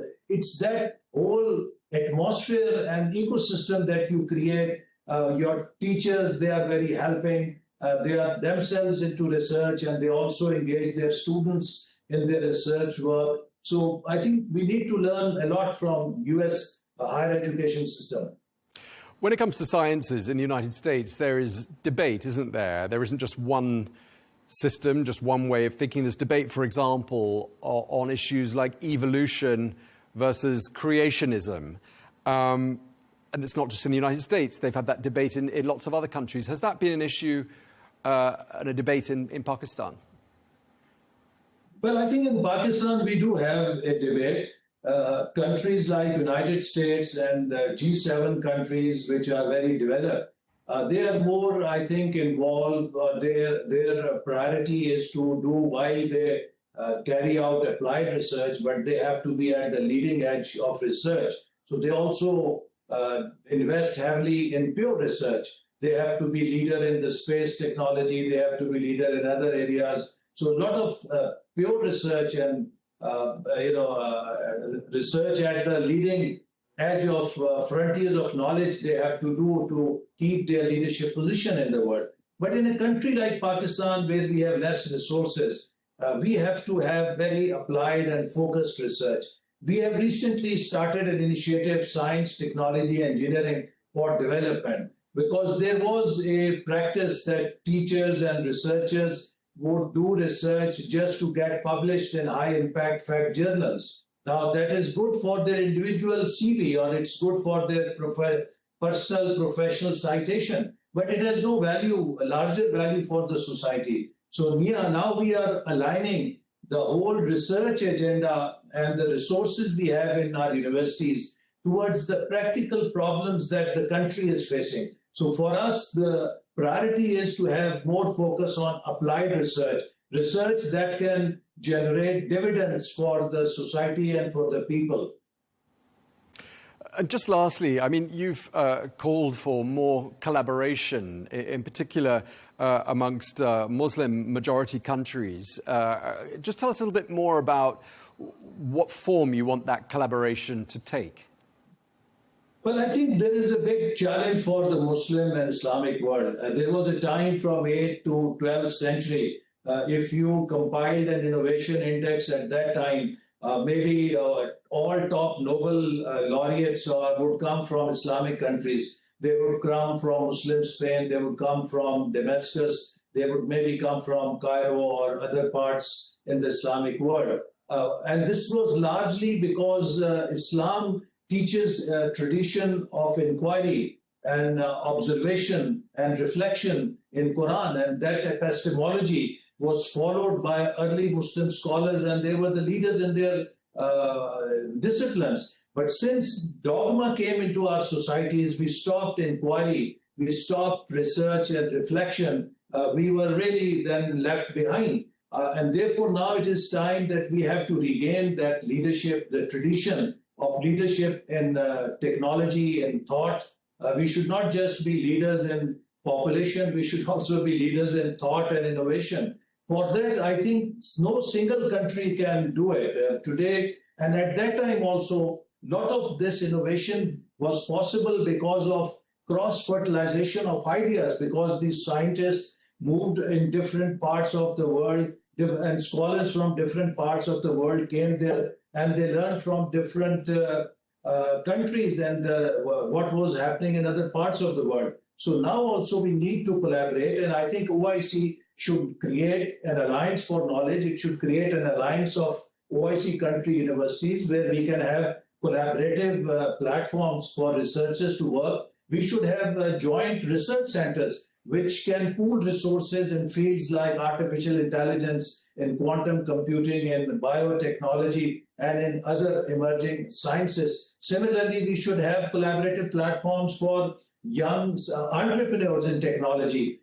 We should have, funding for them so that they can scale up and they can also create unicorns. So there are many opportunities and avenues for cooperation, and I would hope that OIC will take leadership and create these collaborative platforms. We have to collaborate to innovate and also set up centers like Collaborative Center for AI, which can be leader in AI, at the same time show an ethical AI to the world. And so maybe Muslim world can be a leader in ethical AI, because this is becoming a big question. As AI becomes dominant and it overtakes the tasks that traditionally humans used to perform, and as machines are becoming even more powerful, so would technology run the mankind, or mankind would use technology with some ethics for responsible development of mankind? And I think that is where we can show world a new model. Okay, well, thank you very much indeed. Really appreciate you taking the time to speak to us. Professor Ahsan Iqbal, thank you very much for your time, sir. Thank you.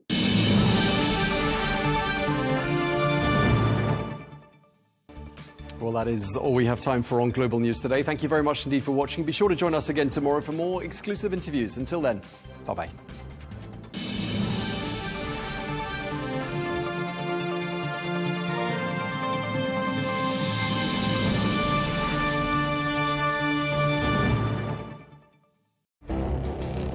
It feels like decades are passing by in a matter of weeks. Seismic shifts in the world order. Never, ever will be part of America. With so much happening and so much noise. Whether it's political upheaval, Canada has been ripping us off for years. Economic shifts or social movements.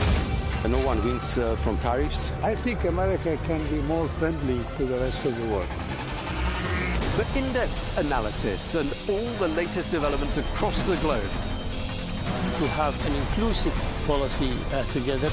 The meetings with Hamas gave me some hope. We're in another nuclear arms race. The most important development straight to your screen. Welcome to the dressing room. I'm on my own. I need backup. And an insightful look at the issues shaping our world today. It was not going to happen, that war, and it happened. Join us on Arabiya News, where the world talks.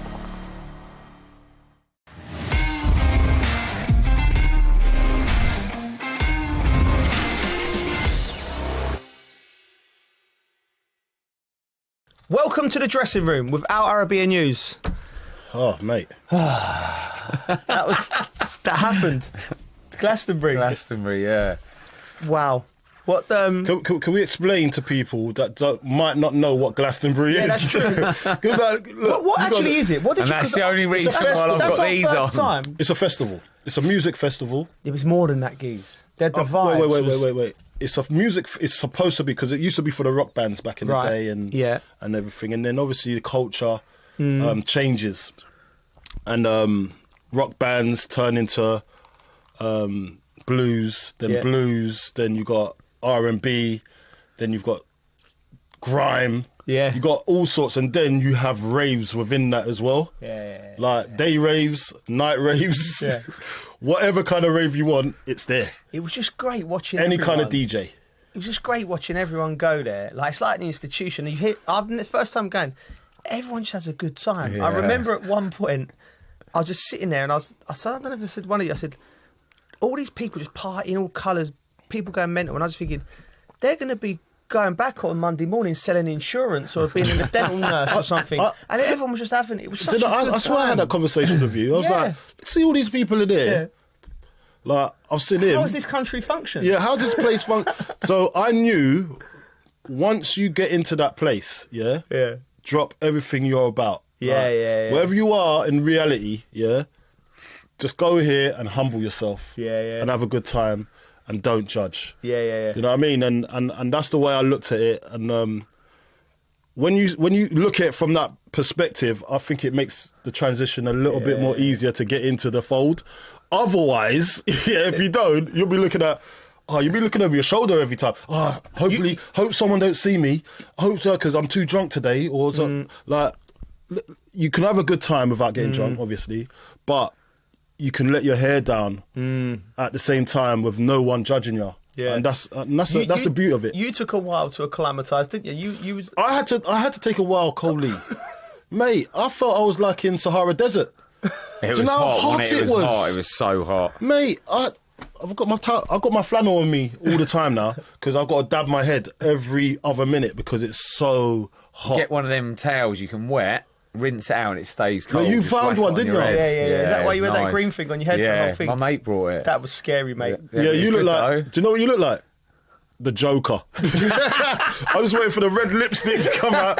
If you saw this guy, how he looked, he had these shades on, and then he had a red head, and then he had this towel coming down. It was green as well, and then he came out with a purple one as well. I was like, this guy's the Joker. Can I ask you a question?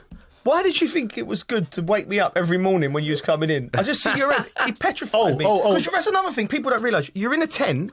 Wait. We've got to explain this part. We've got to explain this part, the tent part. Yeah. Because me, in a tent, I've never gone camping in my life. I don't know what that means. I don't know how to make a tent. Yeah. I don't know how to...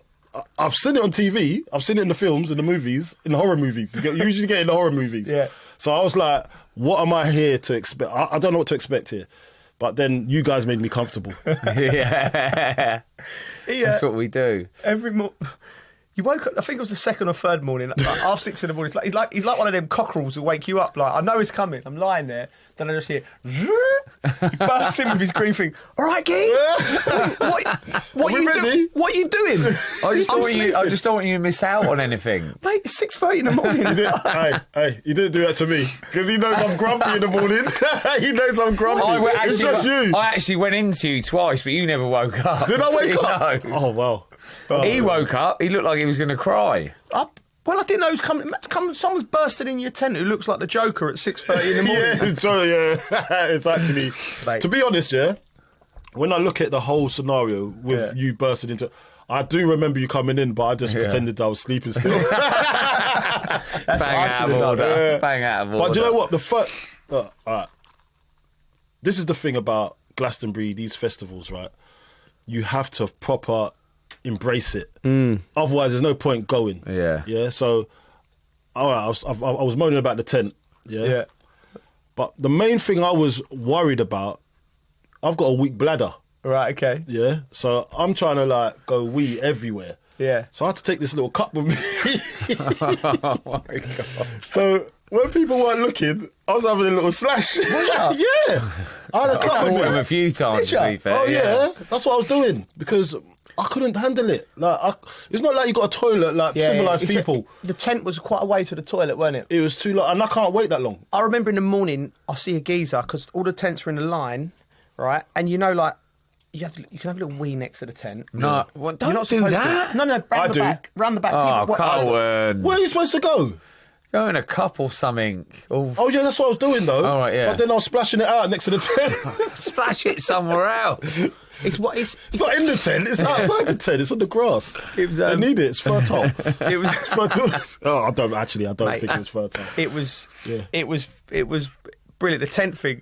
At one point during we're sitting at. I like sometimes when you wake up in the morning, and you just sit. How good were the chairs we bought? Oh my gosh! Oh, so all right. Yeah, three of them brought chairs. Three of you. They're walking around carrying these chairs on the last day. Just sitting down everywhere. On our way there, on our way to Glastonbury, we stopped at Fleet Services, I think it was. Yeah. And we bumped into one of my mates that actually he's a good lad. He's a good friend of the pod as well. Yeah. Chris Skull. Yeah. He does the West Ham podcast. Yes. Yeah. And, good lad. Yeah. Ironcast he does. And I was like, do you know what? I was talking about him in the car. Yeah. And I was like, we might see Chris and everything, blah, blah. We get into the Fleet Services. Guess who shouts Coley? It's Chris. Out of everyone, the time to see him, it was him. So I was buzzing with that, and I was like, "That's a good sign." I love my omens, isn't it? Yeah. That's a good sign. We've just seen Chris. He's part of the family. Do you know what I mean? So let's go and have a good time now. But then when we get in there, we get into the Fleet Services. We have our food and everything, and then we started to look at things. Where did we go? We went into what shop did we go to? We basically bought garden furniture. We bought everything. Yeah. But didn't get me a chair. We got everyone a chair. You didn't get me one. We got 4 chairs. We did. Yeah. We did get you one. We got 4 chairs. We had 4 chairs. Yeah, there's 9 of us. All right. We're talking about the dressing room here. All right, okay. Yeah, all right. There's 4 chairs for the dressing room. I didn't realise there was a spare chair. Do you know what's the site now? We just remembered. When we was bouncing into the tent to watch Fortet, it was a brilliant set. Do you remember? We went to Floating Points first. Floating Points. That was unbelievable. Floating Points on to Fortet. Yeah, that was top drawer. Yeah. That was good. This is why this place is wild. Like everyone's going in here, it's bouncing, dance music, rave. Everyone's having a great time. And you come outside, I just see Tell sleeping on the floor, and no one bit an eyelid. Big Tell. Listen, if you know or you ever seen Big Tell. You know this guy is a man mountain. Yeah. So to come out of a place and see this guy sleeping outside of the place, you're going to be thinking, what's going on here? In the normal world, man down. People just mammoth down. Mammoth down. You don't see a mammoth down, do you? No, just grazing on just chewing on the grass. Mate, he was in there. Yeah. He was in. We went to Arcadia. Arcadia. Yeah. So Arcadia. He was inside. Yeah. He wasn't outside. He was inside Arcadia. Inside what? Arcadia's outside, isn't it? No, but inside the vicinity. Oh, right, okay. It wasn't outside it was inside, just taking a break. Yeah, you're stretching, done a bit of Pilates. But that's that. It's just... As long as it gets you through the night. Yeah, it's although it didn't, did it? He went home. Yeah, and well, we went to the tent. No, went back to the tent, yeah. That's what... we need to talk about my performance. Come on. Yeah, listen, this is when I knew you was in trouble, right? Yeah, We're sitting there outside the tent on the thing, and I knew you just needed a moment to yourself. I think... You respected it. I respected it, but your excuse was, I need to sort out some tyres. Do you know when Tell went to me, I'm sure Tell went, he's going to sort out some tyres. He's gone home, isn't he? That's what I said to myself. What? In your head, you thought I'd gone home? I thought you'd gone home. I thought Tell was covering for you. He's on the phone to Quick Fit for some hubcaps or something. No, so... I've got this new car. I've gone electric, innit? I've gone electric for the environment and everything. Yeah. Glastonbury's the right place for that, by the way. Yeah. Because they're really involved. Involved in that. Yeah. So I've gone electric, and on these electric cars, they got special tyres. Yeah, I know. Yeah. Certain tyres that, you know what I mean, keep it efficient. So I was phoning Quick Fit, thinking, you got any tyres that fit this car? And it was like, no, you're going to have to order them in, or you got to go to BMW itself. I was like, oh my gosh, really? Yeah. So I was like confused. Obviously, I thought this was just a ploy. I didn't really think you were sorting out tyres. I actually thought you were going home. Yeah. No, I was literally trying to sort out tyres because my brother curbed my wheel. Right. Okay. And basically popped it, but it had a slow puncher. So I'm thinking about getting back and getting back to business, innit? And start working again. Yeah. No, you think about that when it's finished, mate. Yeah. Not while it's going on. That's you. That's you. I've got to think about I've got to think about the return leg because I've got other things to do, Bridgie. Like, yeah, so have I. I know you do, but I can't be. Like, I'm limping around Glastonbury, right? Yeah, my knees. I can't be limping outside Glastonbury with my car. Yeah. So I've got to think about getting around. That's my mobility. Like, I'm half. You know, I'm half disabled, basically. Yeah. That's it. We all are. I think. I think we are. Yeah. Do you know what we need next time? Motor scooters. Yeah. We should get a disability badge. We should get a disability badge in there and then they can just motor us around. You two could definitely, if you had a scan next time we go to Glastonbury and then bring the proof. Say, look, yeah, we'd definitely get one of them I cars. reckon we would. We'd be pimped that as well. He'd get the wheels for it as well. Yeah. He'd get the right wheels. Talking for it. about the stage. Steps, mate. Yeah, go on, right. I averaged. What's the average? I averaged over the day. I think the highest was 46, but 42,745 steps. Oh my God! Which is quite a few kilometres. I think it's I just watched you. I just watched you. 28, 30k. I just watched you walking in here. It showed. You were like. I've never seen the hobble so prominent before. The only time his hobble don't happen is when he gets that when it's that drum and bass and the beat goes low. He loves drum and bass. Do you know what? One thing I've got to talk about is Bridgie and his drum and bass. Yeah, you love it, don't you? That's your genre, isn't it? I like it. Bit jungle, like it. You like jungle, drum and bass. And you love all that. Was it dubstep and all that sort of stuff? I do like it. Like, what was your favourite act? I've got too many favourites, I think. Go on. Prodigy, when they did Firestarter. Yeah. They never sang the song. Yeah. For Keith Flint. Yeah. It sent a shiver down my... Did it? Did you get emotional? Everyone was emotional, I think. I was saying that. Oh, man. Me and him sat down and watched Rod Stewart and Nile Rodgers back to back and tell, mate, and like, you know, like you think how the world is at the moment and everyone is, and then everyone was singing along, and I got a little bit emotional. I was like, innit? Yeah, I had the glasses on. I just want Coley to see me, so I was like that. Underneath it. But it was like, I knew something was going on the periphery. Yeah. Like, my peripheral vision, I was like, is this guy sobbing? No, because you know what it is? Because yesterday, he wasn't like that. He was like, going, hey. Today he's like somber. Yeah. I was thinking, what's going on with this guy? But I was like, it was nice. Remember the nice couple behind us, yeah, the Chelsea fans? Lovely. They were lovely. And their son, it was like two parents and their son. I was having a chat with them, and that was really nice. And then you had the ravers there coming together. You know, they had the hippies there. You had all the different people. All under one. Under the banner, and it was like, and Rod Stewart, for 80 years of age, was unbelievable. At one point, Cole, because I know you like Rod and you know his music, but you didn't realise he had that many hits, did you? No. And he's leaning into me, he's going, wow, he's got that. And he's leaned into me once, and he's gone, he must have some Jamaican in him. There's too much sex. There's too much sexual energy coming off that stage. Mate, we saw some people getting scored, stretching out. Stretching out. Women. Women like that. Oh, Rod. I don't know what's going on. I'm like, what am I seeing here? It's like Michael Jackson's return. Hey, do you know what, right? On top of that, it was more than that, because when we saw Nile Rodgers, that's when Bridgie came into the fold. Yeah, because I hadn't seen Bridgie the whole day, basically. I didn't see the whole day. He was doing... Actually, I did see you, and I went off, didn't I? Yeah, you went off. Yeah, I went off, because I couldn't handle it. Yeah, so I went off. I went back to camp. Couldn't handle what? No, I couldn't handle, like, standing up. Okay, I was so tired. I went back to camp, got chairs. Yeah, and then came back. So I could sit down. Sensible. Yeah. Is that normal train of thinking? Yeah, no, absolutely. I thought it was too much for my legs, because the trot back to the camp was so hard for me, man. It was like uphill. It's bigger than you think, innit? Yeah, we didn't even see it. We didn't see everything. You didn't go the full length, did you? Do you know what? Look, think about it now. I absolutely loved it. What was the place we went outside where we met Wildy and Mags and all that, and what was that place? Arcadia, or is that with outside? The big hornet that thing. was so far. Mate, the what? Is it the big hornet? We tried to find them. Me and you trotted up there. Yeah. And we couldn't find you lot. Mate. Oh, it's a nightmare trying to find each other, innit? It's a nightmare.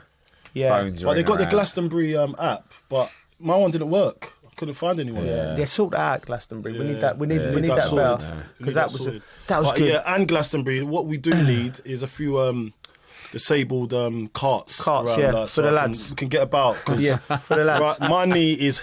Oh my gosh. Yeah. You know, you would get a disability badge if you applied for one. I know people have got them, and I'm thinking, how have you got one? So I could just roll around in a little scooter. You get a little badge, mate. Yeah, I need it. Listen, my knee's in a bad way. I know, I feel bad though. Why do you? I don't know. Do you know how big Glastonbury is? Do you know what they said about Glastonbury? They said, Glastonbury, you see the City of London? Mm. You know the City of London? Not obviously London. Yeah, the city. City at the city. It's the same size as that. So now think about walking around that area there and then your knee being okay. It's not normal. Yeah. And you're going on extra terrain, like you're going up and down hills and that. Someone sent me a video actually today running up a hill. I didn't look too bad. What, you was running? I don't know how I was. I didn't look. Well, it looked. You know how excited you got to be to run. I was trying to run. But it was really steep. It was really steep. And we had a little race up. I smashed him, to be fair. Oh, mate. Listen. Do you know what? My mate said to me. My mate's messaged me. He'd say, "How was it?" I said, "Yeah, it was great. Coley had a great time. Bridgie had a great time. Bridgie's nuts." He went, "Yeah." He said, "Is he still nuts?" I went, "Yeah, he's still nuts." I went, "Yeah." He goes, I remember we went to some bar in Essex." Oh no! Careful what you say. No. He said, and we was drinking in the daytime, and a geezer's like bet him that he could beat him in a race up a hill. Yeah. Oh my god! And he said he had Timberlands on. You had Timbs on? Yeah.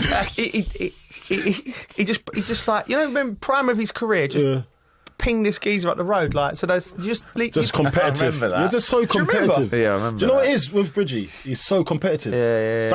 That is Bridgie. Yeah. So when you go to Glastonbury, he's got to be the best. Yeah. What's mean the best? You have to. No, not the best. It's not the best. It's just, one of the best. I want everyone. I want everyone to stay up and enjoy the time. Well, yeah. We had a good time. We had a great time. Yeah, we had a great time. But you're the best at it. You're the champion party. You're the champ. Listen, you're undefeated, mate. No one. I just can't see it. Nobody can do Glastonbury. Loads of people would have. Loads of. Do you think? Not like you. Yeah, they would have done more than me. Not those steps, and then no one in their fault. I guarantee you put out there someone there what that step count was. Well, someone would have done more than 42,000 steps average. So, wait, listen to this though, Coley. Anyone's out there? Steps. You got those steps. You're doing 25k. Yeah. 25 to 30k. Yeah, 25 to 30k. Then you got to dance. Yeah. You got to dance on top of that. Yeah. So I was getting to that. I was doing the same thing, and I was like, my legs can't move. I'm looking like I've got no rhythm. That's another thing as well. The worst one we did. Go on. But I think you stayed at EZ, didn't you? Mate, I had to stay at places because I couldn't move. We walked over to see Cole Cox thinking this is going to be banging. But he was playing like a disco soul. So we basically walked all the way over the other side of Glastonbury. Right. And for a disco soul? Yeah, which we weren't really up for. So we left and came back to EZ. If anyone's... I just want to put this out there. If anyone's... what did you say the biggest day was? 46,000 steps? 46,000 Plus the dancing on top of that. If anyone's been to Glastonbury listening to this show and they can beat that, we need to see proof. I reckon someone would have. Nah, definitely. They would have. No, you didn't sit down. You're like a toddler. Toddler. Another thing, have a look at me sunburn as well. Oh, yeah. Listen. I'll tell you what was unbelievable, which you never went to. I think it was Firmly Rooted, which was literally outside the entrance to our tent. Really? Like a reggae bar. Yes. Mate, it was so good. They had hammocks and everything. Did they? Yeah, really good. See, that's a bit of me as well. No, but we went really hospitality. Remember when I was following your orange I think hat? it was Supplier and J-Man, we see. I think if I've got it right, that it was really good. What? Yeah, you sent me the yeah, that's right up my street. I would have done that. Yeah, you'd have loved it. It was good. Yeah, You dropped a shoulder on me, I think. Did a step over and went the other way. Yeah, you did. Basically did. And then I just see his hat with Big Toe, and I was chasing them. And then you was like, no, come here. And I was like, in between, I was like, should I go? I said, I haven't seen hospitality yet. Yeah. So let me go and have a look at least. I didn't even realise I dropped my shoulder. But how often did that happen in the night when you're like, you're walking somewhere and then all of a sudden you look round and someone's gone there and someone's gone there? Yeah, the worst thing, I was with you, with you one of the nights, just me and you, wasn't it? And then we're walking through the crowd, and I looked round, and you were gone, and I was just like, oh no. Oh mate, and that was right far down, wasn't it? Right. So one thing about me, and I've got to clear the decks here. When I have to leave, I just go. Yeah, we know. Yeah. Yeah. And it's nothing to do. There's no talking you out of it, is there? No. Do you know with some people, you can chat to them and have a little talk, and they go, I'll stay. You go, no. Yeah. You're quite assertive with that. You know that with people. I just get out. As long as you say goodbye, that's the only thing. I don't even like do that sometimes. No, this was the worst. No, not sorry, the worst. it's my bad. But a moment for me was. It's I was trying to get you two out. self-care. You two are back at the tent, so I call Cohen. And Bridge wants to come out. He's like, oh, yeah, let's go out then. And then, all right, I'll see you in a bit. We're heading there. Put the phone down. I'll call you back. Your phone's off. I'll call you back. Your phone's off. And I'm like, they've done me dirty. No. We was going to come. It wasn't on purpose. It wasn't on purpose. We'll never do that on purpose. We sat on the chair and the moon was out and we were just having a chat. Talk about life. And we were just like, we've run our race now. You've got to know when you've run your race. You know what I mean? You just got to know when the time is chill and vibes. Yeah. But it was good. Should we? Let's talk about some soccer. Should we talk about some football? Yeah. Yeah. It's been an amazing. Listen, and I've got to say one more thing. Go on. To all the acts that I saw. Yeah. You were amazing. Yeah. So, I'll tell you one I've from never Rod seen Stewart to Nile Rodgers to Skepta. Celeste. Fortet. Did you miss Celeste? I miss Celeste. Her voice was a joke. Really? Voice was so good. Yeah, we need to shout out some people. Yeah, we need to shout out some people. Fortet were unbelievable. Yeah. Who else did we see? Prodigy. Kaiser Chief. Buster Rhymes. Kaiser Chief. Groove Armada. Fabio Groove Rider. Maribor State. Skepta. What was the one that was playing in the jungle? Good. Playing the jungle, but on the orchestra. Fabio Groove Rider. That Fabio Groove Rider. 11:30 in the morning. That was unbelievable. That got us going. Yeah, that was 11:30 in the morning. We had a great time, and that's actually one of my highlights. Can I just? We'll tie this up when we actually talk about football because we are a football podcast, but we're not music. But like, you might need a separate one. Yeah. People music. People began, come on, lads, get onto the football. Yeah. Right.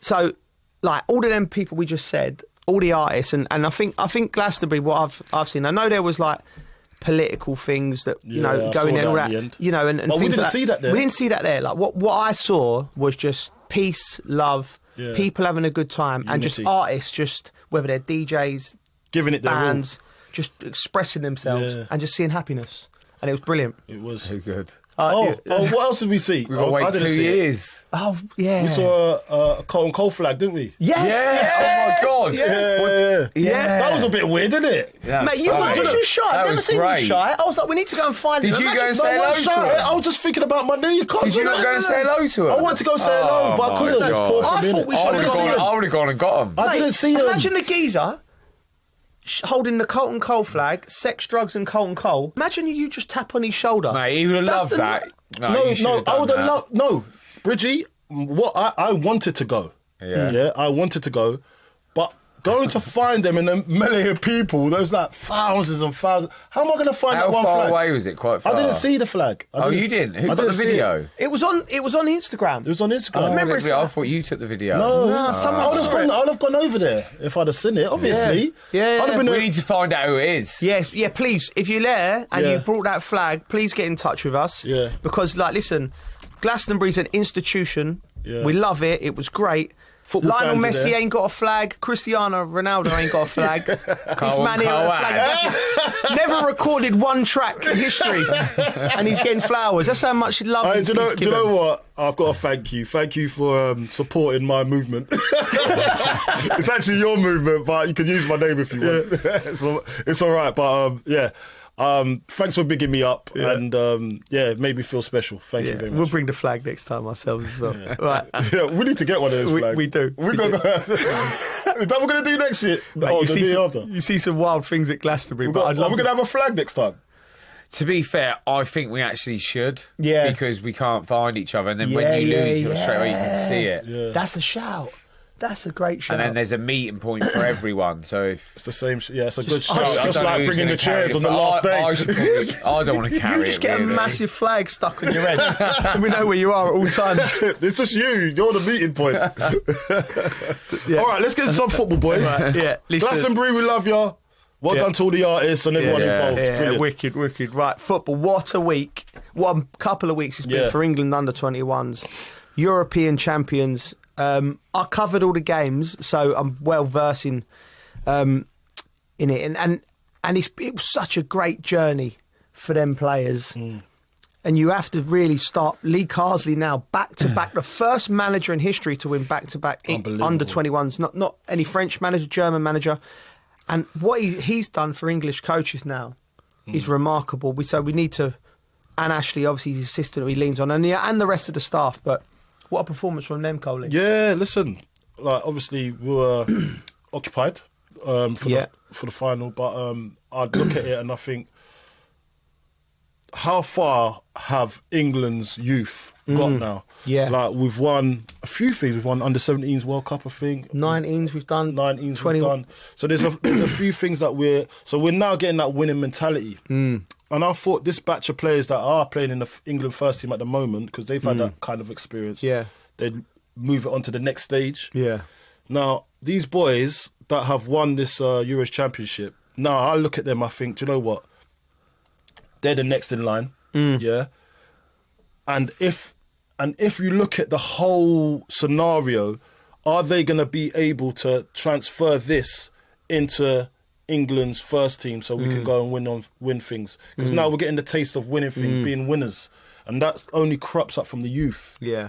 Because look, our era, we had all the huff, no puff. Yeah. Do you know what I mean? Yeah. Like we always were good enough. We had the individual players, there's no doubt. We always were good enough, but we just didn't go on collectively to go and win something. And these lot are doing it. Yeah. So this is big ups to Lee Carsley and Ashley Cole for setting that culture to do that and win stuff. And you know what as well? You got to big up Gareth Southgate. Yeah. Because he started all of this. He started that culture. Dan Ashworth, there's a DNA that was put in I've talked about it 15, 20 years ago, where they've looked at the whole system and gone, right, we overhauled a whole lot, coaching strategy, how we coach. They went to other countries, went to Germany, went to Spain, looked at how they did it, put it all together, and then they stuck with it and they drove it from under 15s up to under 21s because they thought to themselves, we can start winning trophies at these ages. Yeah. It's logical. Players... winning breeds itself. So these players now have done that. They've stuck with it, England. I still think there's a little tweak to be made at the upper echelon of it. What type of tweak?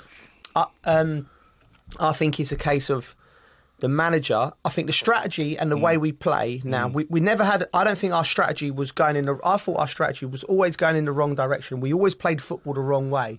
I thought, in the way that we was brought up to play football, it's exciting and it works for the Premier League. It makes the Premier League the most exciting league in the world because it was like huff and puff, gung-ho and exciting and the fans and everything. Box. But for European football and world football, we needed a different strategy. We needed more players who were more comfortable on the ball, coaches who would embrace giving the players the strategy to go and move through the lines. We needed more technical players. Look at the Spanish. Their coach was from the youth. Yeah. He's come up all the way into the first team. He knows now. the system. He knows the system. So do you know what? I've got to talk about Lee Carsley as well because he actually turned down to being in the running for the England job that's just been offered just now. That obviously you've got the new manager in, who's a German, by the way. Yeah. But everyone was thinking, come on, Lee, let's see ya. Yeah. But he actually come out and said, it might be just a bit too early for me. Yeah. Do you know what I mean? And he's embraced that. And now he's won 2 championships. What's next for you? You're not just going to stay at that level. You're going to have to come up the ranks. Or if he's looking at club football, maybe. I don't know. What do you think his move is, Lee Carsley, now? I like the way that, like Carlton said, he said it was too soon. I think that's a good thing. Yeah. And he's doing well. So it's a little bit like carry on doing what he's doing and he might feel more comfortable in the end. Next time I think when the England job comes up next time, I think he's the favourite. Because some people go, this might only happen once. Yeah. I'll take it. Yeah. The fact that he's gone, it's too soon. Hopefully it comes along again. It's like he knows what he's doing, Bridget. Yeah. Self-awareness. Not that I'm saying, like, Chelsea was too soon for Lamps. Yeah. But I reckon when you get offered that, you've got to Lamps will be thinking, I've got to take it. Yeah. He wouldn't be thinking, maybe it's too soon, who knows? But he's thinking, I've got to take it. How do you, no decisions, we've all had decisions as players where we've moved from clubs. And, you know, we've all had that thing where you go, is this the right club? Is this not? You do the pros and cons in your head. How do you, when you have to make a decision like that, what's your process? Who do you speak to? How do you feel? Because I don't really know. No? I think it's just like, you don't know, and then in the end you just go, let's just do it. Yeah, but what's that thing that makes you like, is it, do you try and listen to your gut, or what you... To be fair, I think the decision's always been made for me, because Southampton were obviously a selling club. And they were like, we're going to sell you. And then with Chelsea moving, it was like, I spoke to Scolari. Yeah. And it was, like I've said it before, they're offering you more money. And I was like, he went, we might as well go then. Is that what you said? Yeah. Okay, that's interesting. So it's always kind of been made up for me. Yeah. But in life, you always have to make decisions. You know, you never know, like, whether they're going to be the right decision or the wrong decision. It's hard, like, really hard. So you're like, you know, That's taking time on your own to really think and... But the thing is, it depends what Lee Carsley wants from his life. I suppose if he thinks to himself, I want to be England manager, or, you know, do I want to be England manager and win the World Cup? That's a really brave decision. He's gone, you know what, I'm taking myself out of the running because I'm not ready, but I trust myself and I believe in myself that it'll come round the other way. That's like... It'd be interesting to see what he's thinking. What about you, Coley, with decisions and things like that? I just think he's just going with what he feels. Like, you got in football, it's a feeling game, isn't it? Like sometimes you can get plunged in the deep end and fell badly, and I think he's realised that. He's looked at it and think, you know what? Let me just wait and just know when the right time is. And it might not be the right time. He's got friends and family. They might.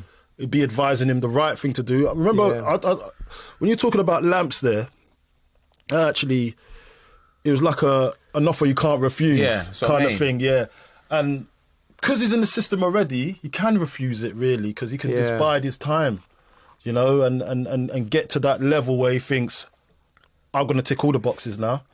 Yeah. As we saw, I love him. I love Lee, and I've seen him a few times watching football when he's doing his scouting and everything. I think I see him. Where did I see him? I think I see him at Reading watching a player.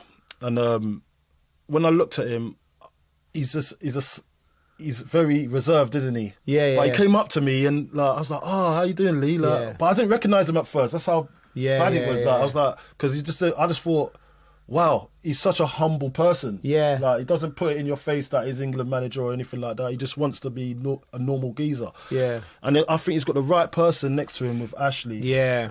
Who players can lean on. Who's quite a recent footballer as well. Yeah. That has won everything. Yeah. Do you know what I mean? And this is probably something that Ashley wants out of this as well. Yeah. Like, leading the next generation of international footballers to go and win something. And this, the natural progression is for these two to go England first team. Yeah. That's the natural progression, and I think that's the right thing to do. And maybe that's what the England culture and the people at the top at the FA were thinking about. Thinking, okay, he's saying he's not ready yet. Let's get someone in to just like a polyfiller. Yeah. I'm not saying that. Yeah. I'm not being disrespectful, but I'm just saying that maybe Lee Carsley is the next in line, and they're trying to line him up because they've done that with Southgate. Yeah, exactly, and that's that worked. That kicked us on to the next level. But you're right. I think with Thomas Tuchel, it works both ways. Thomas Tuchel's a winner, isn't he? So he's sort of like that guy that, like he done at Chelsea, can come in and he might galvanise something and bring a team together and win the World Cup like he done with Chelsea. Yeah. And also, long term, you're building Lee Carsley and Ashley Cole to then promote them. Exactly. So I think there's something in that. Listen, we've got to talk. Sorry, Bridget. We've got to talk how we see things, and we criticise, the FA in England, but. What they've done here, like, you're starting to see it. Think, well, okay, maybe I can see that. Yeah. And I think they deserve their flowers for that, because maybe that is a thing that might develop into something really special. Yeah. I think that's all for part one of the dressing room with Arabiya News. Come back for part two. From the White House to Gaza, Kiev to Beijing, elections, economics and the environment compete with conflicts and other complex issues for our attention. In an age of fake news, deepfake and artificial intelligence, They've got to have a vote and a say. it's important to look beyond the loudest voice to understand the truth. From newsmakers to groundbreakers, My campaign is going very well. presidents, prime ministers, princes and peacemakers, and cultural tastemakers. As Arabs, as Middle Eastern, we're too emotional. Join me on the Riz Khan Show for empowering conversation.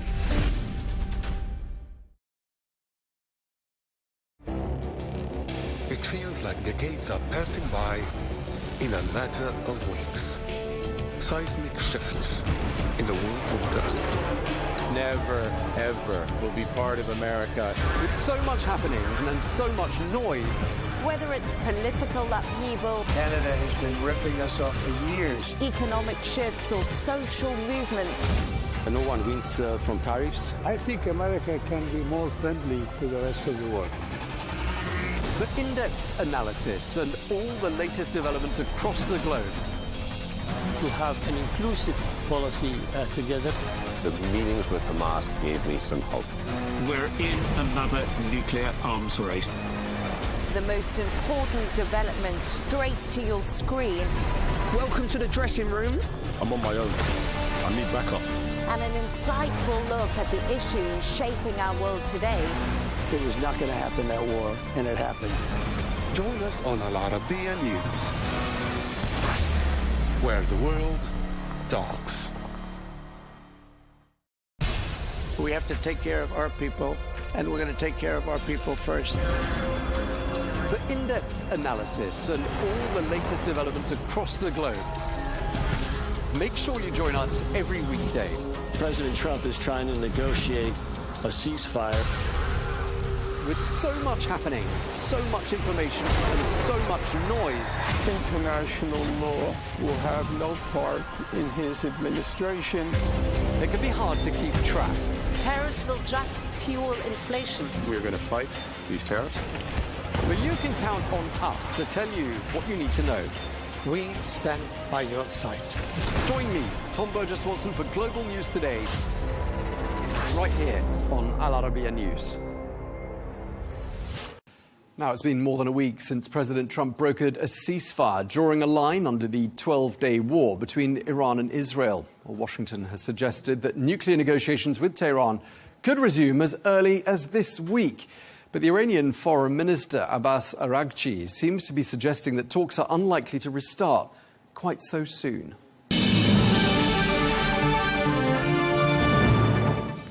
So, what's next for diplomacy? What might Iran's next moves be? And just how much damage has been inflicted on Iran's nuclear program?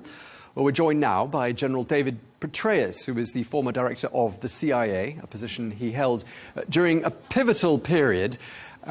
During his 37-year-long military career, he led key missions, including the Iraq Surge, US Central Command and coalition forces in Afghanistan. He's also the co-author of the best-selling book, Conflict, The Evolution of Warfare from 1945 to Gaza. Thank you very much indeed for your time. Thank you for joining us, General Petraeus.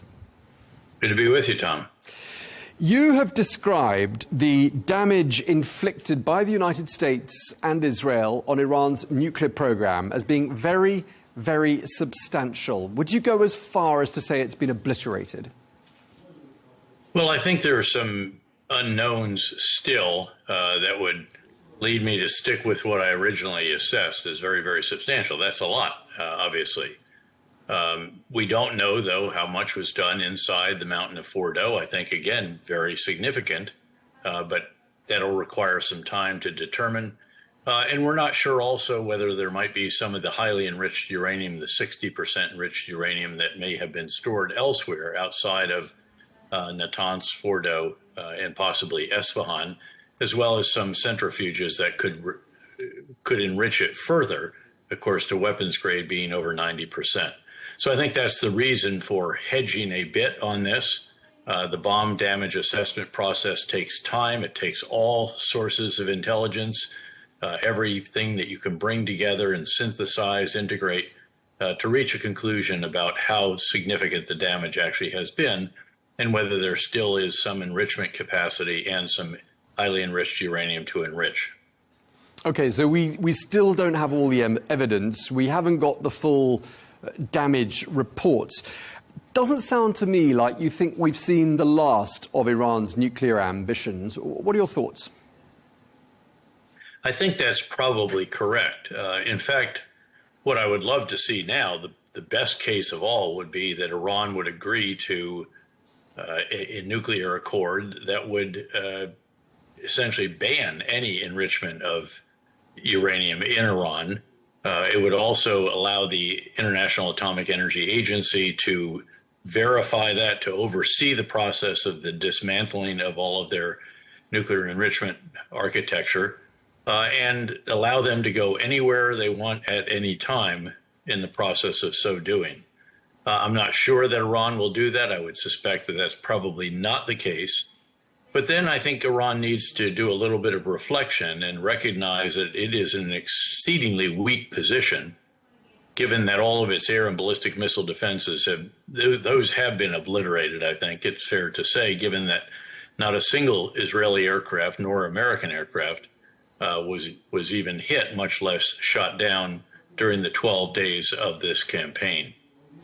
Do you think there's an element of risk here that perhaps these events might have accelerated Iran towards trying to create a nuclear deterrent? I mean, they could argue they need one more than ever, given what's happened in Iran in the last 2 weeks.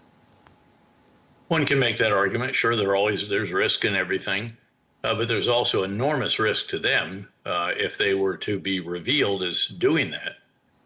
And once again, you'd see another devastating air campaign unleashed on them. And keep in mind that when you put together Mossad, CIA, NSA, other intelligence organizations, there are quite good, as they say, insights into what's going on in Iran. After all, look at what Israel did to reportedly 14 nuclear scientists, all pinpointed and identified and taken out. The same with a number of the leaders of the military and then the Revolutionary Guards Corps and so forth. So that should give them considerable pause, I think, and probably they should conclude that it would be a very bad idea were they to try to enrich to weapons-grade uranium. Yeah, I mean, just picking up on that, I mean, I'd like to ask you, I mean, clearly very close coordination between Israel and the United States on intel, on military matters. How would you describe the overall mission and this joint force when it comes to collective intelligence? Well, the intelligence and military relationships have always been very strong between the U.S. and Israel, and they were made even stronger when Israel was included as part of the U.S. Central Command as opposed to the European Command, which was really sort of a hangover from the past. In a sense, I guess that they thought that the individual who's commanding Central Command should be focused, if you will, on the Arabs and others in the Middle East, and that European Command could look after the Israelis. That was changed a number of years ago. That relationship has improved ever since dramatically, literally operating hand in glove when it comes to this kind of endeavor.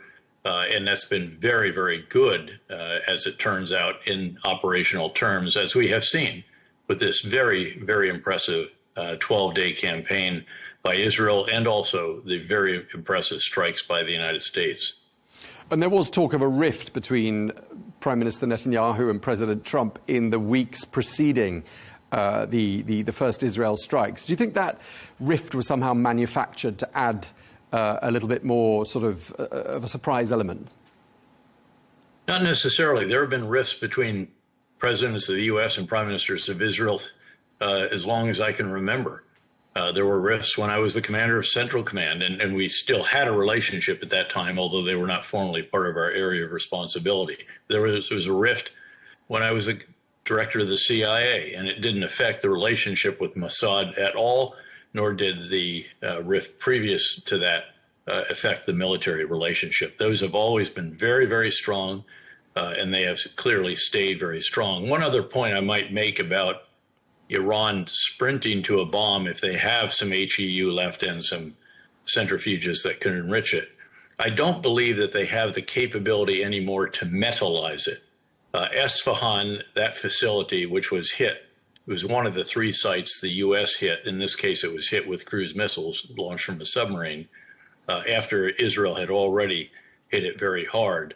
That's the site where some critical parts of the enrichment process take place.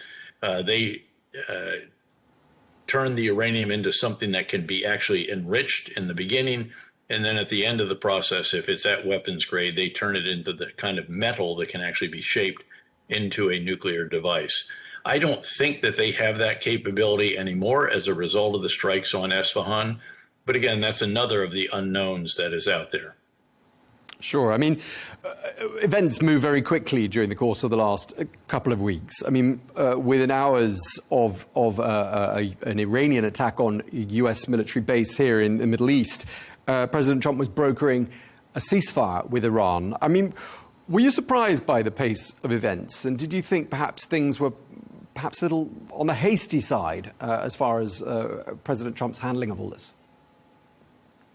I was a bit, to be candid, although there are, as always, elements of the decision-making process and factors that led to that aren't always clearly apparent to all the rest of us.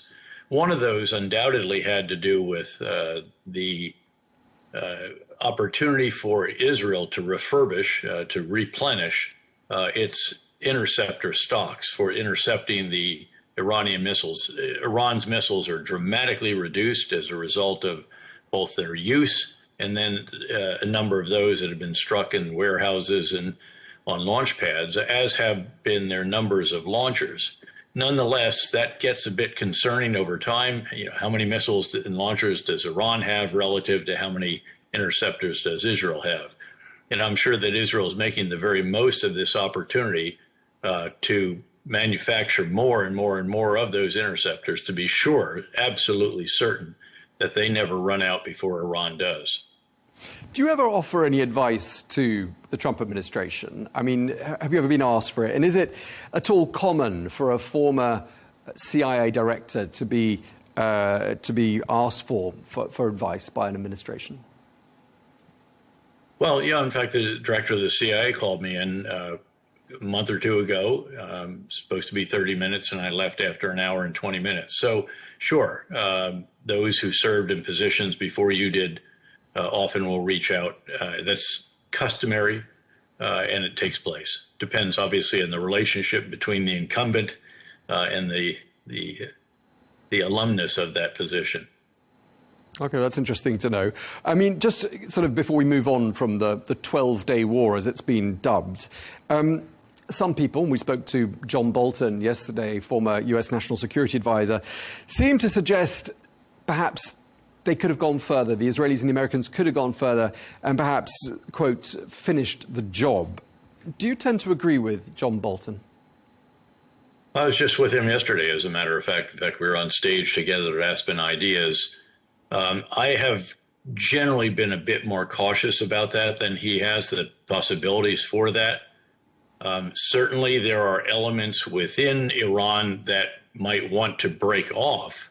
That's something different than regime change, but that's something we should keep an eye on. There are obviously Kurds, there are Turkmen, there are Azeris, there are Arabs, there are Baluchis, and at least 4 of those 5 are contiguous to countries or regions, in the case of Kurdish regional government, that with which they might feel more affinity than the government in Tehran.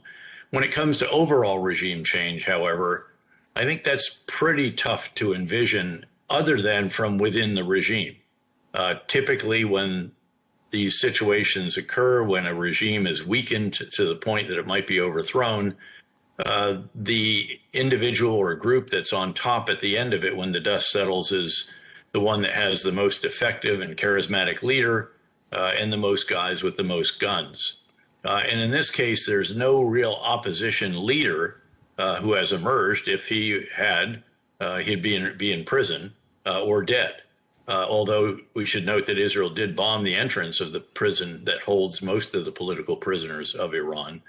But again, there's not that figure out there. There's not the kind of robust organization, weapons, and so forth that could materialize. So I'm a bit cautious about the prospects for outside overthrow of this regime. But you could always envision someone inside the regime at a reasonably high position who could say, you know, this 86 or 87-year-old guy is about to die anyway. Why don't we influence the succession process a bit here, or something along those lines. But I think we should be cautious about hopes that this might usher in an opportunity for a Jeffersonian Democrat to ride in on a white horse and take over and recognize that all of this support for proxies and nuclear enrichment and so forth has been incredibly damaging to their country. Sure, and President Trump himself seemed hesitant and possibly anti-regime change, a bit like what you're saying. I mean, do you think, though, at the end of the 12-day war, Iran poses less of a threat to the region and to U.S. interests than it did before the war started? Oh, absolutely, sure. And you have to remember that over the course since 7 October, you've seen Hezbollah dramatically degraded. Its leadership not just decapitated at the very top, but decimated. Thousands of leaders had those pagers that blew up in their faces when they tried to decrypt that message that caused the explosion. And the next day, of course, their only remaining means of communication, the walkie-talkies, blew up as well. It is much, much reduced from what it was before. And because of the overthrow of the Bashar al-Assad regime, the murderous Iran ally, because he is gone to Moscow, presumably, now you have leadership in Syria, still very much an incomplete task to consolidate the control. But Syria is not an Iranian ally at this point in time and will not allow Iran, as Iran used to be able to do, to transit Syrian soil with weapons, ammunition, missiles, rockets, and the implements for making more in manufacturing facilities and bases that Iran controlled in Syria. So that's a very significant change also. Sure. Beyond that, Hamas obviously is dramatically degraded. That is by no means over. There's still a lot of work to do, and the three objectives that Prime Minister Netanyahu set out to achieve still have not been achieved, nor has a fourth one that I believe should be achieved, and that is to provide a better life for the Palestinian people in Gaza without Hamas in their lives. And the strategy they're employing will not achieve the first three, much less the final fourth one. And then the Shia militia in Iraq seem to be taking a knee to a degree, perhaps trying to avoid some kind of upset in the months leading up to the election there. And the Houthis seem to be a bit degraded as well. And I doubt that Iran has much to share with any of them at this point, having been so substantially degraded itself. And keep in mind, again, that Iran's air and ballistic missile defense, for all intents and purposes, has been obliterated. And that means that Israel, if it needs to, can fly at will once again above Iran, as long as it stays out of the range of the heavy machine gun air defense weapons, and inflict further damage on Iran as is necessary. And just mentioning Syria there, as you did, I just wonder what you thought of reports that Israel could normalize ties with Syria and Lebanon. I mean, is that something you would expect to see perhaps during the months ahead? It would be a wonderful development, I think. Lebanon clearly is still a relatively new government. The degradation of Hezbollah and reduction of its influence allowed the selection of a president after a year of wrangling, allowed the parliament to move forward, allowed the Lebanese armed forces to move into that area between the northern border of Israel and the Litani River, the area from which Hezbollah was raining down rockets on Israeli citizens, some 70 or 80,000 of whom were not able to stay in their homes for well over a year. But let's see how the political situation develops there. Likewise in Syria, I've been impressed that the leader who overthrew Bashar al-Assad, who I should acknowledge was in our detention facility in Iraq during the surge, then to be sure was with ISIS, then broke off from them, Al-Qaeda, and then broke off from them. He is saying the right things, and I think we should give him every opportunity to actually implement what it is that he has been saying, which in essence is to say that this should be a government that represents all the peoples of Syria, a country through which, as you know, many of the ethnic and sectarian and tribal fault lines of the Middle East run, and that there should indeed be majority rule, but also minority rights very clearly guarded. And I'd love to see that come about in Syria after many decades of the Al-Assads running it as their own little fiefdom in a very, very brutal and murderous fashion. One of the things that emerged in the run-up to the US strikes on Iran's nuclear sites was a lot of debate about whether or not the United States should get involved in what was perceived as being potentially another forever war in a faraway land.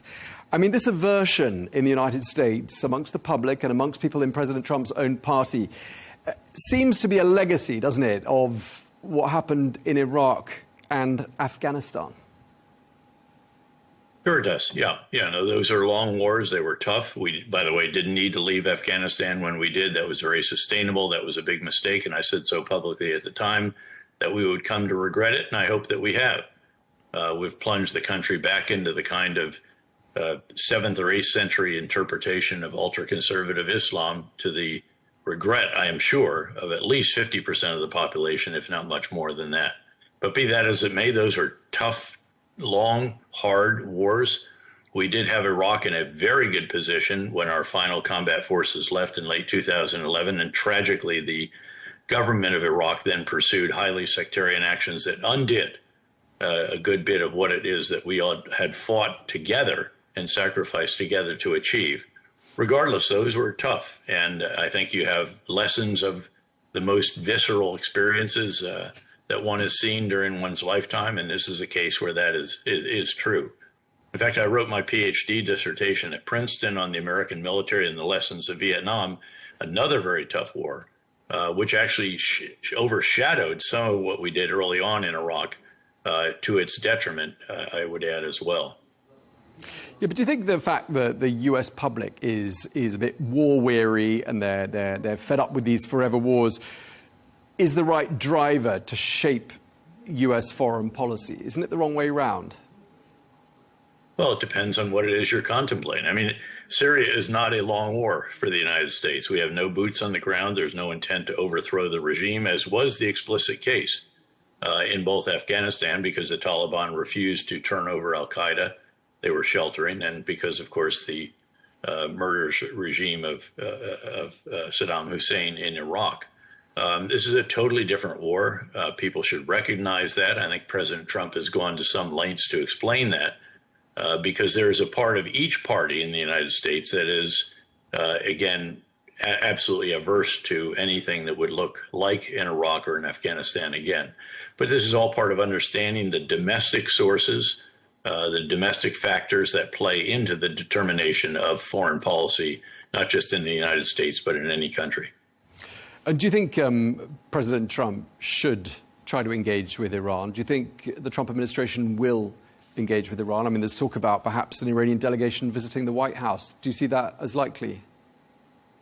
Well, I think there should be some preliminaries before that happens, to be sure. But no, I think there should be engagement with Iran. It would be wonderful, again, if the Iranian leadership could recognize how ruinous their policies have been for the people of Iran, 80% of whom presumably oppose what the regime has done and how it has gone about it.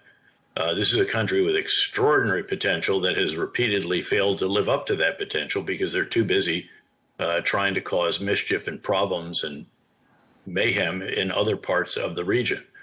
We should recognize, by the way, as well, that Israel is truly changed because of 10/7 in its strategic outlook. It will never again allow a threat to materialize, not just in neighboring countries, but also in the region if it has the capabilities that Iran has demonstrated.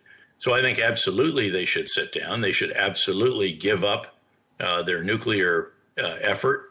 If they want to do civilian nuclear power, we or others can provide the uranium to fuel that But otherwise, they should have no nuclear enrichment, and the IAEA should have full rights to go anywhere at any time to verify that that establishment has been completely dismantled.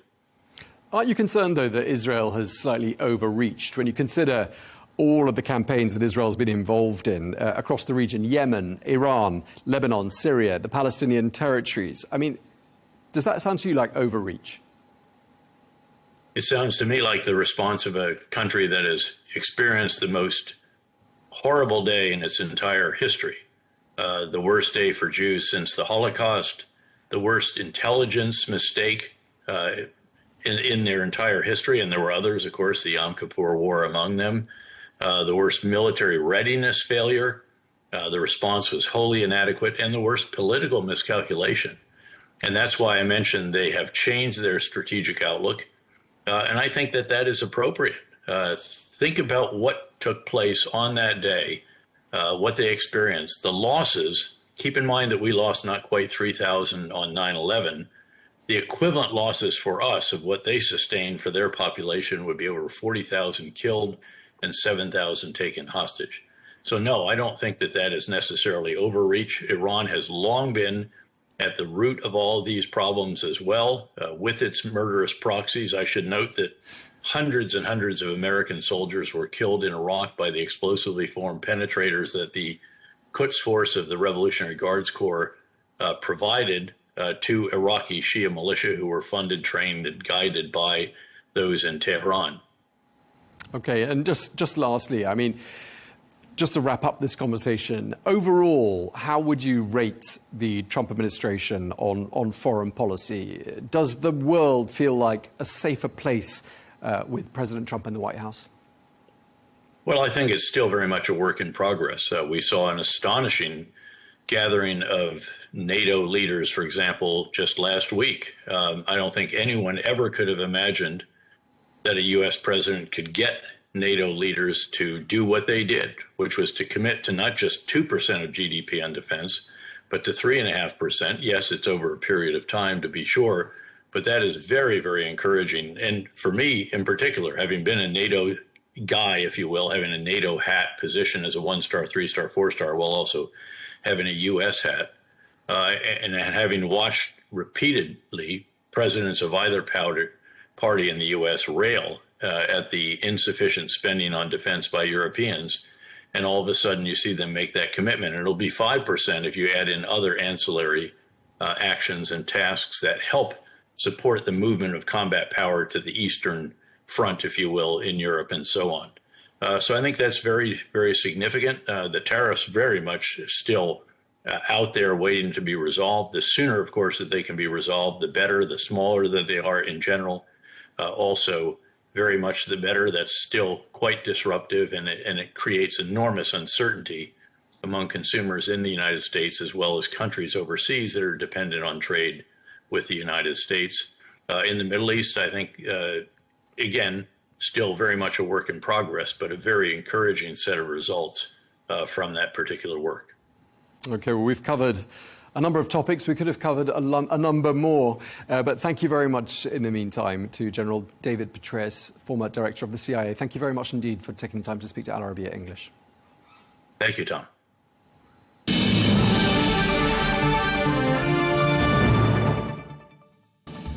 Well, that's all we've got time for on Global News today. Thank you very much indeed for watching. Be sure to join us again tomorrow for more exclusive interviews. Till then, bye-bye.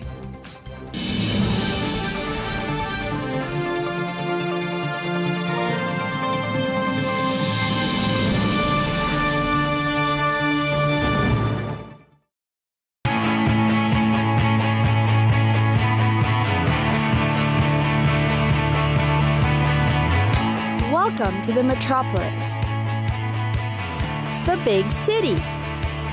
This is where tech, trends, and culture meet. Meet the people. See the sights. Walk the city streets. And experience the lifestyle.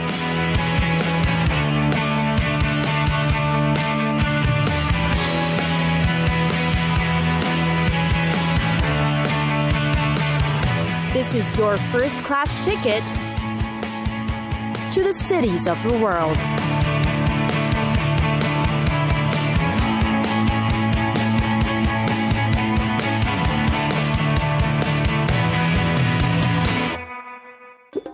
Miami.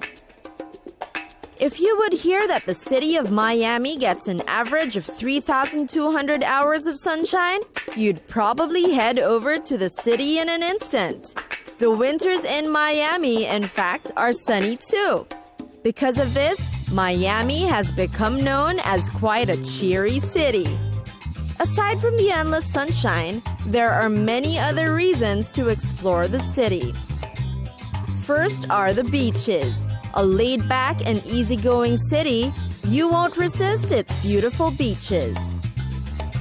Each one has its own characteristics, advantages, and attractions. The popular ones are the North Shore Park Beach, Crandon Park Beach, Golden Beach, and South Beach. And of course, with the many beaches in Miami come the exciting water sports. More than sunbathing and swimming, you must try other activities as well. Most beaches are equipped with the best developed facilities for you to be able to try the water sports. There's just so much to do. You can try kayaking, jet skiing, parasailing, scuba diving, and deep-sea fishing. Tourists also like to take lessons on windsurfing and parasailing. Then there are also the Everglades, or the tropical wetlands just right outside Miami. Lucky if you'll spot an American crocodile and Florida panther. It's a great place to see, observe, and experience nature closely. When visiting the Everglades, head to an alligator farm to enjoy an alligator show. This is truly a one-of-a-kind and thrilling experience. Knowledgeable experts will teach you how to handle these creatures of the swamp and show some simple catching techniques. What can be more exciting than feeding an alligator and taking a photo with him? Miami is also quite an artistic city. It has become an excellent destination for esteemed artists and art galleries from all over the country. It's also notable how Miami's museums and art galleries aren't the usual stuffy and intimidating types. The place's friendly ambiance allows visitors to really learn about the arts. Other interesting destinations in Miami include the Lincoln Road, a place for upcoming artists in the 80s. Today, it's where you can shop for cute things. There are chic bookstores, cafes, and yes, clothing stores for you to see.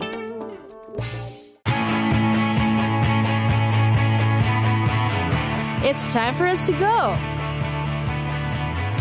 Pack your bags and get your tickets ready. And we'll see you on the next destination. Catch us again next time on Cities of the World.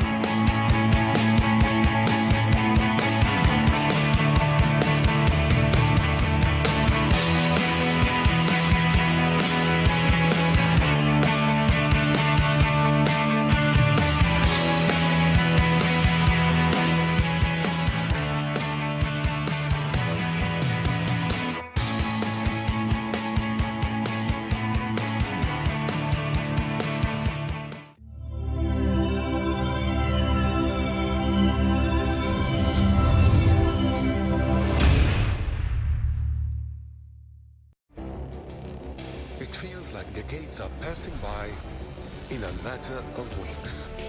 Seismic shifts in the world order. Never, ever will be part of America. With so much happening and so much noise. Whether it's political upheaval, Canada has been ripping us off for years. economic shifts, or social movements, No one wins from tariffs. I think America can be more friendly to the rest of the world. For in-depth analysis and all the latest developments across the globe, to have an inclusive policy together. The meetings with Hamas gave me some hope. We're in another nuclear arms race. The most important development straight to your screen.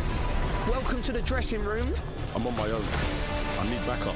And an insightful look at the issues shaping our world today.